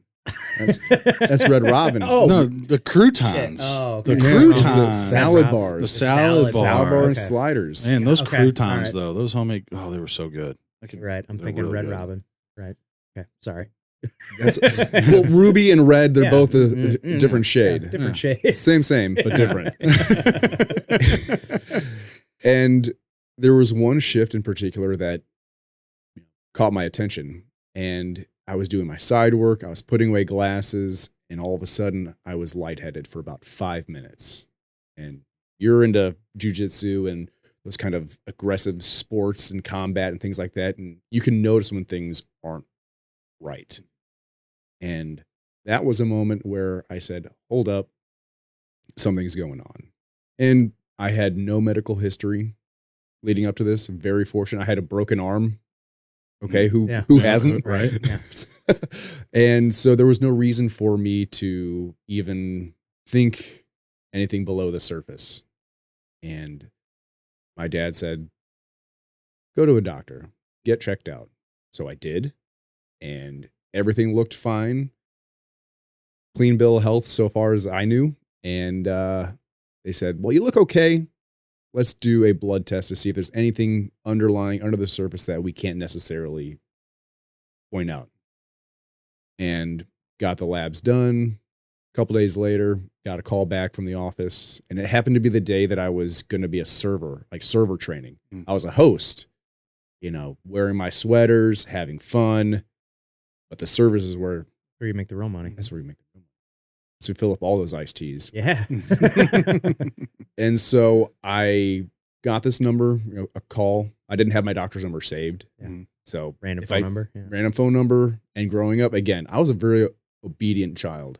If you don't know the number, don't answer it. If they really want to get to know you or get a hold of you, they'll leave a voicemail. I said, great. So my alarm was going off. The phone was calling me. I was a mess. And then my dad called and said, hey, you need to call your doctor right now. So I did. They said, hey, John. Again, this is when they call me John. I go by JT, doctor's office. Yeah, they're one of those people that can call me John. Sure. So we got your lab results, and you shouldn't even be able to walk because of your hemoglobin level. Oh, wow. And which means I was severely anemic, low hemoglobin, and I had no idea what that meant. And if I'm on the phone, I'm usually walking and talking. Yeah. That's also kind of baseline human behavior. Right. And so they said, well, there could have been an error. Let's have this lab done again. Had the exact same test done. Exact same results came. Said the odds of this happening, both errors, both times, is astronomical. Welcome to Mercy Hospital. Yeah. That's where I had to get emergency blood transfusion. So I had 3 pints of blood. And a couple tests later said, oh, your kidneys are not functioning. They're at less than 10%. And generally, when you go to the doctor, for a cough or something, your lungs, if you have a fever, it's something you can tell. You notice, when to go to the doctor. But your kidneys don't cough. And it's a silent killer. It's actually one of the top 10 killers of Americans is kidney disease. And a lot of it goes undiagnosed, untreated, whether it be the resources unavailable or just the lack of knowledge. And at this time, I was just turning 20. I know one of the signs of like kidney failure and all that jaundice, and you start turning yellow. Is that with the kidneys, or is that something different?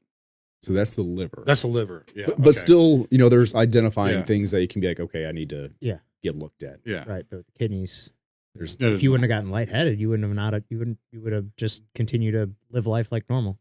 Correct. And who knows what could have happened. Yeah. Right? And at this time, I had just turned 20 years old. So think about where you guys were at age 20. Yeah. Right. What were you doing? Just trying to have someone in my fraternity buy beer so we could go drink that night, and just worried about where we were going to party. And at college, that's where I was going to class. Keg stand in baseball. Keg stands in baseball. Yeah. So that's the standard thought process, and that's how it should be. Right. Yeah. It's not your health and potentially a life-threatening condition is not at the front of your mind. So I got these labs done, got the results, and I had a doctor come in and say, you're going to need a transplant. So my kidneys were half the size they should be, functioning at less than 10% and about 90% scarred. And this is for me I had no idea. I had no idea that this was accumulating in my system. There was no warning signs. Do they figure out like a cause for that, or is there like is it a genetic thing? Is it was there something like Yeah, were they able to figure out what caused it? That's the fun thing about kidney disease, and there could be multiple reasons for it or multiple causes. So I was officially diagnosed with focal segmental glomerulosclerosis. Say that 5 times fast. No thanks. Yeah. But after hearing enough about it and learning about it, it becomes familiar. Sure. So for me, there was no initial pause saying, hey, you drank a lot, so you had bad kidneys. That wasn't the case. What I speculate, and hasn't been proven, is when I was a kid, I had chronic strep throat, and the strep throat virus hangs out in the kidneys. So maybe years built up caused it to hit that tipping point where kidney shut down. And from there, I was prescribed dialysis 3 times a week for 4 hours a session. For the people out there that don't know what dialysis is, inform us. Sure. Dialysis is a procedure or a process generally done, it can be at a facility or at home, where you're hooked up to a machine and the machine itself acts as your kidneys. So what it does, it filters out toxins, it filters out fluids, it just does the jobs of a kidney. So is it pulling, I'm assuming it's pulling blood out of you and going through this machine and getting pumped back into you? Is that how it works? Or how does that, am I wrong there? No, that's correct. That's so right. Okay. First I had a catheter in my chest where they would hook up the blood to go out, get cleaned, come back in. So it was a 4-hour process. So it's not done quickly. And that way it doesn't create as much stress on the body. But then eventually it moved to a fistula in my wrist. So what they did is they sewed a vein and an artery together to create almost a mega highway for blood. So the catheter in the chest has a high risk of infection because this goes right into my heart. So taking showers, I have a lot of plastic wrap. I think I probably could have invested into Ziploc with the amount of plastic wrap I used and created this little makeshift bandage where I could So you can shower. get water and stuff in it. Yeah. Correct. So the high risk of infection, that was reduced by having this procedure done. And yeah, still, I was doing that.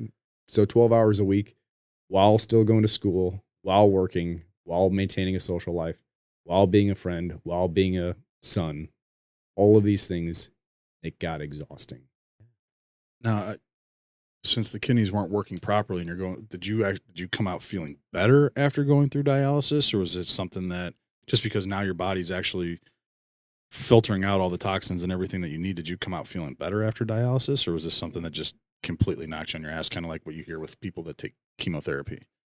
Yes, so it is not to the level of chemo, but I was knocked on my ass. I was going in the mornings. I would start at 6:30 in the morning, Tuesdays and Thursdays, and then I would do Sunday evening was my schedule. So there was more things I had to do throughout the day. Fortunately, I had youth and age on my side because I was the only one, 20 years old. Yeah. All the other people in those chairs were 70s, 80s, overweight, diabetic. Some people had missing limbs.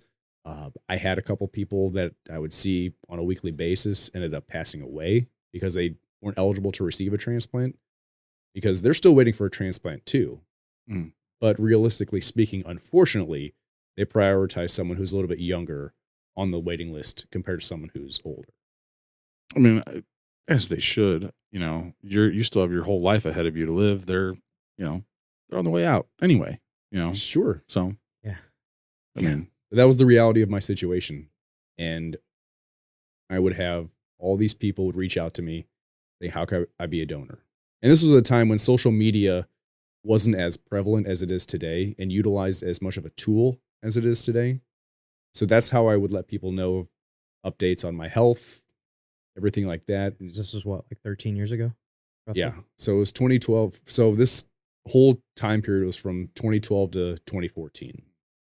So you didn't have all the Instagram influencers and viral posts. There was social media, but it was not nearly to the level it is today. I mean, like I remember, I think I got Instagram like freshman year of college maybe, but like I never really used it too much. No, I mean, I think it was 2012 was when Instagram came out because I remember being in pro ball. I was out in Bakersfield, California, and when I downloaded it, started posting for the first time. Yeah, but I mean, it's just Instagram wasn't what it is. Oh, absolutely Yeah, not. you know, It was I mean, it's brand spanking new. you know. But yeah, like you're saying, there weren't the influencers out there, and yeah. Okay, so what was next?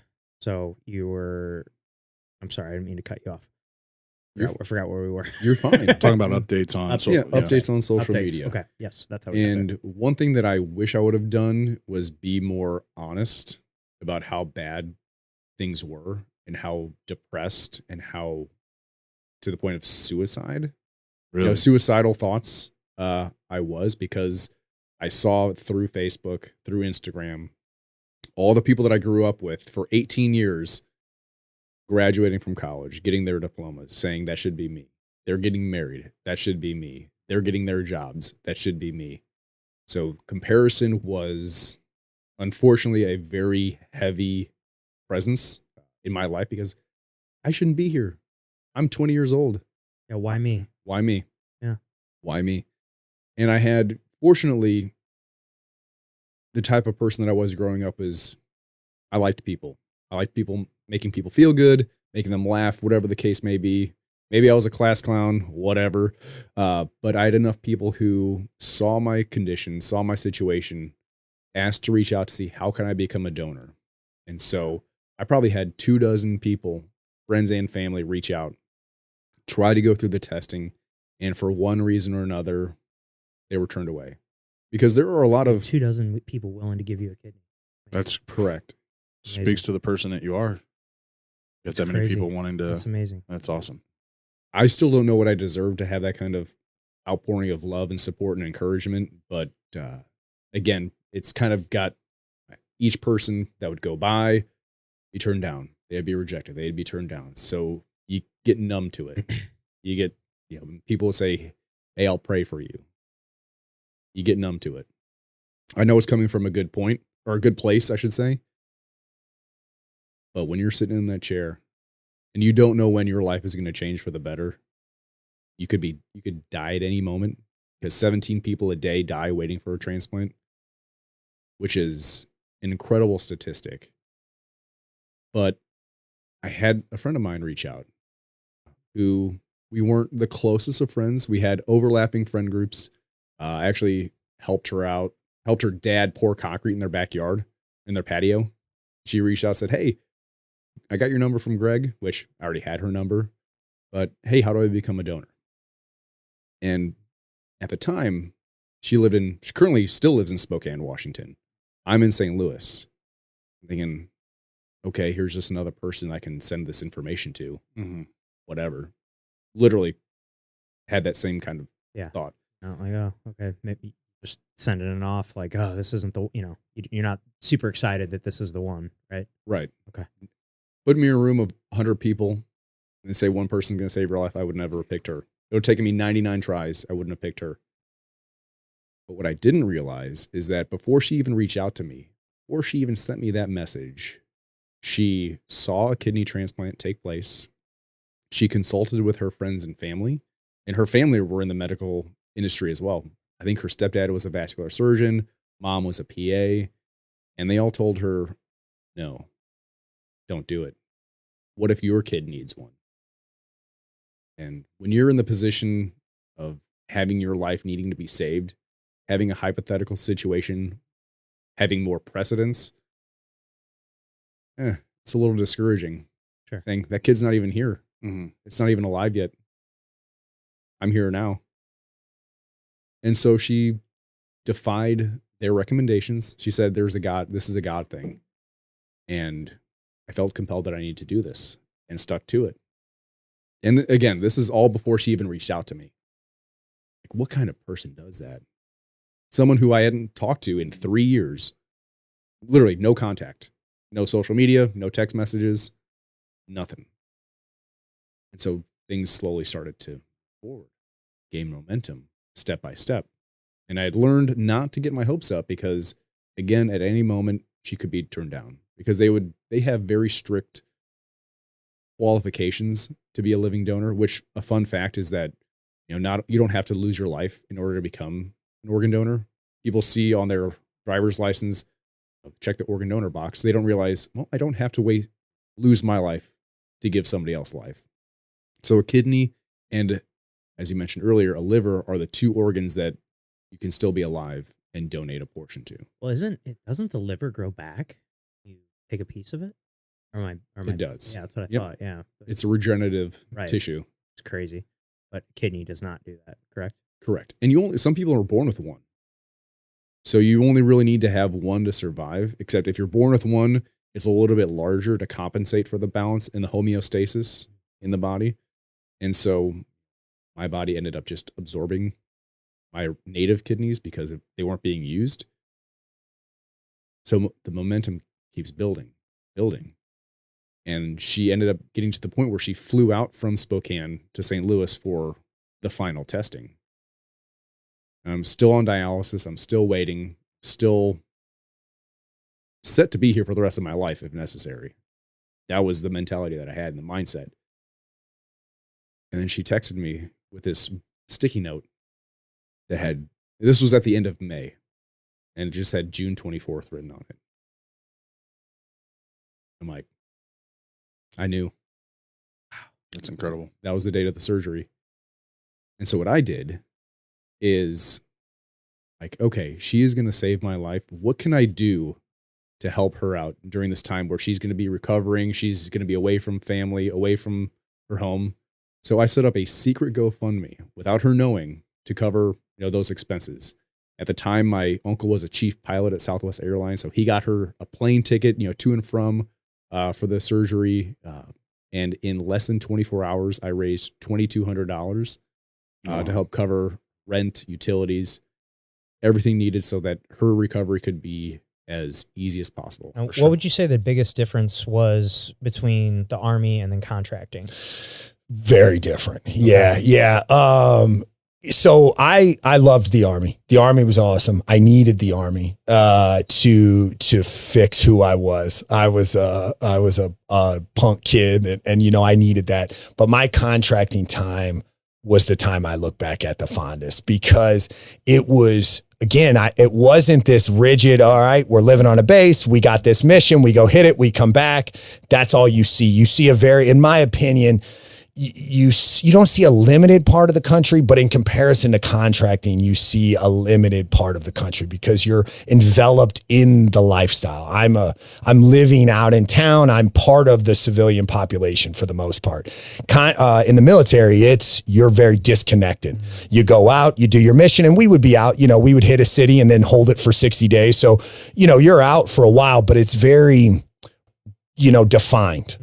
Contracting is not defined. I mean, I went from doing convoy security when I first started to at the same time doing individual protection work to me and one fucking dude, my buddy Drew, in a fucking Hilux driving from Kabul up to Kunduz through the Salang Pass that the Russians built through these mountains, just the two of us by our fucking selves figuring it out and stopping, to get gas at some fucking gas station out in the middle of fucking nowhere, some Afghan gas station. So very different worlds, you know what I mean? Yeah. And I loved that. Like that was, dude, it was my fucking movie. Oh man, it was fucking, again, very horrible sometimes, Sure. but ultimately looking back, some of the fondest times of my life, man. Yeah. Well, is there any like crazy moment you'd be willing to share? Yeah. Don't want to talk about anything. Obviously, it's too sensitive. No. I think talking about things is a good thing. I know a lot of guys don't like to talk about things. I think it's how my brain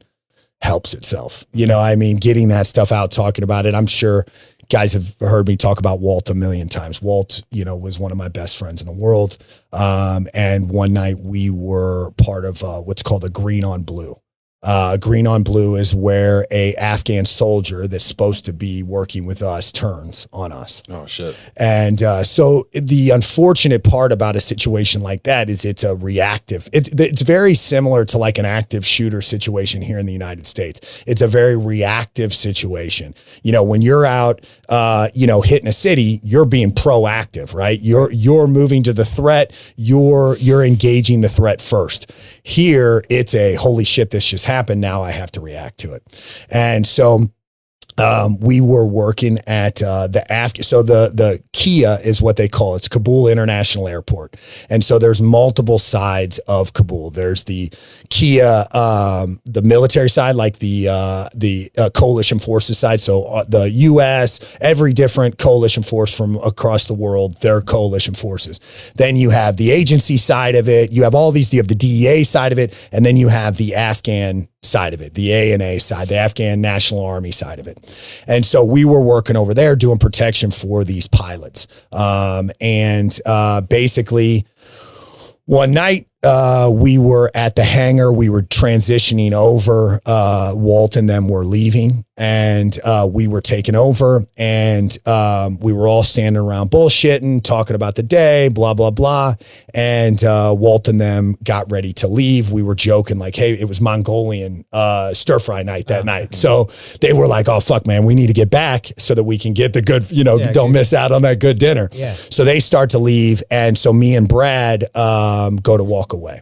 And so you guys are in the airport? We're in a hangar. Okay. So think about a massive hangar. Yeah, okay. It's got a plane inside of it. Okay. So a massive hangar, and we're right outside of it. So we're right outside the hangar. Our two vehicles are there, and there's a bunch of Connexes right here. Okay. Basically, I know the guys, I don't know if they can see it, but there's Connexes here. And then there was a post here for an Afghan soldier to be at. He had been there, they rotate those guys out. That guy in particular had been there probably for about 30 days. And you try and build a rapport with those guys, right? To prevent exactly what ended up happening. And so, we would bring them coffee and blankets and all that, and you try and build this rapport. So anyway, that night, we're all standing around talking. The Connex box is here, and we're standing between the two Land Cruisers, and Walt and them go to leave. And so me and Brad go to take off and go up to the office. And so at this point, this was January 29th of 2015. The things had started changing for contractors at this point. When we first were contracting, it was the Wild West, and you could kind of do whatever the fuck you wanted, Then the military started to crack down on that, or specifically depending on who your client was. And so our client at the time, and the commander that was in charge of the Afghan side of the base, said that no contractors could carry long guns on them all the time. So your M4. Okay. So all we had was our pistols, and we were going up to get our long guns, because then we were going to start getting ready for the night and get the plan for the movement we were going to make. And so we decided to take off. And as we were walking around the side of the plane, all of a sudden it sounded like just cracks right next to going. I mean, it sounded like they were flying right by us. And if I'm being honest, I genuinely, in the split second, it took me a moment by the time I was processing it, Brad was already jumping on the floor, and just seeing him jump made me jump down too. Again, it just happened so fast. So we go ahead and we get on the other side of this plane, and we're trying to figure out where it's coming from, what's going on, what's happened.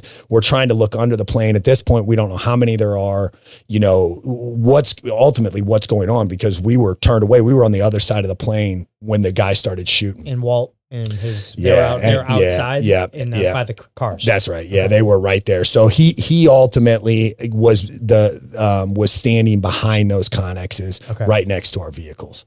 And so ultimately what ended up happening is he came out from behind that Connex and just started spraying and killed them before they even knew what happened.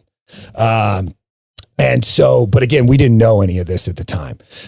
So we're trying to get eyes on, and as we're trying to get eyes on, so I'm behind this box on this side, and Brad is behind kind of a similar, both like cardboard, like wood boxes, right? And so we're trying to get eyes on. The guy starts to come around the front of the plane, and Brad and him make contact. Brad opens fire. He misses. He opens fire on Brad. He shoots Brad in the chest and in the elbow. And I remember watching Brad's elbow explode. And then Brad went down.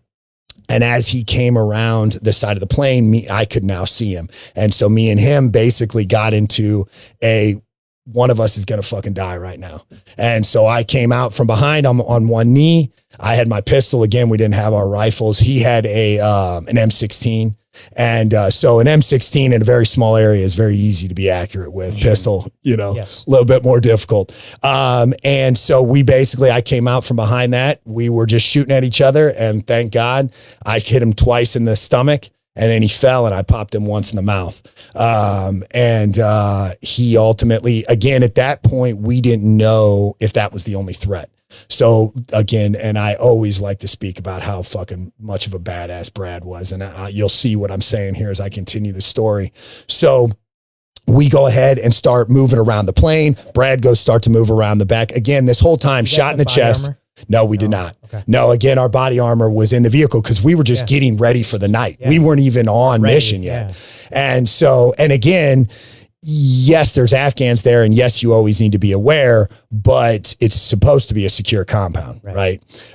So our shit was in the vehicles. We were going to get our guns, going to get ready for the night. So yeah, we didn't have anything, and that's why Brad was able to get shot in the chest.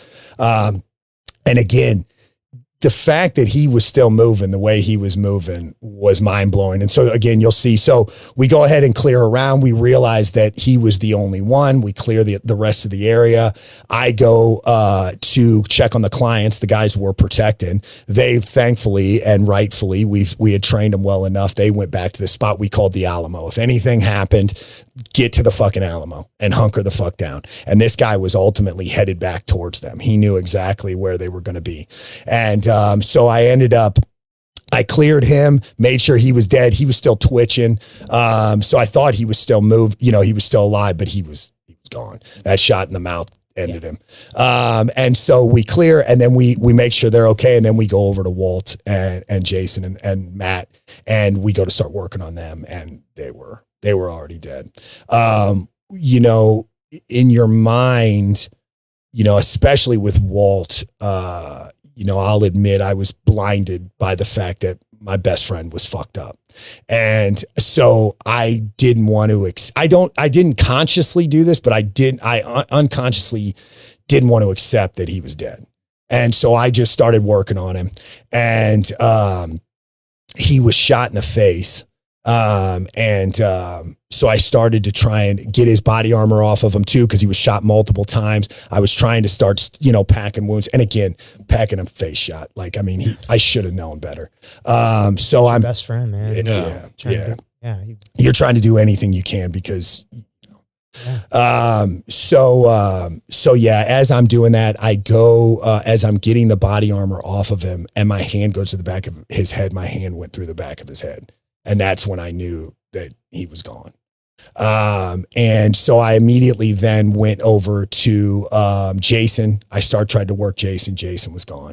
Matt also. The only, if you can say anything good about it, because obviously all of it is fucking horrible, is I think they were gone before they knew what happened. It was quick. So then at this point, while this is happening, a whole team of ANA guys starts running up on us. ANA? Yeah, Afghan National Army guys starts, because again, this is our base. Yeah. And to their, at the end of the day, they just heard gunfire, and of course they're going to fucking run to it. They're just doing what they're supposed to be doing. But since it was just an ANA guy who did what he did, we have no fucking clue if this is a follow-on attack or what this is. It's just you and Brad. It's just me and Brad. And then the clients hit. Brad's hit. Down to one arm. To one arm, and ultimately shot in the chest. And then further, we ended up finding out. So because it was an M16, it was 5.56 rounds. So you guys might already know this, but something about 5.56 rounds is what they do is they tumble as soon as they hit the body. So that's what makes them so rough, because they are a small round. But so it hit in his chest, and then it ripped through his intestines and lodged in his hip bone. And so again, this guy is getting after it. I'm yelling at him to do stuff and go get the med kit and this and that. I know he's shot in the elbow, but we got to do what the fuck we got to do. I had no idea he was shot in the chest. And so Afghans start running up. I ultimately grab the motherfuckers, the guy who just did it. I grab his M16 and I've drawn down on these guys and we're screaming at each other, basically ultimately in somewhat of a Mexican standoff.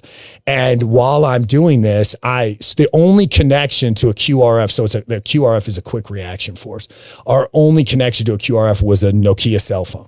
We didn't have radios. We didn't have anything. That's one of the biggest problems or hard parts about contracting is you're doing a lot with a little. You know what I mean? You don't have when you're there in the Army, man, you got you got CAS, you got Hellfire, you got anything and everything that you can call. And we had C-130 Spectre gunships. You have the world behind you. Yeah.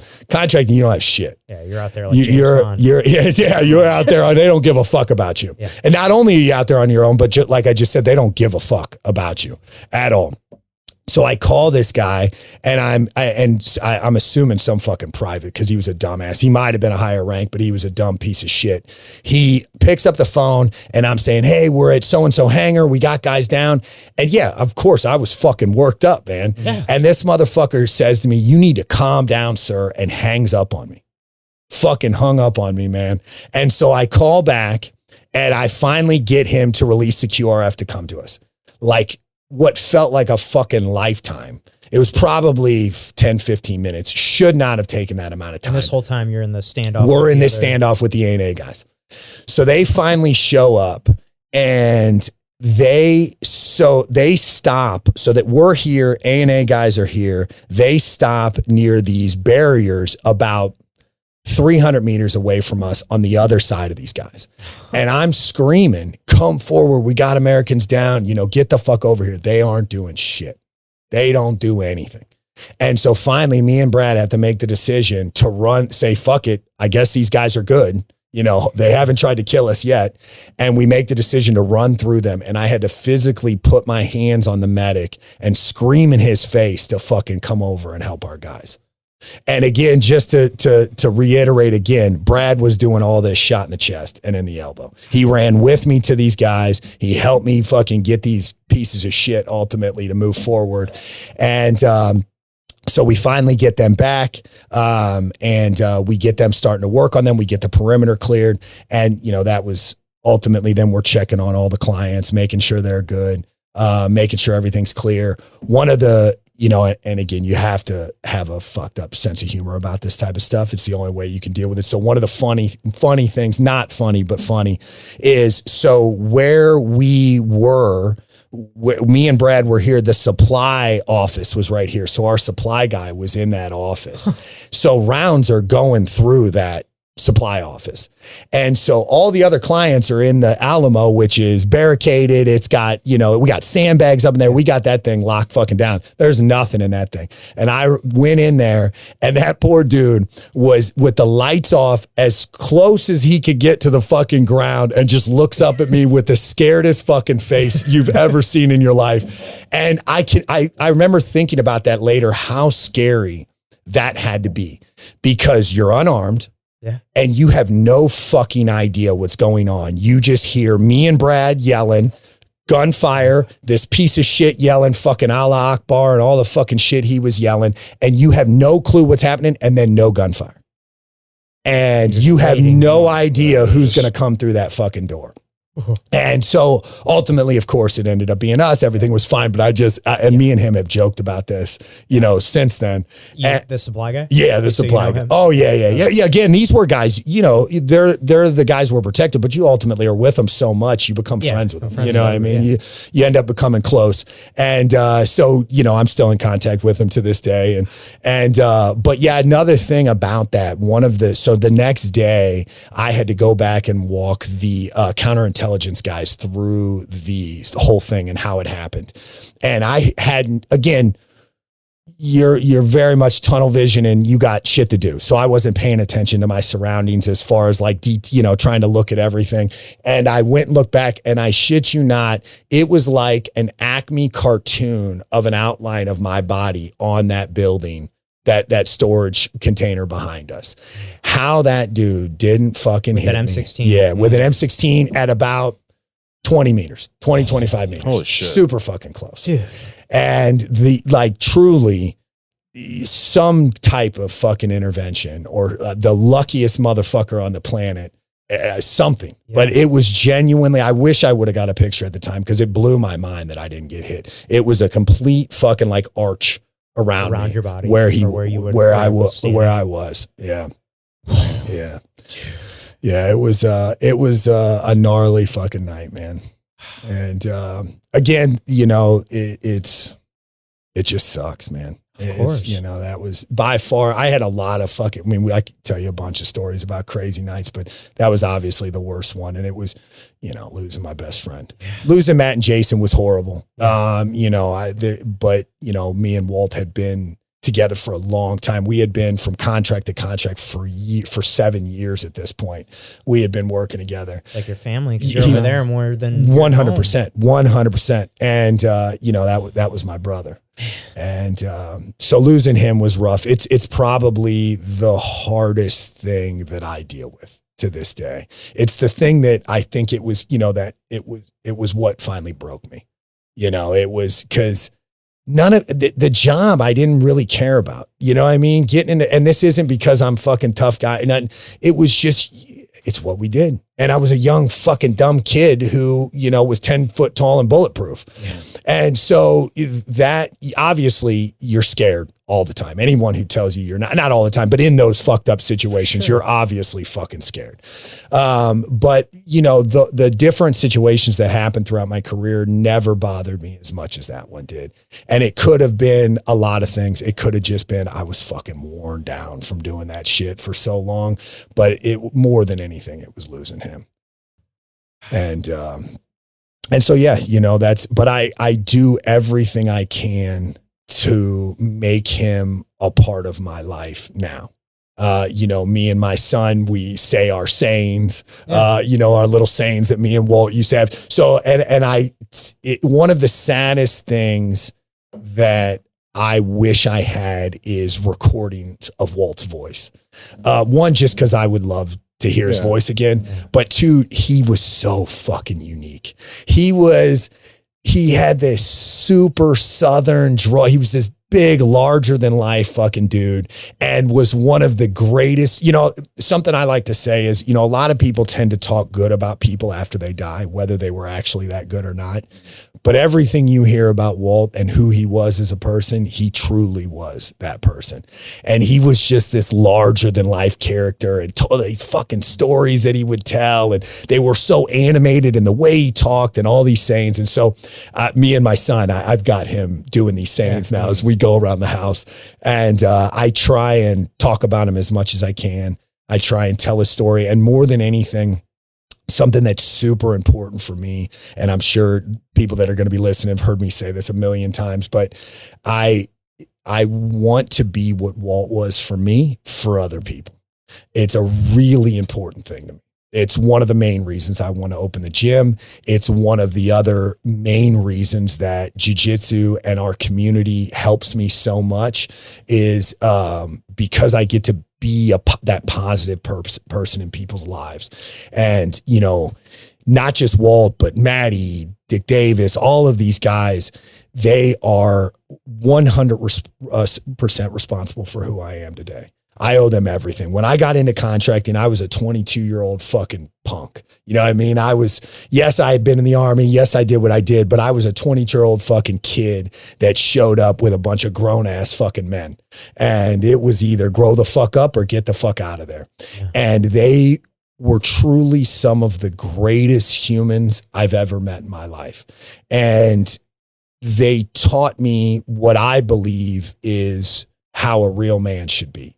And that is first and foremost a kind, genuine human that's a bad motherfucker when he's got to be. Yeah. And then can go right back to that kind, genuine human. And that, more than anything, in my opinion, is the most important thing in this world.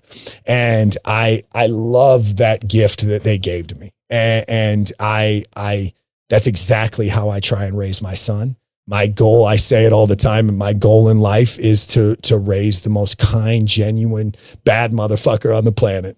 And I think I said this to you guys before, like if you ask my son what the most important thing about a person is, he will tell you, are they a good human? And it's because, in my opinion, everything else is secondary. I don't care how fucking badass you are. I don't care how rich you are. I don't care what you've done in your life. If you're a piece of shit human, none of that matters. Yeah. And so that to me is the legacy that I want to leave and carry on and be for other people. Do you feel like that's missing in today's society? It's extremely missing. Yeah, I think we're all so selfish and so about our shit, and we, instead of, it blows my mind, and I know to some people this sounds corny, but like, instead of starting each interaction with trying to be a good person and trying to be kind, we start our interactions in this dickheaded way. It was so, and again, not everybody, but so many, especially just like normal interactions you see, or people out on the road and shit. It's like, dude, you have no idea what people are fucking going through. And again, I get angry. I'm an angry motherfucker. It's one of the problems I deal with from, like we were talking about earlier, but like, dude, just be a good person, man. I don't understand how that isn't the fucking default. The one thing, when's the last time you rolled with Dan? Dude, it's been a long time. We actually talked about it because I rolled with him like one of his first days. Mm-hmm. And I was white Yeah, belt. that's what we were talking white about. belt at the And time. you armbarred him. I armbarred him like really quick. But no, honestly, that might have been the last time. Maybe I rolled with him when he was a blue belt. But I haven't rolled with him in years, honestly. So Dan, the one thing he does that is like stupid good is like when you go for a grip on a gi, I have to grab it and then I have to readjust. He is like a sniper. He gets it exactly where he wants it to be the first try, and it is stuck. It's gorilla Oh glue. my God. Yeah, Dan is stupid strong. He's a big fucking guy. Yes, he is. But he's got the grip that like is ridiculous. But he grabs whatever he goes for, boom, he's got it on the first try. And I'm like, you can't break it. It's there until he wants it to not be there. Mm-hmm. And it's insane. He's good. Dan's good. Dan's very, very good. Like, and him and I got our brown belts together, and then we both got stripes together. But I am here to tell you that, like, he is, when you say there's levels, right? In a gi, and I say in a gi, he is levels above me. And it's like, he never wants to admit this shit, but he's not here to stop me, so fuck it. But Dan is, like I told you earlier, he's one of those guys I look up to as like a husband, a father, as a person, and the shit that he's been through. Like the podcast you guys did with him, you heard some of the stories. I've heard those stories before, and then hearing them again, I'm like, fuck, dude. Like I'm sitting over here just getting goosebumps. No, he is, when I talk about him, like people think because I can fight, or I could fight, because now I'm just fat and old. People are like, oh yeah, you're bad dude. I'm like, no, the real bad dudes are the guys I train with, and it has nothing to do with combat, like combat sports. It's like the shit that Dan's done and been through. A bad motherfucker. We got another guy, Nick Sanders, who's our coach. Nick is a bad motherfucker outside of jiu-jitsu. We have a guy named Chris Smith, who's a Green Beret. He's a bad motherfucker. Like, I actually had Chris Smith take my wife and I to the shooting range because I'm not very. I have guns. I don't like guns. I just think guns in the wrong people's hands is the problem, right? But I'm not comfortable with them, but we need them for protection. So Chris, hey, will you take us here to teach us how to shoot these things? He's like, sure.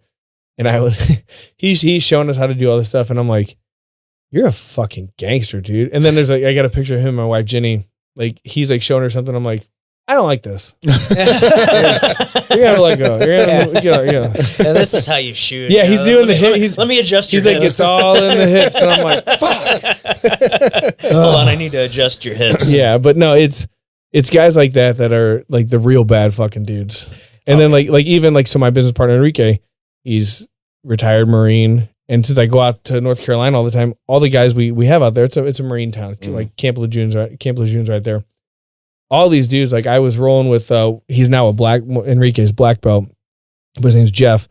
Find out he's like a colonel in the Marines. And I'm like, dude, that's like, apparently there's like, you just get stars after that. Yeah. And I'm like, fuck, okay, cool. He actually headbutted me right in the face because I was beating the shit out of him and gave me like 14 stitches. I was like, yeah, you should cheat. Yeah. Pussy. He'll never see this. So cool. But no, it's just so cool getting to roll with these guys who, like, if you think about it, they change the world. Like Right. they make it able for you guys to do this every week. For sure. So it's super cool. But no, I just wanted to get it off my chest that Dan can beat me up So let's. So he's not like, what'd you fuck you say? What'd you say? Yeah, could you imagine like Dan coming up like, I want to fucking roll with you Right now. Fuck. I'm like, I gotta go. Yeah, I'm like, I got a call. I gotta be on. Or I gotta go to work. See ya. They need me. I gotta wash my hair. I'm out. I gotta wash my hair. So yeah, no, that's it, man. That's it. Well, I appreciate you guys having me on. You mentioned your wife. She's got a new brand out that she just came out with. So my wife Jenny, she for years she's been talking about she wants to do something, right? Like, and you know, when you get older, you're like, what? Like, this can't be all to life. Like, what are we doing? And we have our kids, and they're fucking cool. Like Mila just turned 5, and she's like, we're walking through Target yesterday. She's got her purse on her. She's like, it's my birthday. I'll get what I want. And I'm like, where the fuck she learned this at? But Jenny for years has been talking about wanting to do something. And when I started doing the shows here, the CXBJJ here, she helps, but she can only do so much because like she can't go hand out flyers because she doesn't know the gym owners and stuff. She doesn't know the rapport that I do. And so she came up with this idea to have a clothing line, right? And it's called Savage Wife Co. or company, whatever you want to call it.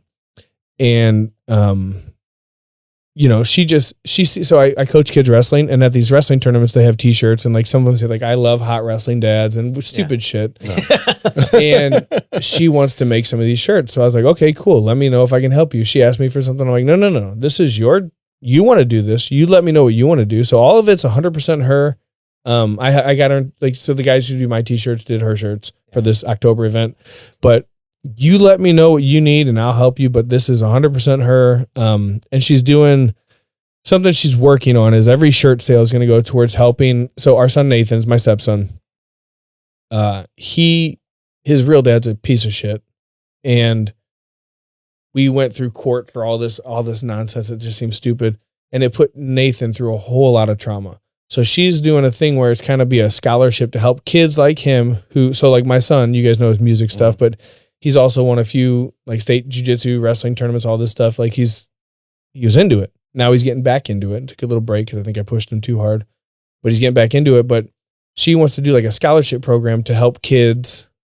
Like, hey, we'll cover 6 months at Revive or wherever you go to either do jiu-jitsu just for like an outlet, right? Yeah. So it's super cool that she wants to do that. And you know, I by law I have to support her, but no, I want to support her with everything she does.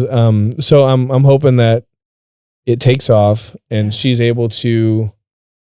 I saw a movie the other day that said if you help one person, you've done your job or something. And then you know maybe something like that. Yeah, I don't know. So that's awesome. But yeah, no, that's her little endeavor. Yeah, cool. Well, and she's like, so it's gonna be a clothing brand with like it's like kind of like for wives of sports people. Yeah, it's kind of like your wife has to deal with your bullshit. Right. Hey, I'm gonna go train, and she's got the kids. I guess I'll deal with the kids. Yeah. Like fuck. Like, and you know, or any, you know, and your wife's probably pretty cool, but like all that stuff, like when I fought, I always said, so all the relationships I had before I met Jenny was all the women loved the idea of me. Right. And it sounds super arrogant to say, but they loved, okay, it's fight night. Okay. You're at the top of the card. Oh my God. It's so cool. But every night I trained till 7. I went home, took a shower, ate and slept. Like, they're like, you don't want to do anything. I'm like, fucking no, I don't. I want to sleep. Like I'm tired. Like I've been up since 4. I've trained, worked, trained some more, trained again. And then now I'm home. Like this is I got to get into my underwear and fight someone in a cage. Yeah, exactly. And it was always, they never like the process, right? Just like with everything in life. Like you guys are building anything here. It's like nobody likes the process. They like the end result. And her idea is kind of like to deal, because she's dealt with all my bullshit for 10 years of just shit. And so she was like, yeah, kind of a cool little, like the wives need a fucking something too. Yeah. And so we've come up with a couple of shirts, but we have some for sale next weekend that'll, on the 25th. Very simple, just the name, but I know Alex Fisher's all about it. She's super pumped. Yeah. A couple of the other girls that commented, they're excited for it. So it'll be cool, man. See what happens with it. Yeah, I'll make sure Gina buys a shirt for sure. We'll give her a discount for no % off. With, when you kind of getting into, me touring and like with the band and everything, when, at the time you did, do you think it's more difficult to kind of make it now or then? No, I think it's probably equally. equally difficult. I was just curious, just like with with social media and everything. I mean, I just think that, like somebody can see a clip and it can go, viral. Correct. And you get a ton of views. Correct. And, which that wasn't possible 30 years ago.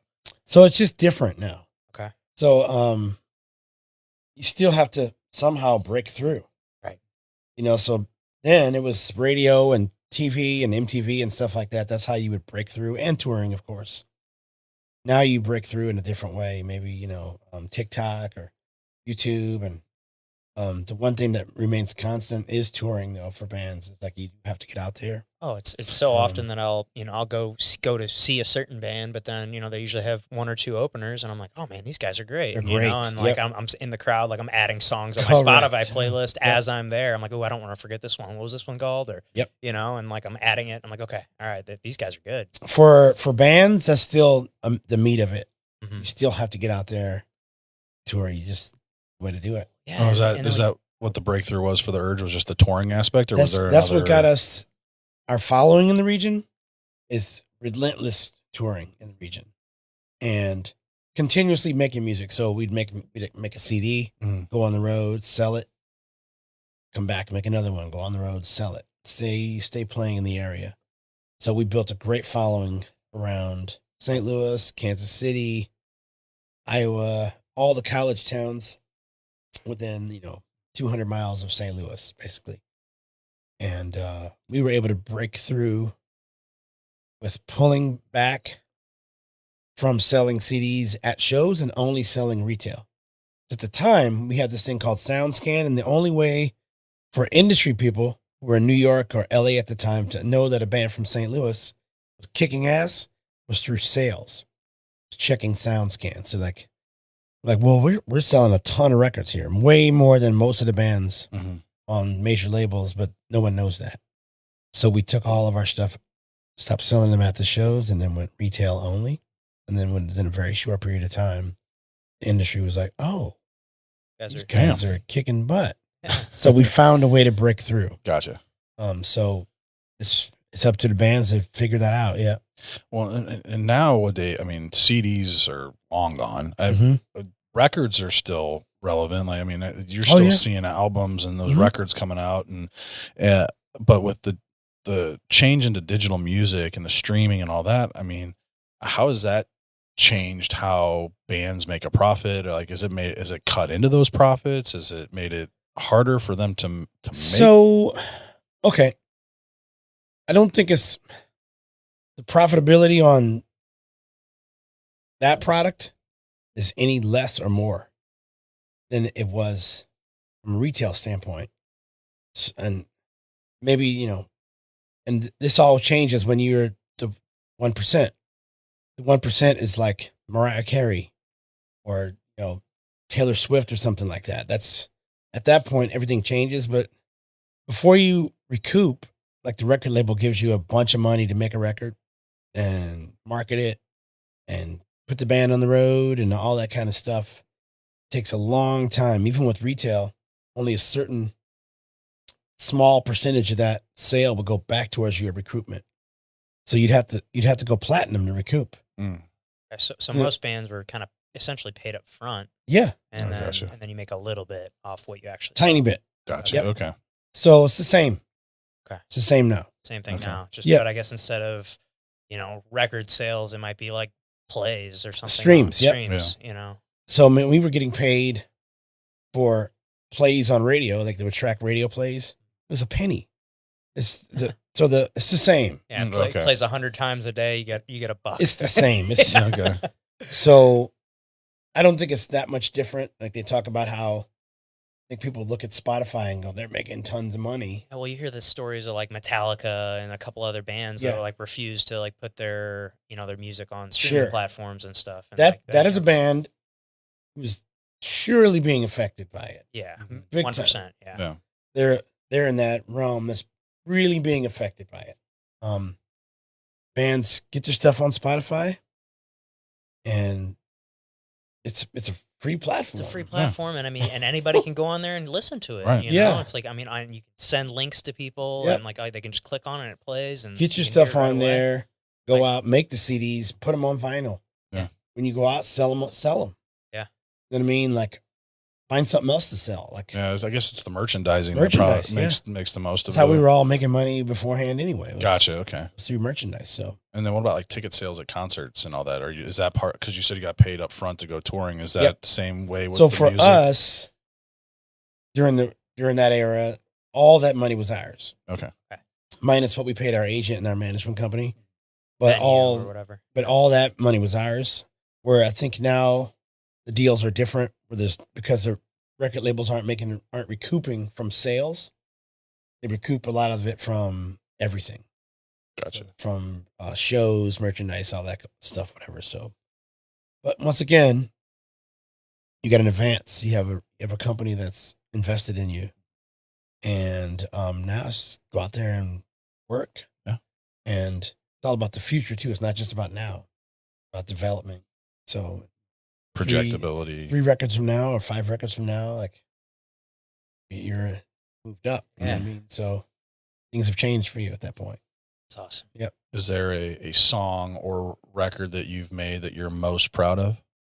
The first Receiving a Gift of Flavor, which wasn't actually our first record, but it was the first major label record, and we made it on our own. We cut the record for about less than $15,000, and we did it in this little studio in Springfield, Missouri. Okay. And which isn't there anymore, but we put it out. We knew we had some good stuff, and Brainless was the first single, and we didn't even have a record label, and radio stations weren't playing it. I started checking it out. Like, well, we like this, but we can't really officially play it.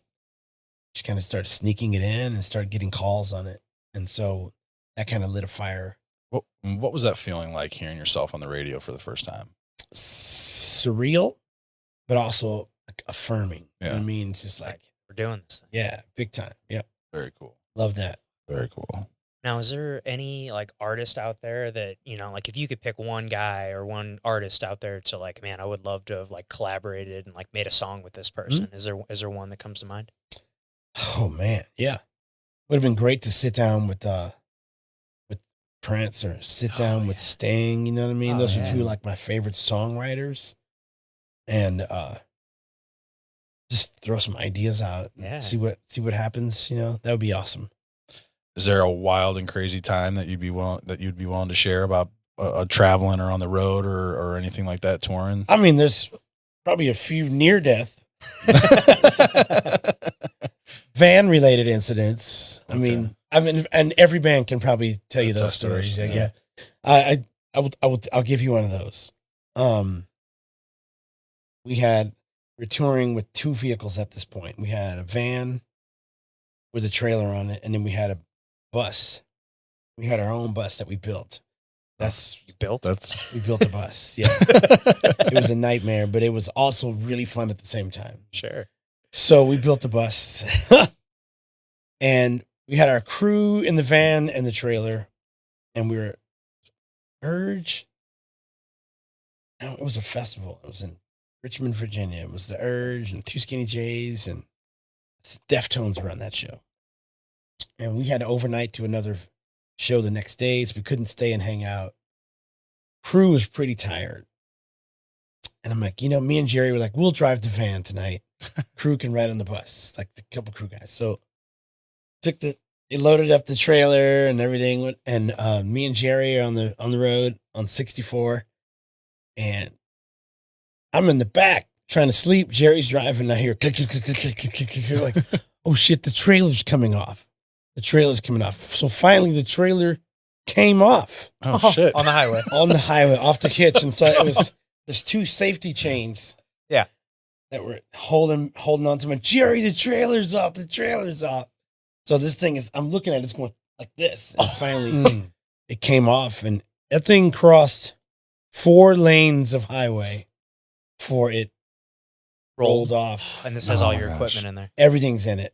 Oh my gosh. So miraculously, it didn't kill anyone though. Right. Yeah. Because we were on 64. So if there would have been traffic out there, it may have like crossed into some drivers, but luckily we were late at night and it crossed 4 lanes of highway, crashed, rolled over. we had to get to the gig. Yeah. So it was either like rent gear or I don't know. So we had a tow truck come out, rolled it back over, got it on a flatbed. They hammered out the axles. They got them straight. We opened it up. There was only like a few things that I got just ruined in there. And then we got that bad boy to the next gig. Really? I mean, with grass and shit all over hanging out. It was like it was beat to hell, whatever. We got to the next Damn, that's gig. awesome. Wow. And so there really wasn't that much damage? No, it's like I remember one of Carl's cabs, something went through it, but we didn't really need it. Yeah. So we just used a smaller one. So yeah, we got by lucky. Man, well, lucky on several counts that it like didn't hit way anybody. Lucky, but that your equipment didn't break. That we didn't die. Yeah, you didn't die. I mean, all these no things. one else did. Yeah, man. Yeah, that's crazy. Yeah. Man, what was driving around like, or like touring in a van and a bus like? I mean, with the van. How many guys is this? Like, how many? So what's the crew there's like? 7 at the time. There's 7 guys in the band, and we usually had anywhere from 3 to 5 crew with. Okay, so it's like anywhere from like 10 to 12 guys. Correct. Yep. And if we toured in a bus, we'd usually have all 12 bunks filled up. Okay. We'd take a merch person with us probably. So in a van touring is hard because your schedule's crazy. There's overnights, meaning like you get done playing, pack up, and you got to drive.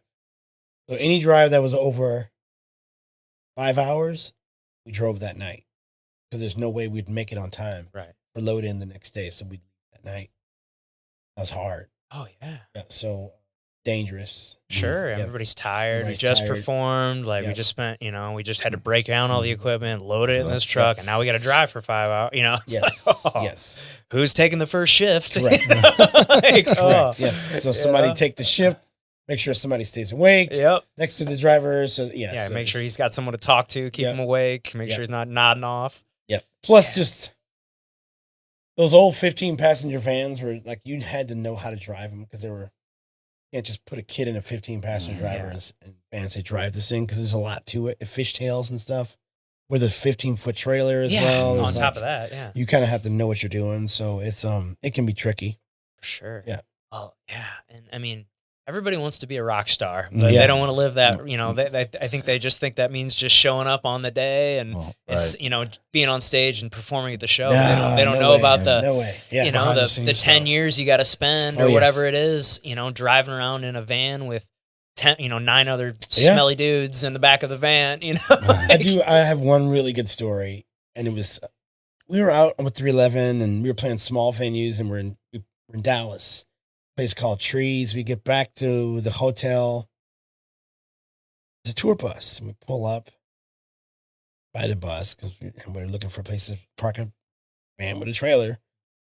And dude steps out of the bus. I go, dude, that's Lars.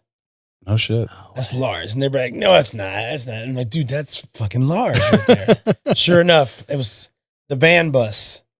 Metallica's band bus, and so they were on the bus, and so they step out of the bus, and we're like, "Dude, what's up?" And they were just super cool because they were just talking about how they remember touring in a van and how, and they're just like this. We remember touring like this. It was awesome. And here's what they did, man. We ended up hanging out with them that night in their rooms, and the next day we had the day off. They gave us tickets to the show, backstage passes. And they gave us all of their food, drinks, and everything they had. So we had enough food for a week. Wow. Like we remember this, so like we're just gonna load you up with everything you need for another week, So that's so awesome. Cool. Yeah, it was just super fucking cool. That is really cool. Really nice. Metallica, like really cool. I mean, everybody knows who Metallica is. Like, and just to have that experience, that's so cool. So cool. Like, what are the chances you pull up and you're like, fuck, that's Lars? Like, no, dude, trust me.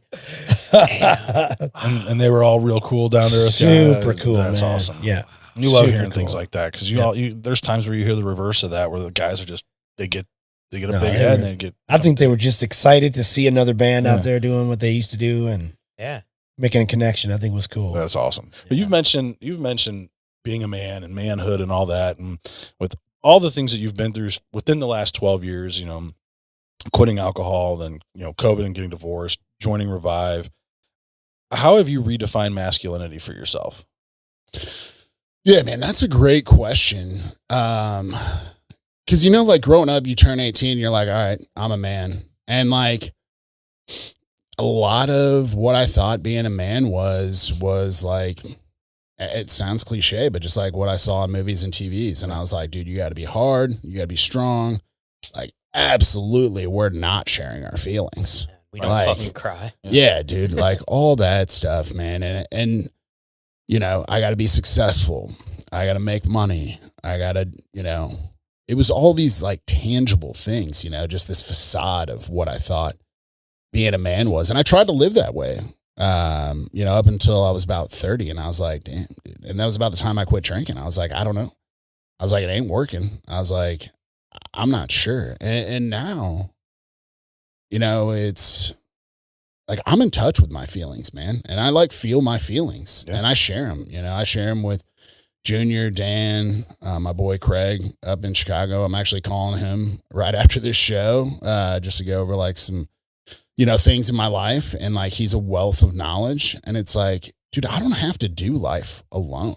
And that was kind of the biggest revelation was like, I'm not alone, man. Like, I think as men, we just get it in our idea that we got to be this self-made, like self-successful, like do it all on our own.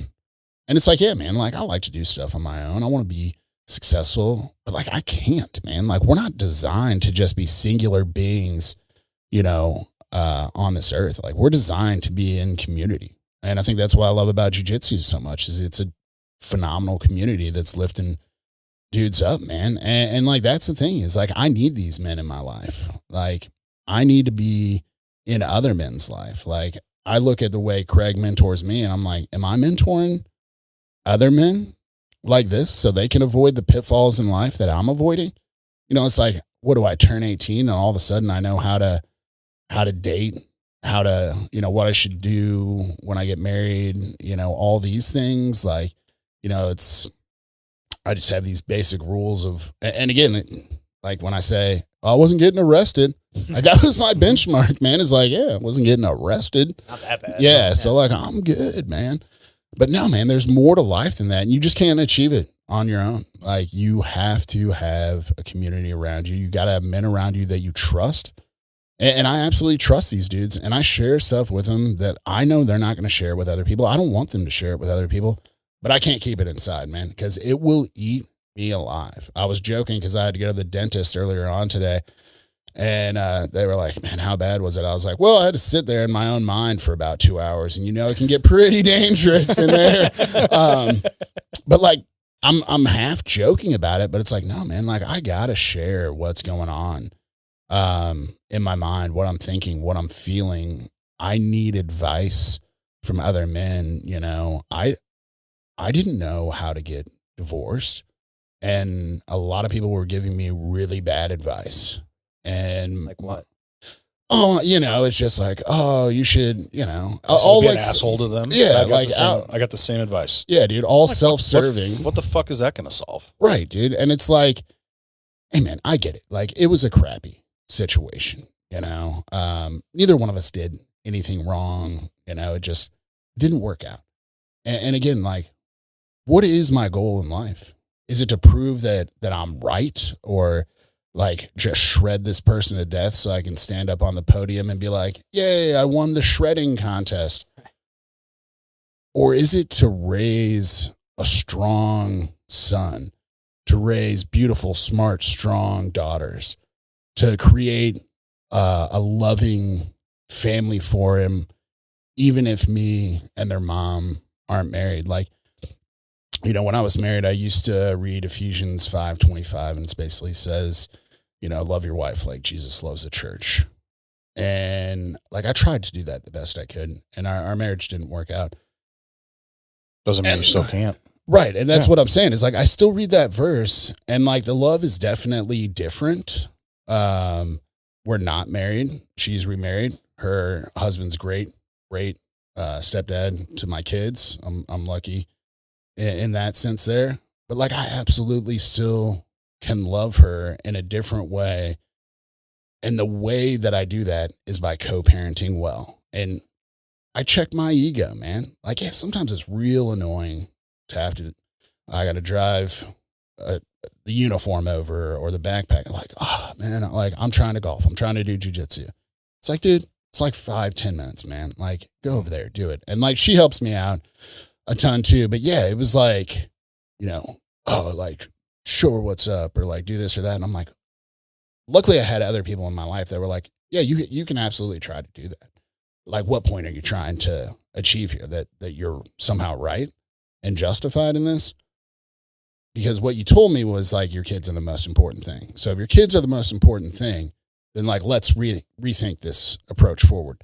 And I think she took the same approach too. I'm not saying that I'm right or she's wrong at all. I'm saying that we both do our best as imperfect people to put our egos aside to make sure that our kids have the most loving home or homes to grow up in. And that's what I want, man. Like, I want them to see me still loving their mom, just in a different way, not as a husband.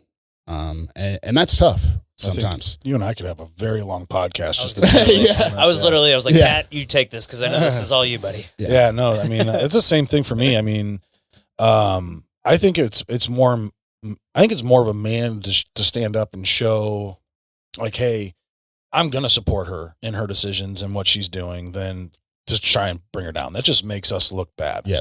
It makes you look like a better person when you can stand up and be like, no, we've got a great relationship and all that. And it drives me nuts when I hear it makes me upset when I hear divorces aren't like that. Like, each one's tearing it. Again, I think it has to go back. You said it, you put your ego aside. Same. Like, the very first thing. So like when it happened, so my ex-wife and I were talking about separating. And we had a little bit of a conversation, and she went on a trip and met someone, came back, and they were in love. They're still together today. And that kind of just sped up like, hey, all right, this is over. It's been over for a long time. We sat down, had a really long conversation about all of it, very amicable. And we thought like, hey, you know, people are telling us we need to get lawyers involved. So we each go and talk to a lawyer. And the best thing that I could have done was go and sit down and have that consultation with a lawyer. Because the first thing he asked me was like, what did you do that caused her to want to go fall in love with someone else? And I was like, at first I was like, fuck you, dude. I didn't do shit. Yeah. And like he's like, no, really, like really think about it. Like, I'm paying you fucking $500 for this hour just for you to give me a counseling session on this. But no, it was the best question that could have ever been asked, because I really did have to sit back and think. I'm like, you know what? Like, we weren't in love. Like, I love her because she's the mother of my child and my children. But I wasn't in love with her. And if I truly was in love with her, and she was in love with me, that probably wouldn't happen, because we would have filled each other's cups according to the love language stuff. But we didn't, we didn't do that. We were just roommates that happened to make two awesome kids. And that's what, that's what we were brought together to do. And now it's, how do we move past this and be the best for our kids? Mm-hmm. And that question was like, where did I fuck up that caused her to do this? And I just had to own it. And I apologized to her, and she was just like, wait, what did you just say? And it caught her by surprise. I was like, yeah, no, I'm sorry that I wasn't the husband that you needed, and that I couldn't be the husband that you needed. That's not your fault. That's my fault. I own that. And I don't have any problems. I don't have any faults for what happened or how this all went down. But, and then I became good friends with him. And like, they're both real estate agents. I work with both of them.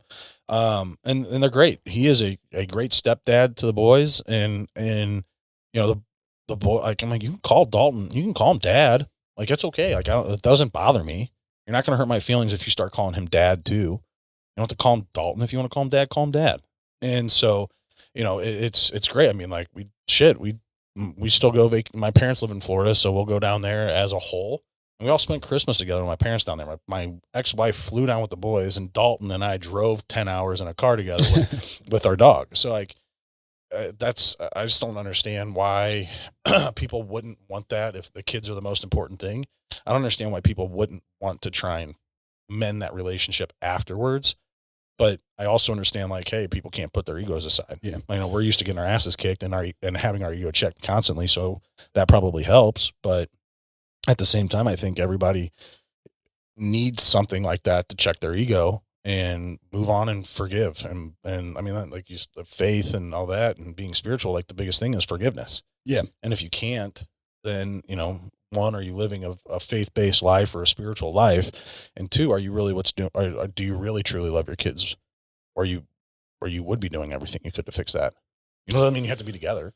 Yeah. So, I mean, I agree with that, man. And like, sorry that you got divorced. Like, it sucks, even if you take, you know, the high road there. But yeah. And again, I know not every divorce is the same. And like, some people like have really traumatic divorces, and like, being friends is just not on the table. I get that. You know, a lot of divorces I just feel like are, again, you know, it kind of goes back to whenever you're like talking about, you know, do you know, like, or the redefinition of manhood? And like, when I was in college, I was like, man, I got to find a wife sometime in my 20s, right? Like, that's what I got to do. And I don't think I really had the right mindset on what I wanted in a wife. And more importantly, like, what I would be as a husband, you know? I tried my best to be the best husband I could. I was, man, learning on the fly. And like, you got to, of course, but like, I didn't really know, man. I just knew it was like, well, this is what we do. But yeah, I mean, it just, again, it comes down to like, what's important in your life? What do you want your life to look like? And like, how are you going to achieve that? And me doing anything but putting the kids first and loving them, like, wasn't what I needed to do. And it was tough financially, very tough emotionally, very tough to move cities, to be alone during COVID. You know, it was tough, man. And I could have easily just, you know, went off the rails, but I was like, all right, this is what's important. So remember what is important. Remember what we're fighting for. And ultimately, like I said, me and her had the same goal. And like, everything ended the way it did. And we're good friends now. I play golf with her husband. They take me up to play golf. I go over for Christmas, Halloween, whatever. Like, we just do stuff together. And like, it's weird to people, but I'm like, I don't know, man. Like, loving my kids isn't weird. So like, that's what I'm going to do. And, you know, if it makes you feel weird, you know, I don't know. Maybe you should just reflect a little bit. Right. And again, I do want to be clear. I know that not every divorce is as amicable as mine. And there is, you know, certain situations where you're probably just not going to be friends. But at the end of the day, it was also what was best for me.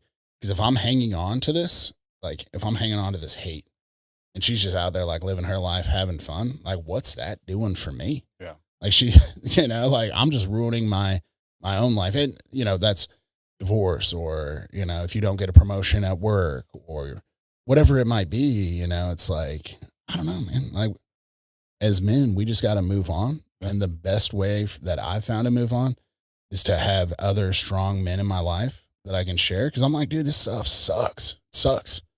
It's hard. Like I say, oh, just move on. Like, it's not that easy, man. But if you're doing it solo, good luck, dude. Like, good luck. Like, yeah. And you mentioned it there, carrying that hate. I mean, and that's another thing that I always was like, all right, if these kids are half me, half her. And if I hate her, in my mind, I hated half of my kids. Yeah. And I don't. I love my kids 100% for who they are, what they get from me, what they get from her, everything. I mean, shit, my oldest is her fucking twin. Like, he's just the male version of her. Yeah. And like, every time I look at him, I'm like, and just little, like, a kid picture, like, put them side by side, they're identical. And it's just like, I can't, there's no way that I could ever hate her. Yeah. Ever. I mean, there's just, and I love my kids. They love their mom. Mm-hmm. They love me. I don't have to like fight to be like, I'm your dad or anything, like when you were talking about, you know, Dalton. Like, they're always, I mean, they're going to love me more than their stepdad, and that's no shade against their stepdad. Right. Dude's phenomenal, but I'm their dad, man. Like, they are going to love me, man. Like, And I don't have to be worried about that, especially when I'm living a life that's worth living. Like they can see it. They see me succeeding at work. They see me succeeding at jiu-jitsu. Like they see me going to church. Like I can tell my kids until I'm blue in the face what to do. And that's the other thing with drinking is like, I can tell them to not drink. And then if I'm sitting there, you know, crushing Busch Lights, like what are they going to do? They're going to crush Busch Lights, dude. Like you can say all you want to say, but it is your actions that they are going to follow. My youngest, dude, I rage sometimes, man. I don't like it. And I try not to. And man, me and her will just go at it at times. And I've had to apologize to her a few times. It's weird apologizing to an 8 or 9-year-old, but I'm like, I was absolutely in the wrong. And like, you need to know that I was wrong. And I'm very sorry for the way I acted. But they act like me too. And like, I got to be accountable for my actions, and I have to live the way, if I want them to live and grow up a certain way, this mindset that I have in my mind, I have to be the one that lives that way. So me hating on their mom, that's not it, man. No. They're going to get married one day. Right. They're going to go through marital problems. I hope that they don't get divorced. I really hope they don't. And when those troubled times come, I hope they can look back and be like, dang, man, mom and dad handled that well. Dad handled that well. Like, I'm going to handle it how dad handled it. I hope they call me and I'm like, yeah, you know, but, you know, it's the way that I live is the way that they're going to live. And that's my main focus. That's why I don't drink. That's why faith's important. That's why I go hard at everything I do. Yeah, I think the best compliment I've gotten from about the divorce is from their teachers, and then just being like, we never would have, like, you can. She's like, the teacher was like, you can tell when kids come from a divorced family by how they act, and I think the greatest thing is our kids don't act that way. Yeah. Well, you mentioned being just a good dude. What does that mean to you? I think it's just when people think of you or talk about you to people when you're not there, just leaving a lasting impression with them, that when somebody's like, oh yeah, hey, how are you? And you have like mutual acquaintances and like, hey, you know Nick Metz? He's a good dude. That's it. Like that's all I strive for is just, and just all it is being a genuine person and kind to people. Yeah. But that's all, like, that's my bar right there. Is just be a good dude. Yeah. Well, I've known you for almost a year now, and I think you definitely hit that bar. Yeah. Well, I appreciate it. Yeah. I've never worked so fucking hard on that, dude. I just want to be a good dude. Yeah, that's it. Well, Pat was telling me that you, in high school, you hit like, you got some like national awards for your broadcasting channel. Yes, I did. Yeah, yes, I did. I think that we had a broadcasting class. Okay. I'm not sure many high schools do. Yeah, we had one. It was like a little news channel kind of thing. Yeah. I did wasn't sports winning any talk awards though. Yeah, sports talk, the summit. You know, and that was awesome, man. Like I would just go and interview people in the hall. I'd pull them out of class. Yeah. It was, yeah, like for sure, it was like that. We had a show every single week, and we go over all the sports that happen. You know, Like in for the high spring. school. Mm-hmm. That's cool. Yeah, spring, fall, winter. If podcasting, like if I knew about podcasting back then, I would have done something after school, like just like this. Kept the momentum going. Yeah, for sure. It's not too late to start.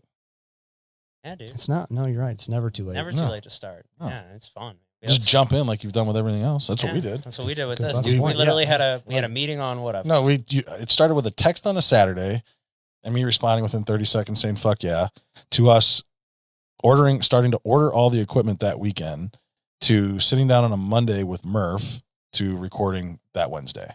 Mm-hmm. So like a 4 or 5 days, 4 or 5, yeah. We're like, all right, I guess we're doing this thing. Yeah. Not a fucking clue. But I mean, we sat down with Murph and we're like, oh yeah, we're gonna. He's like, well, what do you guys want this show to be about? And we're just like, what do you want to call it? How about the Zach and Pat show? Yeah. Fucking brilliant. Yeah, super creative. Well, my name's Zach and his name's Pat. Well, I forget some of the other. Yeah, I don't even remember, dude. We were trying because I was like, I don't want to sound. We didn't want to pigeonhole ourselves into like the real estate realm. You know, I was like, Sure. Obviously, real estate's going to come up. It's what we do for a living. Like, it's going to come up. We're going to have real estate people on. It's going to happen. But like, think of how many other like cool conversations we've had. And it's like, dude, real estate is, yes, it's entertaining to me because it's what I do and I'm affected by it. But like a lot of people, like I don't really listen to real estate podcasts. I used to listen to them a little bit, but like it's just kind of boring, you know. Like I feel like people go to podcasts to be entertained more than educated. I mean, a little bit of both, but I know I go to podcasts primarily to be entertained, and you know, real estate isn't always the most entertaining. Yeah. And you guys do a good job of Thanks. that, of keeping everything business, but like this is we're just talking, man. Like we're friends talking, having a conversation and trying to get some tidbits out there. I mean, we do like to have some educational moments in there because, I mean, for me, like when I think of the demographic that I want to reach with this is people coming out of college and entering the workforce right then and there, knowing like there's different avenues, like you don't have to know right away. You don't have to come out with your life figured out. You're not. I mean, shit, I'm 37 years old. I had to start over. Going on 4 years ago. It'll be, over 2022. I had to fucking completely start over after everything that I had built with my, getting married and all that with the divorce. And then, that 2022 was a really dark time for me. And is that when you got into mortgage? No, I got into mortgages right out of baseball. I mean, so for a while. Even actually yesterday or the 26th was my 11th year in this started year 11 for me in this business. I started that off season. I wasn't really sure if I wanted to keep playing. And so my mom was like, cause she was in this, she retired in 2017 after 47 years in the business.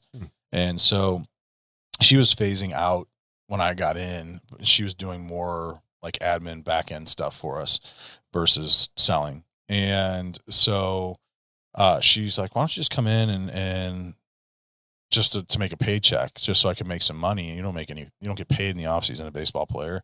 And so, I needed a job, and she's like, just come in and work in the back end. You can do some, opening of files and shit like that. Pretty easy, basic stuff. You don't need any licenses or anything like that to do it. So I'm like, all right, cool. So I came in, and then, my mom being my mom was like, you're here. Why not, studying, take the class and at least maybe get your license. My mom, this is the same shit you pulled with me when you told me to get my real estate license. Like that worked out. You got your real estate license? How did I not know this? So in 2012, that off season, I was trying to figure out what I wanted to do in terms of get a job.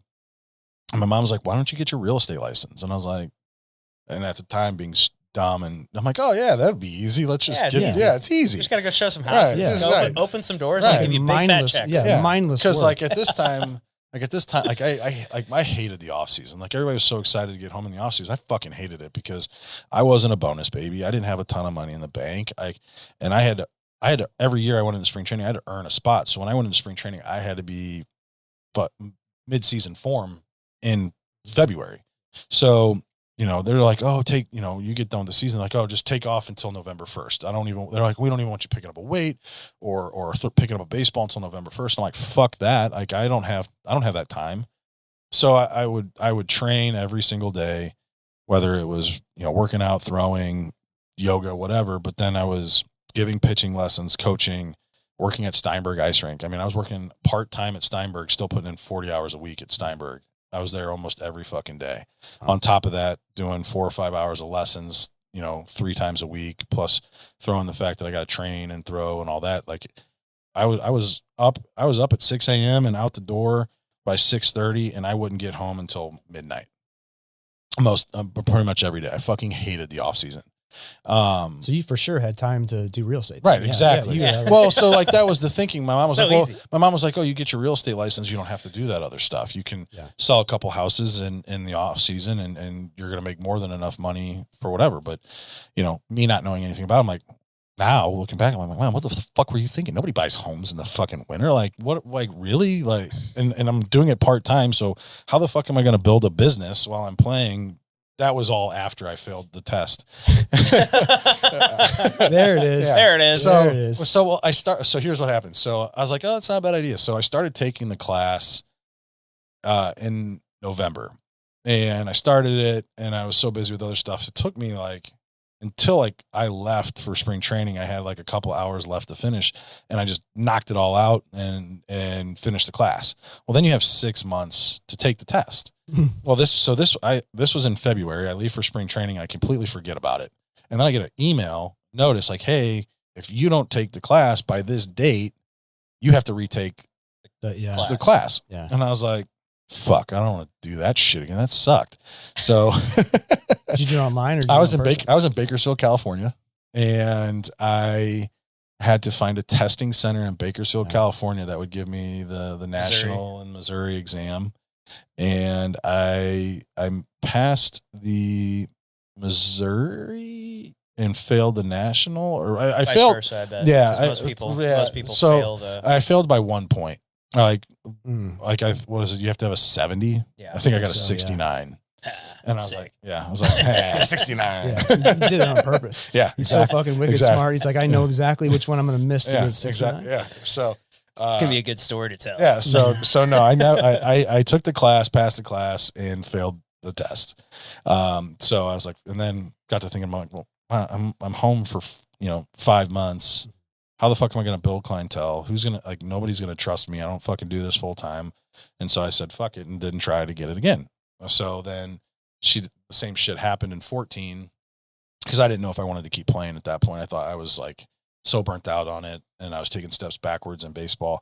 And so, so I started doing that, and she's like, "Oh, just take the class. Like, let's just see it and see if you can pass your exam." So this being more math based, everything like that, and having had gone through the real estate, that's very like the real estate and the mortgage is pretty similar in terms of like what you learn doesn't teach you shit for what you need to know.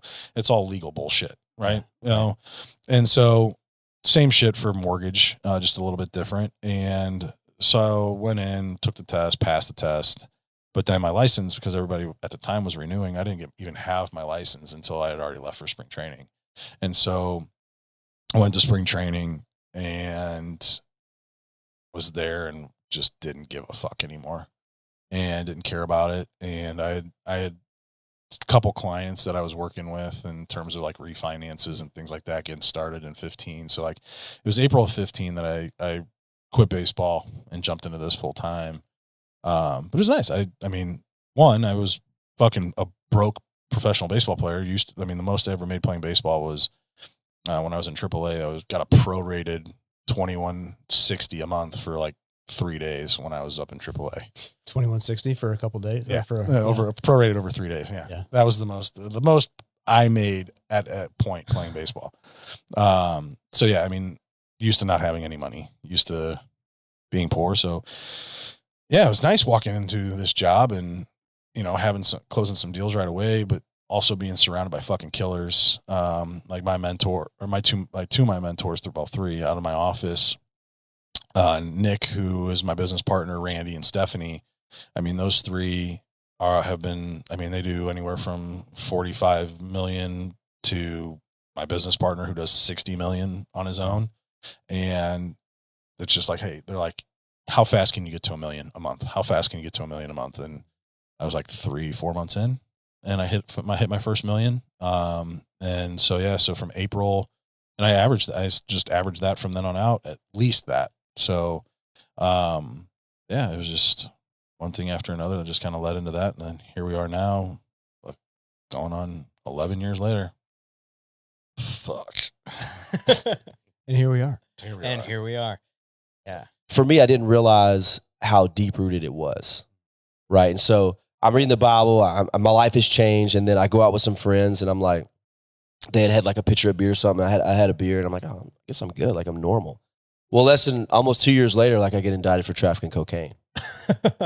Wow. So I realized like when I drink, when I use, bad things happen. Like it just changes me. I'm not, there's a percentage of the population that it's literally is a struggle. It's a spiritual malady. And I have that struggle and I didn't realize that. And the more I got into it, I realized like, oh, this is something that is destroying my family. Oh, and there's other people out there that have that same struggle. And so it's just like anybody in business or whatever, you know, you see a need and you want to fill the need. Okay, what's the process? I'm very process oriented. What's the process? What's the structure? How can I get there to make a difference? So the first thing I did was I started studying what's out there. If you got a product, you want to launch a business, you got a company, whatever you want to do, you want to study what's out there. So I'm like, what are the solutions? And it was disturbing, and it still is today. It's the difference between what I call, this is kind of a phrase I coined, is a redemptive recovery model and then a disease-based recovery model. So let's say, God forbid, anybody in your family, anybody you know, anybody you love says, man, I got a problem. Like, hey. And that's the thing. It's a self-diagnosis. I don't know if you've ever heard this. I think you guys will appreciate that. If you go to the doctor and they test your blood, they go, okay, guys, you're diabetic. You're not going to look at your doctor and go, no, I'm not. Yeah. Right. I mean, who does that, right? Yeah. Would you do that? Would you tell the doctor, no. Bro, me? You're wrong. Yeah. You're wrong. No. Wrong blood sample. Like, yeah, that's right. Test it again, right? There might be somebody out there who would say that. Yeah. But you know, if you're struggling with addiction, people sit down and go, hey, a whole group of people sit down and go, dude, you got a problem. No, I don't. Honey, sweetheart, like, look at your life. No, I'm fine. That's what we call denial. Yeah, right? So it's physical test. That's the test for addiction. You can't take an addiction test. Right. It's something you have to admit to yourself. Right. That's it. That's the word right there, admit. It's a self-diagnosis. You got to diagnose yourself. So that's the first kind of hurdle, right? To get people help. They've got to be able to diagnose themselves. So you want to create an atmosphere that's conducive to that. Unfortunately, right now, anybody in the country, if you have a person that struggles with addiction, you send them off to a non-Jesus-based program, a program that's built on the disease model that's most likely accepts your insurance. The first person they see, you know who it is? Psychologist. Psychiatrist. Now, to their defense, they've only been trained to do one thing. Write a prescription. Based on? Chemical imbalances in the brain, or I don't know. Shoot. You can't determine chemical imbalances in the brain. No, okay. Yeah, you can't. No, symptoms. Okay. They take your symptoms and they write a prescription off of it. And I'm not down on them. That's all they know to do. The problem is, let's say I say, all right, guys. That's just masking. Yeah, but we're curing. I know. You guys are more drugs. You're just imagine if that's your brother. Yeah. Imagine if that's your son or your daughter. I know we're talking lightly, but that's scary, bro. That's scary. Now, here's why it's more scary. Let's say we go out tonight and I fall off the handle. I get wasted. I go on a bender. I'm drunk for 3 days. And you guys call, say, all right, Adam's got to go to rehab right now. First person I see, you already guys know who it is. Who is it? Psychiatrist. Well, you know, before I sent, you guys wanted me to dry up, so I slept for a day or two. I'm sitting in front of the psychiatrist and they go, all right, man, how you feeling? I'm just exhausted. I can't even hardly get up. I can't even get out of bed. You know what they're going to say? Oh, you're depressed. You know what the number one prescribed drug in America is? Prozac. SSR? Abilify. Oh. For what? Depression. You see how the symptoms look the same? Or let's just say, and I mean, we got some mature audience here, hopeful. Let's say one of those days I hit a line of cocaine. Yeah. And so I'm up and down. Well, I say, yeah, you know, man, I'm having anxiety. I'm tired sometimes. And then suddenly I wake up in sweats. Oh, man, it sounds like that's, so you're kind of like up and down, like manicky. Oh, man, that sounds like you may be struggling with bipolar. Yeah. So we have all this misdiagnosis. You have a person who comes in with an addiction problem. Then you gave them an SSRI, some sort of Abilify, whatever it may be, Zoloft. And then you start them, and then this is the second problem that's really gets me fired up. I get fired up on this stuff. And people out here don't know this, so our listeners are going to be surprised by this. Now the next thing is called medication administration treatment. That's the new wave of secular prescription. So the first thing they're going to give you is a medication for your addiction, which is normally Subutex or Suboxone, which is synthetic heroin. So they say, you got a problem with alcohol? You got a problem with morphine, or you're on fentanyl, whatever? I'm going to give you Suboxone, which means in order to stop Suboxone, you take that for a week, you got to go to detox.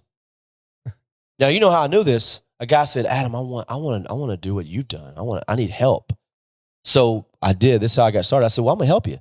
I'm going to send you to the best treatment. What kind of insurance you got? I'm going to send you to the best place. He got there. He calls me a month later. He's like, he told me what he's on. He comes back. He's crazy. Had to keep him from killing himself. Oh, shit. Dude, are you kidding me? I had to send him to detox to get off the stuff that he got when he went to rehab. That's nuts. This is, and there's big corporations out there, American Addiction Center. I don't care. I'll tell them they can email me, call me. That's what it is. That's what they do. Yeah. They're trying to take over. It's a money-based business. You guys have saw the documentary, Purdue Pharma, all that. We know, like, they created, like, pain clinics were created to make us addicted, right? And they had to do $1 billion lawsuit. They paid every state millions of dollars. I think Tennessee got like 80 million. Every state got millions of dollars, right? Because of what they did.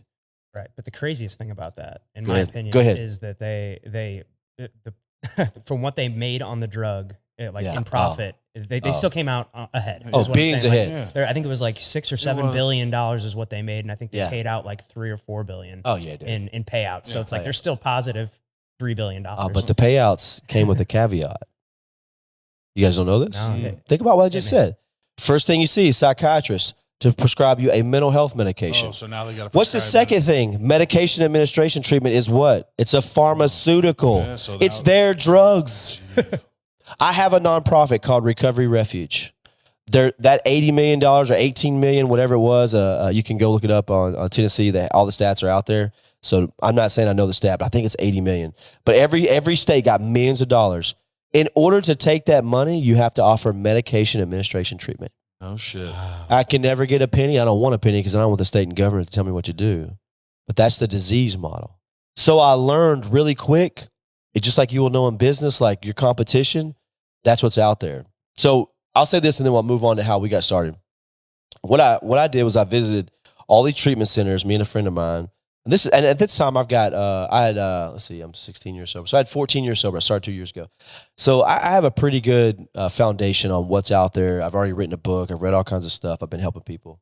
So I would go to treatment centers and I'd say, okay, listen, man, I don't know what it is, but just answer this one question, my final question, right? I was like almost like an interview for a podcast. Listeners will appreciate this. Anybody in business will appreciate this because you're scouting what's the competition out there. I said, hey, tell me how you measure success. Like, what does that look like? Just, let me know what that is, right? And this is a phrase over and over again. This is the phrase. It wasn't 1 year, 2 years, 5 years, 3 years, 20 years. It was clients served. And so I'm driving home. I had a downtown. It was actually a place not too far from here. And the lady that I talked to told me that. And I'm driving back. And it hit me. I said, man. The Lord told me this. You know how to make sure you win every time? Make sure you serve. You change the finish line. If we're in a race, if we're in a competition, and I say it's us three, we're going at it. We're going to lift. We're going to lift. We're going to lift. And I look at you. I'm like, all right, this is a big guy. All right, this guy looks like he's pretty tough. I'm like, we start getting about halfway through it, and I realize, okay, I think I can do more pull-ups because on the pull-up bar, you guys, I studied you for a little bit. And I figured out, let's make a competition to make sure I win. I changed the finish line. I changed the rules of the game.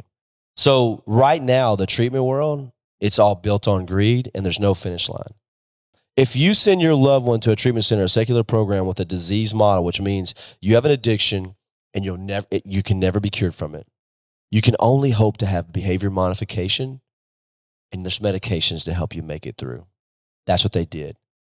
They said there's actually no way to live victoriously, to live in freedom, to live that if you and I went down here and everybody was drinking around, listen, I don't even crave it all. I can go anywhere. I can do anything. I live in victory. I live in freedom. I'm not addicted.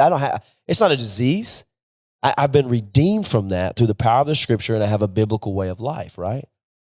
Well, if I tell you, no, man, you can't do that. But hey, if you know what, if you continue to work with our doctors.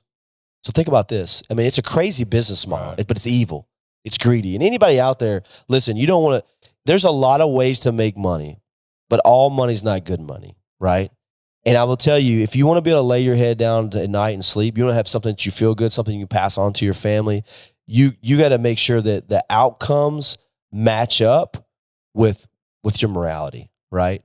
And for me, I want to make sure that I'm treating people the way I want to be treated. I don't want to take it. I want to make money, but I want to make sure you get the product that you get. This is built on greed. Here's what it is. All right, you come to my treatment center, we'll give you medication. It's a medical doctor. Well, guess what? What do you think telehealth and all that? Why did telehealth explode? Was it COVID? No, it was way bigger before COVID. Telehealth exploded because of addiction. Because if you go to Texas, you go to treatment, you're going to see a medical doctor and he's going to prescribe you. Guess who you're going to get to see every month? They never lose you as a customer. And you're always there. My uncle died taking Suboxone. He's dead. Sorry to hear that, man. Thank you. His name was Uncle Will. I love him. He's a great guy. But he could never get off. And so the argument is, it's a lesser of two evils, man. Like, they're going to go get it on the street. It's still evil. It's still evil, right? You know what I mean? So that's when my wife and I, we said, what if we could create something that when somebody reached out for help, like, you could trust them, you could love them. That's what recoveryrefuge.care is. You can go there and learn about us. Funny, a little caveat here. Somebody gave us a truck, an F-250, $50,000 truck. Tickets are $1. You can go to recoveryrefuge.care, www.recoveryrefuge.care, and literally raffle for it. Put $1 in, you can win a $50,000 truck on December the 5th or 20th. That's cool. Every dollar goes to help men in recovery. So like I told you, everything that we do in our nonprofit is fully benefited by people that believe in what we do. We take no government money, no grants, no federal grants, no nothing. Only thing we take is we'll take foundations that have a board that believe in what we believe in, but we don't want people to tell us what to do. Our program is simple. Mandatory church on Sunday, right? 40-hour work week. We believe in kingdom work. We believe that a work is a gift from God. It's not a burden to bear. If you read scripture, God created Adam outside the garden. That's a whole other question about manhood. We can get into that maybe on another episode if you want. But before the fall, God put Adam in the garden to do what? Remember this? Work the garden. He had a job. If you believe in a biblical worldview, that's when the world was perfect. There was no sin here. So is work bad or good? Good. It's good. Yeah. It gives us a purpose, right? And so we believe in kingdom work, kingdom light, right? And so we believe, hey, we're not going to sit around and talk about our problems 8 hours a day. You're going to work for 8 hours. And then we'll come back and start working on it. So we do Celebrate Recovery. They do a 25-week soul care program, it's all about emotional health. And then we do D groups, where the whole making disciples things come from. Basically, the world wants us to apply scripture. That means we want people that live and act based on what scripture says. I know Christians sometimes are the worst example of the words of Jesus, right? You can't ask somebody to apply the scripture until they know what it is. So we have them read one chapter. They get 7 days to read 5 times. It's called the F260.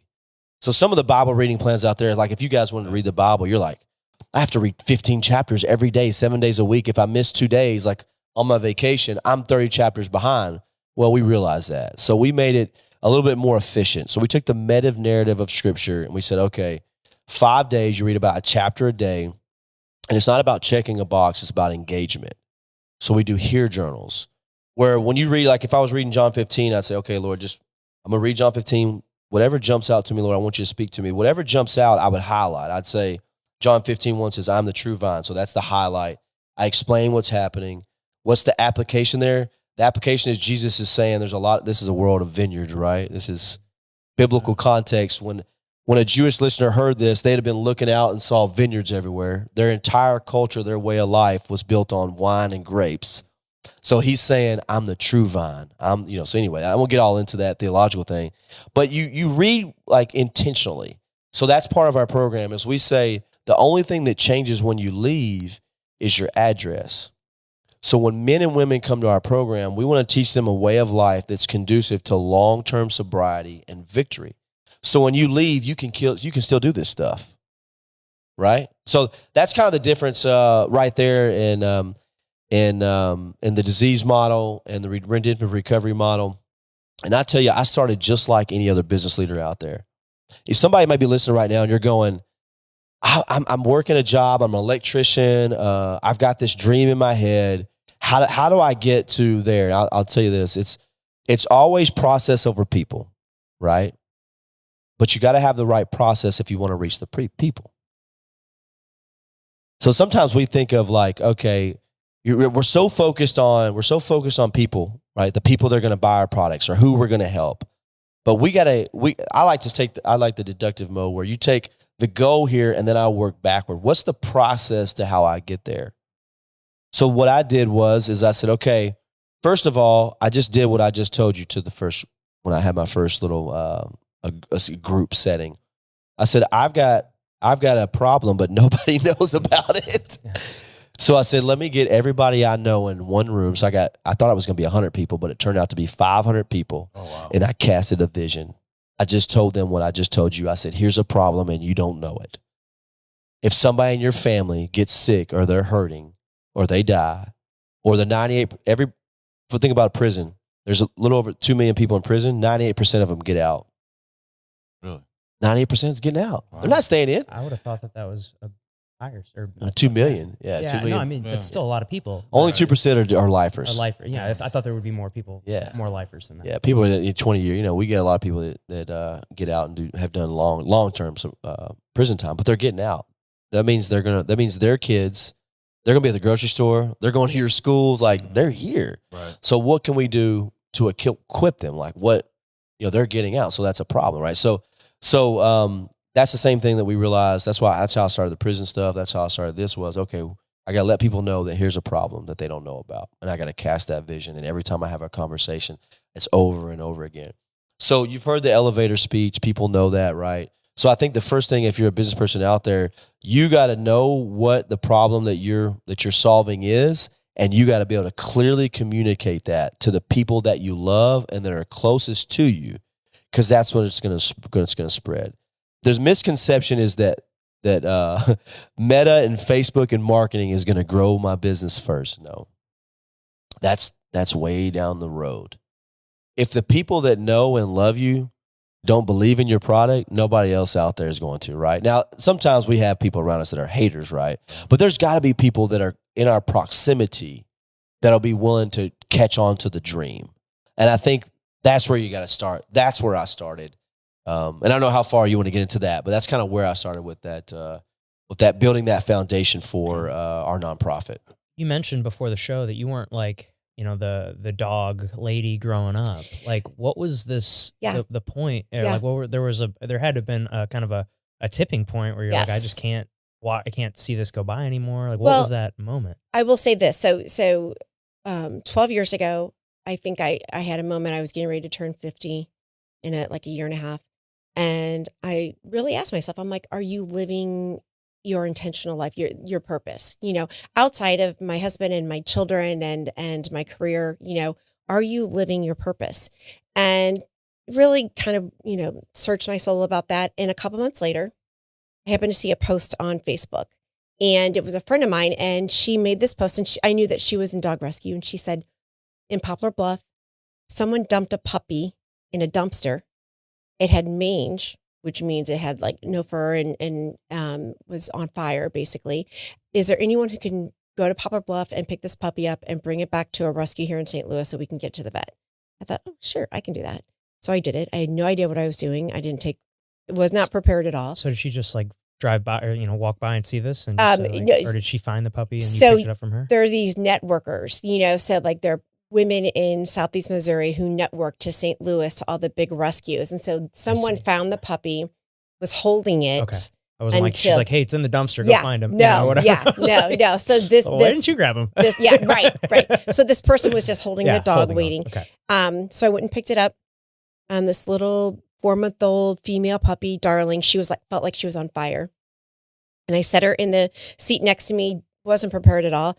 And as I'm driving, she crawls over my lap, and I had a towel, and she was just burning up. And I took her to the vet. She was so sweet, just looking up at me. I took her to the vet, and I had done my duty. And about 4 months later, I get an email, and it's from the family who adopted her. And they send me this video. She's got fur grown back. She's healthy. She's playing with their kids in this video. And I'm telling you, it was like a drug. I was like, oh my gosh. And I was hooked because I realized, wow, I saved this little living being who has feelings and, knows things. And now she's bringing joy to this family. And it really was, it was like a drug. I grew up with dogs, but nothing crazy, and slowly got into rescue, and then learned the horrible things that went on with, backyard breeders and dog fighting and puppy mills. And I mean, it's horrific. And the Petlands of the world, they get their dogs from puppy mills and they're selling dogs for $5,000. They're financing dogs. It's insane. And I can promise you, if you wanted a full-blooded German Shepherd, Shih Tzu, Poodle, whatever, I could find you that. I could find you a full-blooded dog in rescue. It may not be a puppy, but they don't stay puppies for long. No. And it might be a year old or 2 year, but 25% of the dogs in shelters and animal controls and rescue are full-blooded dogs. Yeah. My parents, I know when we got 2 Weimaraners when I was younger, and those were our 2 dogs. Yeah. And we got them from breeders.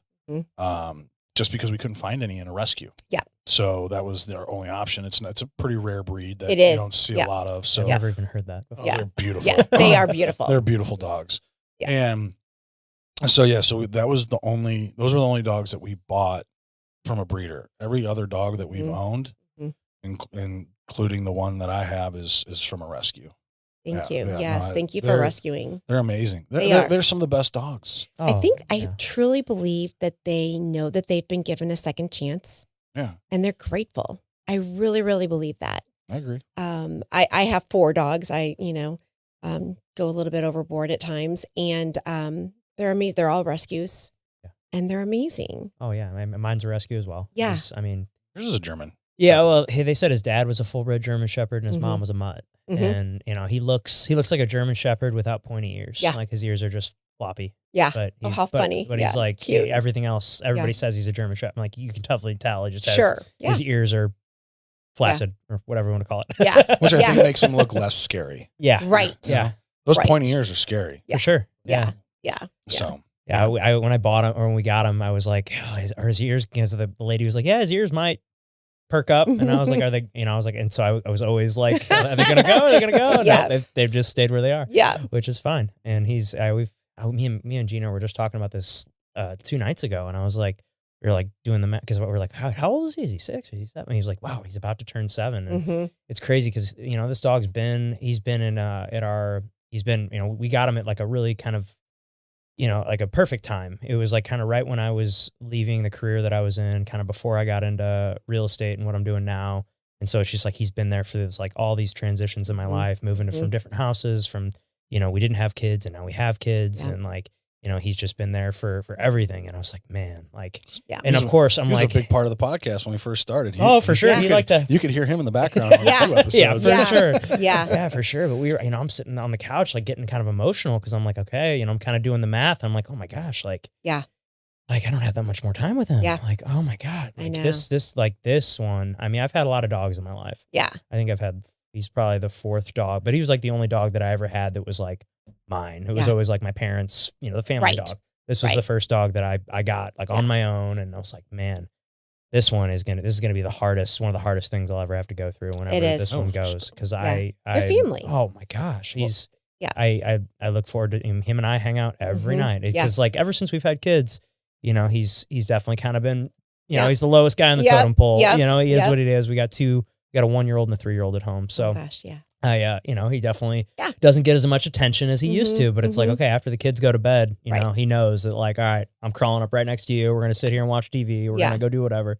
Like he follows me around like a puppy still. Like no matter if I get up off the couch, he's coming with me. If I'm walking to the bathroom, if I'm going to the kitchen, he's right. Where are we going? Right. Wherever I go, he goes. Yeah. And man, I've just never had a dog like this. And you just get so attached to them. You do. Yeah, I mean, they do really become a part of your life and who you are. And yeah, absolutely. I mean, when my ex-wife and I got divorced, we have a custody agreement yes. for the dog. Yeah. Yes. Yeah. A lot of people do. Until I moved into the apartment, we're going back and forth with him. Yeah. Yeah. And now that I'm in the apartment, she's got the house. She has him all the time, but like if they go on trips a lot, so. Yeah, I'll get them for a week here and there. Yeah. So but I mean, I'm always over at their house anyway with the boys and all that, and so get to spend all the time with them anyway. Yeah. So but he's super protective too. Which we took him to a trainer. Yeah, and which I found was weird. They're like, no, dogs don't get protective. Oh, they're very territorial. That's what I'm like. God. That should have been my clue right there. Yeah. Like, why am I going to give you $2,000 to train my dog when you're like, dogs aren't territorial. Dogs don't get protective. Yeah. And because as soon, like, they're like, we would drop him off. They're like, oh, he's doing so good. He's doing great. I'm like, yeah, because my wife and kids aren't there. Right. I was like, can we do some sessions when they're around and see how he reacts? And so they're like, yeah, we're going to mix some of those in. And so we brought them in, and it was like everything that he had learned, he completely forgot. And because he's part Australian cattle dog. So he's a herder. Yes. And so anytime Alyssa and the boys are around, you'll see him, especially like when the boys are out in the front yard, he'll herd them away from the street or from anything that he deems as danger. Correct. And so when we brought him in there, he started doing that. And they're like, wow, we've never seen this before. This is so weird. I'm like, give me my fucking money back. Yeah, right. You guys are, you guys are Yeah. trash. Right. Like, this is the first time you're seeing this? Yeah, A dog right. like the kids? Like, Yeah. I have something similar with our dog. Like, our dog, we walk regularly, even when we didn't have kids. Like, me and my wife would go for a 30-minute to an hour-long walk pretty much every night. And we'd always bring him, and we still do. Now that it's getting colder, it's a little harder. But his demeanor on walks, once we had the kids in the stroller, completely changed. He used to never get dog aggressive, right? But like if we're walking down the sidewalk and there's another dog walking toward us, he gets very protective, and he used to not do that. And I was like, wow, I guess it's because of the kids. Yes, it's crazy. And it is. He just felt he has a job. They know. Now. Yeah, they know. He's like, those are my babies too. Yeah, I protect them. Yes, and it's just the coolest thing. Have you guys ever heard of that? Pit bulls were called the nanny dog. Yeah, my parents in the 20s and 30s. When people pit bulls were family dogs. And when everyone lived in the rural areas and they were, farming and, doing everything on the farm, the kids would be playing in the yard, and the dogs, the pit bulls, would make sure that no one got close to them, that they weren't running off and, going whatever. Yeah, they were called the nanny dog. Yeah. The very first rescue we got my parents got was a pit bull. Yeah. Mike. Yeah. Mike the pit bull. Yeah. Mike the pit bull. It's sad about, I have a full-blooded pit bull, one of my rescues, best dog I've ever had. Amazing. It's the owner. They get such a bad rap, just like Rottweilers used to do, and German Shepherds, and it's the owner. Oh, totally. And I'll be honest, I'm more afraid of a Chihuahua than I am a pit bull. I've been bitten more by a Chihuahua than a pit bull. I will tell you that. Yeah. So yeah. Well, I think it's something people need to realize, when they're buying a certain kind of dog, that different dogs have different requirements. Yes. Like, you can't, if you have a German Shepherd or a Belgian Malinois or one of these dogs that are used to working, like, you can't just leave that dog sitting on the couch all day. Like, it needs a job. It needs something to do. It needs to be out. It needs to be moving. You need to wear that guy out because he is he has a certain level of energy. That's right.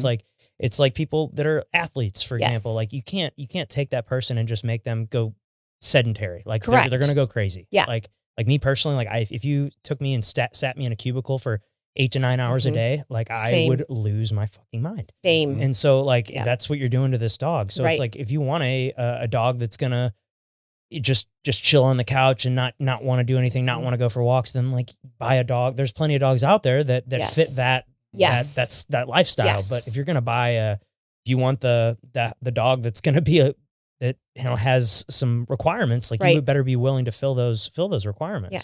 So to that point, so many people do not do research when they're going to go get a dog. They go to a breeder, they spend thousands of dollars for a German Shepherd or a Belgian Malinois, Malinois, and then they're like, oh my God, this dog is crazy. I don't know how to handle it. And then that dog ends up they surrender that dog to animal control. He's or she is 1 or 2 years old. If it doesn't get adopted, it's put down. Now, what's the timeline on that? Like, It really soon? depends. It really depends on the shelter. If somebody surrenders or if it's found as a stray, there's like a stray hold amount of time for them to put out like, hey, this dog's been picked up by animal control. If this is your dog, come get your dog. If no one comes to get the dog, it's just a matter of time. If they're older, they're usually the first ones to go. So when the dogs are older and they need us the most, those are the ones who are being put down first. And that's why I started Second Chance Ranch. Now we had Reed on here, and he was talking about how, like, in coming up through juniors and all that, like, he wasn't really considered an enforcer. He was, he was scoring goals. He was an offensive guy. I mean, Pat Maroon was the same way. I played hockey growing up with him, and he arguably the best hands in St. Louis. Right. And he was big, but he wasn't an enforcer. He was a goal scorer. Right. And I feel like that's how he was coming up through the juniors. But all of a sudden, I mean, was that how your career was coming through? Well, my career was took a different path. Okay. In relation to during my up to the age of 16 or 17, I wore the C. When I was and I was a defenseman. I was scoring goals, putting points on the board, and at the age of 16 or 16, start playing junior A tier 2 hockey. So you're playing with grown men, which ages between the ages of 16 and 21, and the majority of the time, if you're 16, you're the youngest by 2 years. Most of the guys are 18 to 21, and my skill set didn't match theirs. Obviously, at the age of 16. And I quickly found out, well, I knew I enjoyed fighting before that, mind you, but being on the ice doing it was enjoyable. But at some point, when I was in Prince George, I just quit. And I stopped in the middle of the season. I said, I don't want to be just that person. And I was being put out there, and I was slaying people. And I said, I'm done. And I took the rest of that season down and I made a stand because I didn't feel good about me doing it. I wanted to have some kind of role.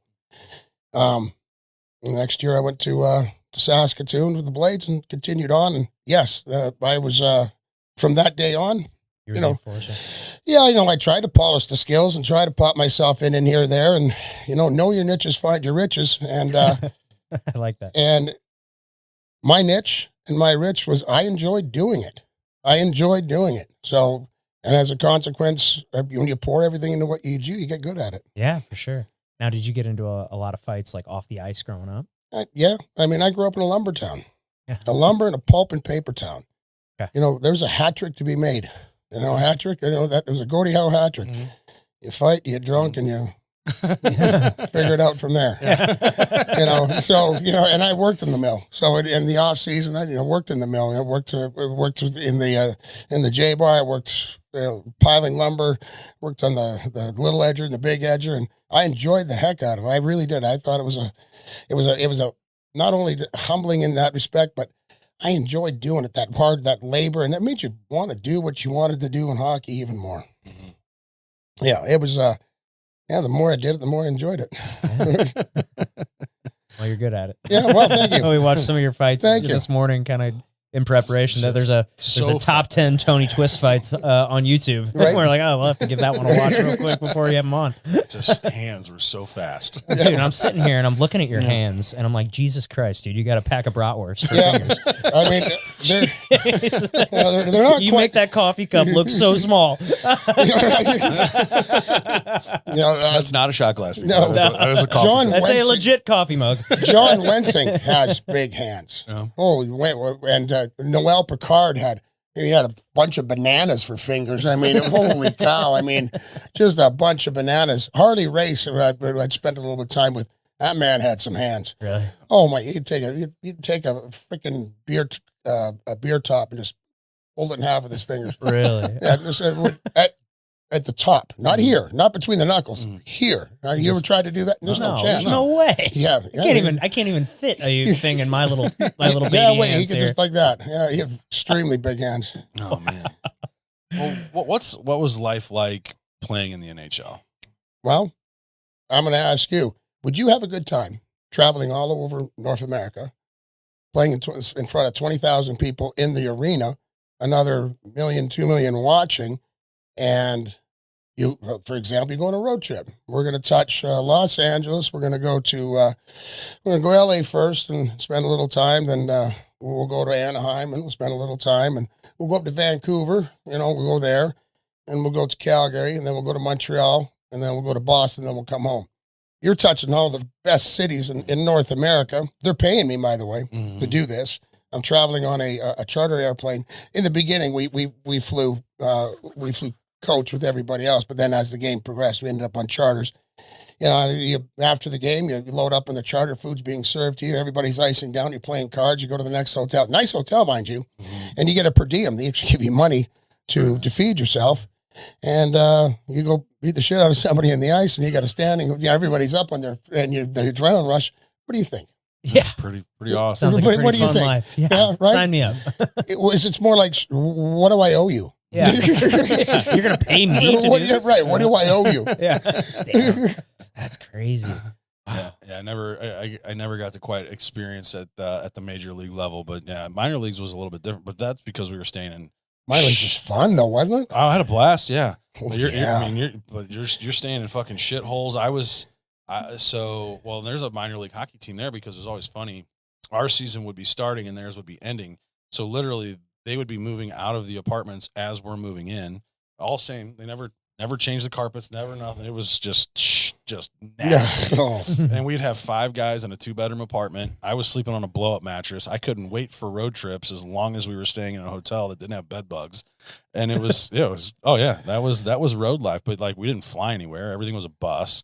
So that was first. And Chase and I came to Peoria. It was the Iron Lung. Yeah, on the Iron Lung, and away you go. Yeah. But that was where that to me is what I believe that every sport is missing. Don't get me wrong, all right? There is legendary stories to be told in every sport. But how are those legendary stories told? And in what atmosphere and in what capacity and what arena is somebody holding it? Well, when you're in the minor leagues, you're on a bus and you're traveling 6 or 8 hours. Oh, yeah. Go play a game. You're back on the bus. You're in the hotel. You got nothing but the guys. You know, you're drinking, you're playing cards, you're exchanging stories, and you're making your own on the road too. Don't get me wrong. And that culmination of all those stories is like a torch. So in the National Hockey League, the same thing. You know, even with back in when I played in those 90s to 2000 or 88 to 2008 and 1999, the closeness of the group of guys was incredible. And I got the opportunity to hear stories from Grant Fuhrer, Wayne Gretzky, that's awesome, Guy Carbonneau, Chopper, Al McGinnis.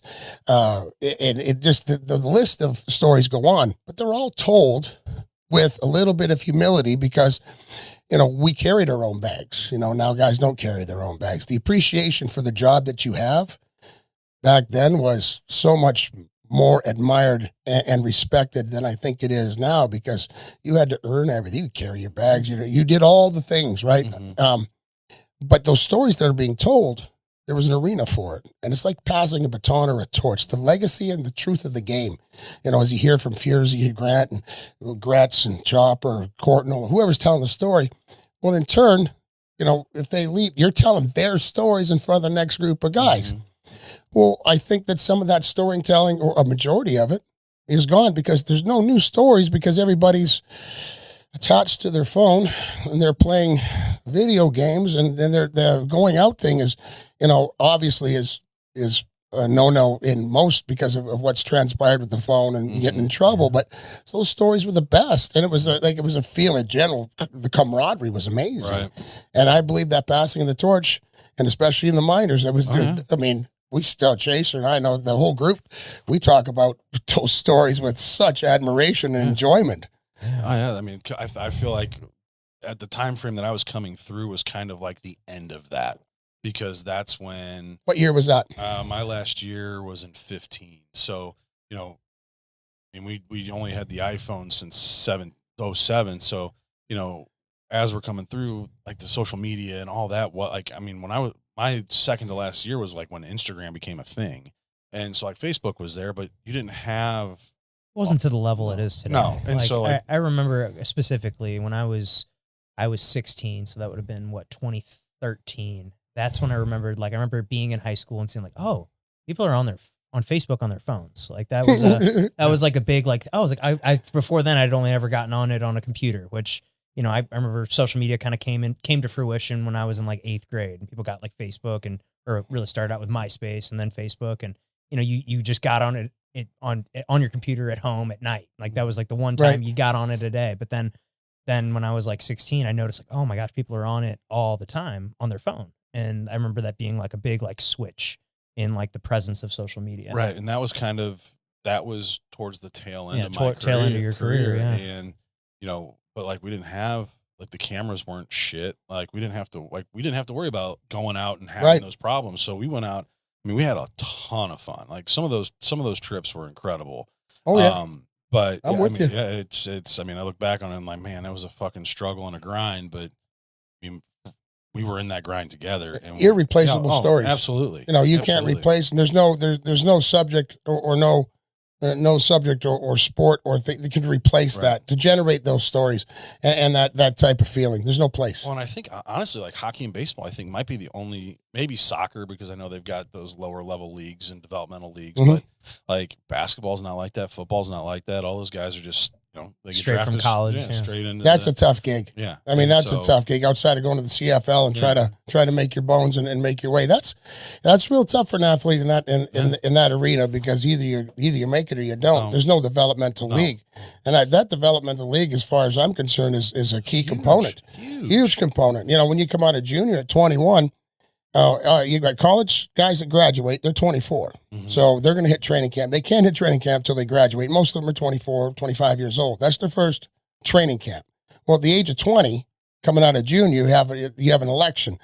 If you play one exhibition game, you've now, I don't know if the rules have changed, but at that point, you would nullify your opportunity to play college hockey for 1 year.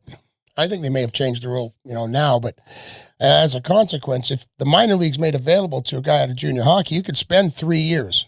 The team's willing to spend 3 years developing you, maybe a fourth, because you're only 24 years old now. But stepping out of college, now, granted, the college hockey is a lot more talented than junior was, but that minor league is a lot more like the pro was. So you've only got a couple years, realistically, at 24, 26, or 27, they're looking at you going, either you make it this year, or you don't, or see ya. Yeah. Now you become a career, minor leaguer. And so did you go out of juniors then? I came out of juniors and how old were you? I was 20. I was 20 when I signed. Okay. Yeah. And you were with, was it the Nordiques? Is that who? No, I signed here. Signed with the Blues. Signed with the Blues in 88. Okay. And spent 88, 89 in Peoria. Okay. And then in 89, spent the first 30 plus games up here, and then got sent back to Peoria. And then I got traded in January of 91 to Quebec. Okay. And there's a litany of reasons why, but at that point I ran over a goaltender in Milwaukee, and it was I got suspended for 16 games against one team, and it was just a whole litany of things. But when I got traded to Quebec, I never saw the minor leagues again. Yeah. And it was a great opportunity. And then when did you come back to St. Louis? I came back in 94. 94. Yeah. Okay. And then you were there till the end of your career? Yes, sir. Okay. Yep. And now, because there's always, you hear about you and Chaser, like you guys had some major battles against each other coming up through the NHL. And then what was that like going from going against each other to then being teammates again and all that? Well, we were teammates through junior in Saskatoon, and then we came to St. Louis together. He signed as a free agent, and I came in the 9th round. And it's funny you say that, because I remember to a picture perfect day. Brian Sutter's first year, and we're staying at what used to be the Holiday Inn in Clayton, and we're going to have the right before training camp, brings everybody in, all the coaches speak and do their little presentations in auditorium. And Brian Sutter comes up to say his piece. He goes, "Gents and lads," that was his, was his favorite terms. And so you're here to score goals. You're a goaltender, stop the puck. If you're a defenseman, defenseman. If you're forward, put it in the net. If you're a fighter, I want to see what you can do. That was pretty much it. So we're in the elevator, myself, Chaser, Perry Turnbull, Herb Ragland, Todd Ewing, and we're going down the elevator. I look at Todd. I said, "I guess we're going tomorrow, huh?"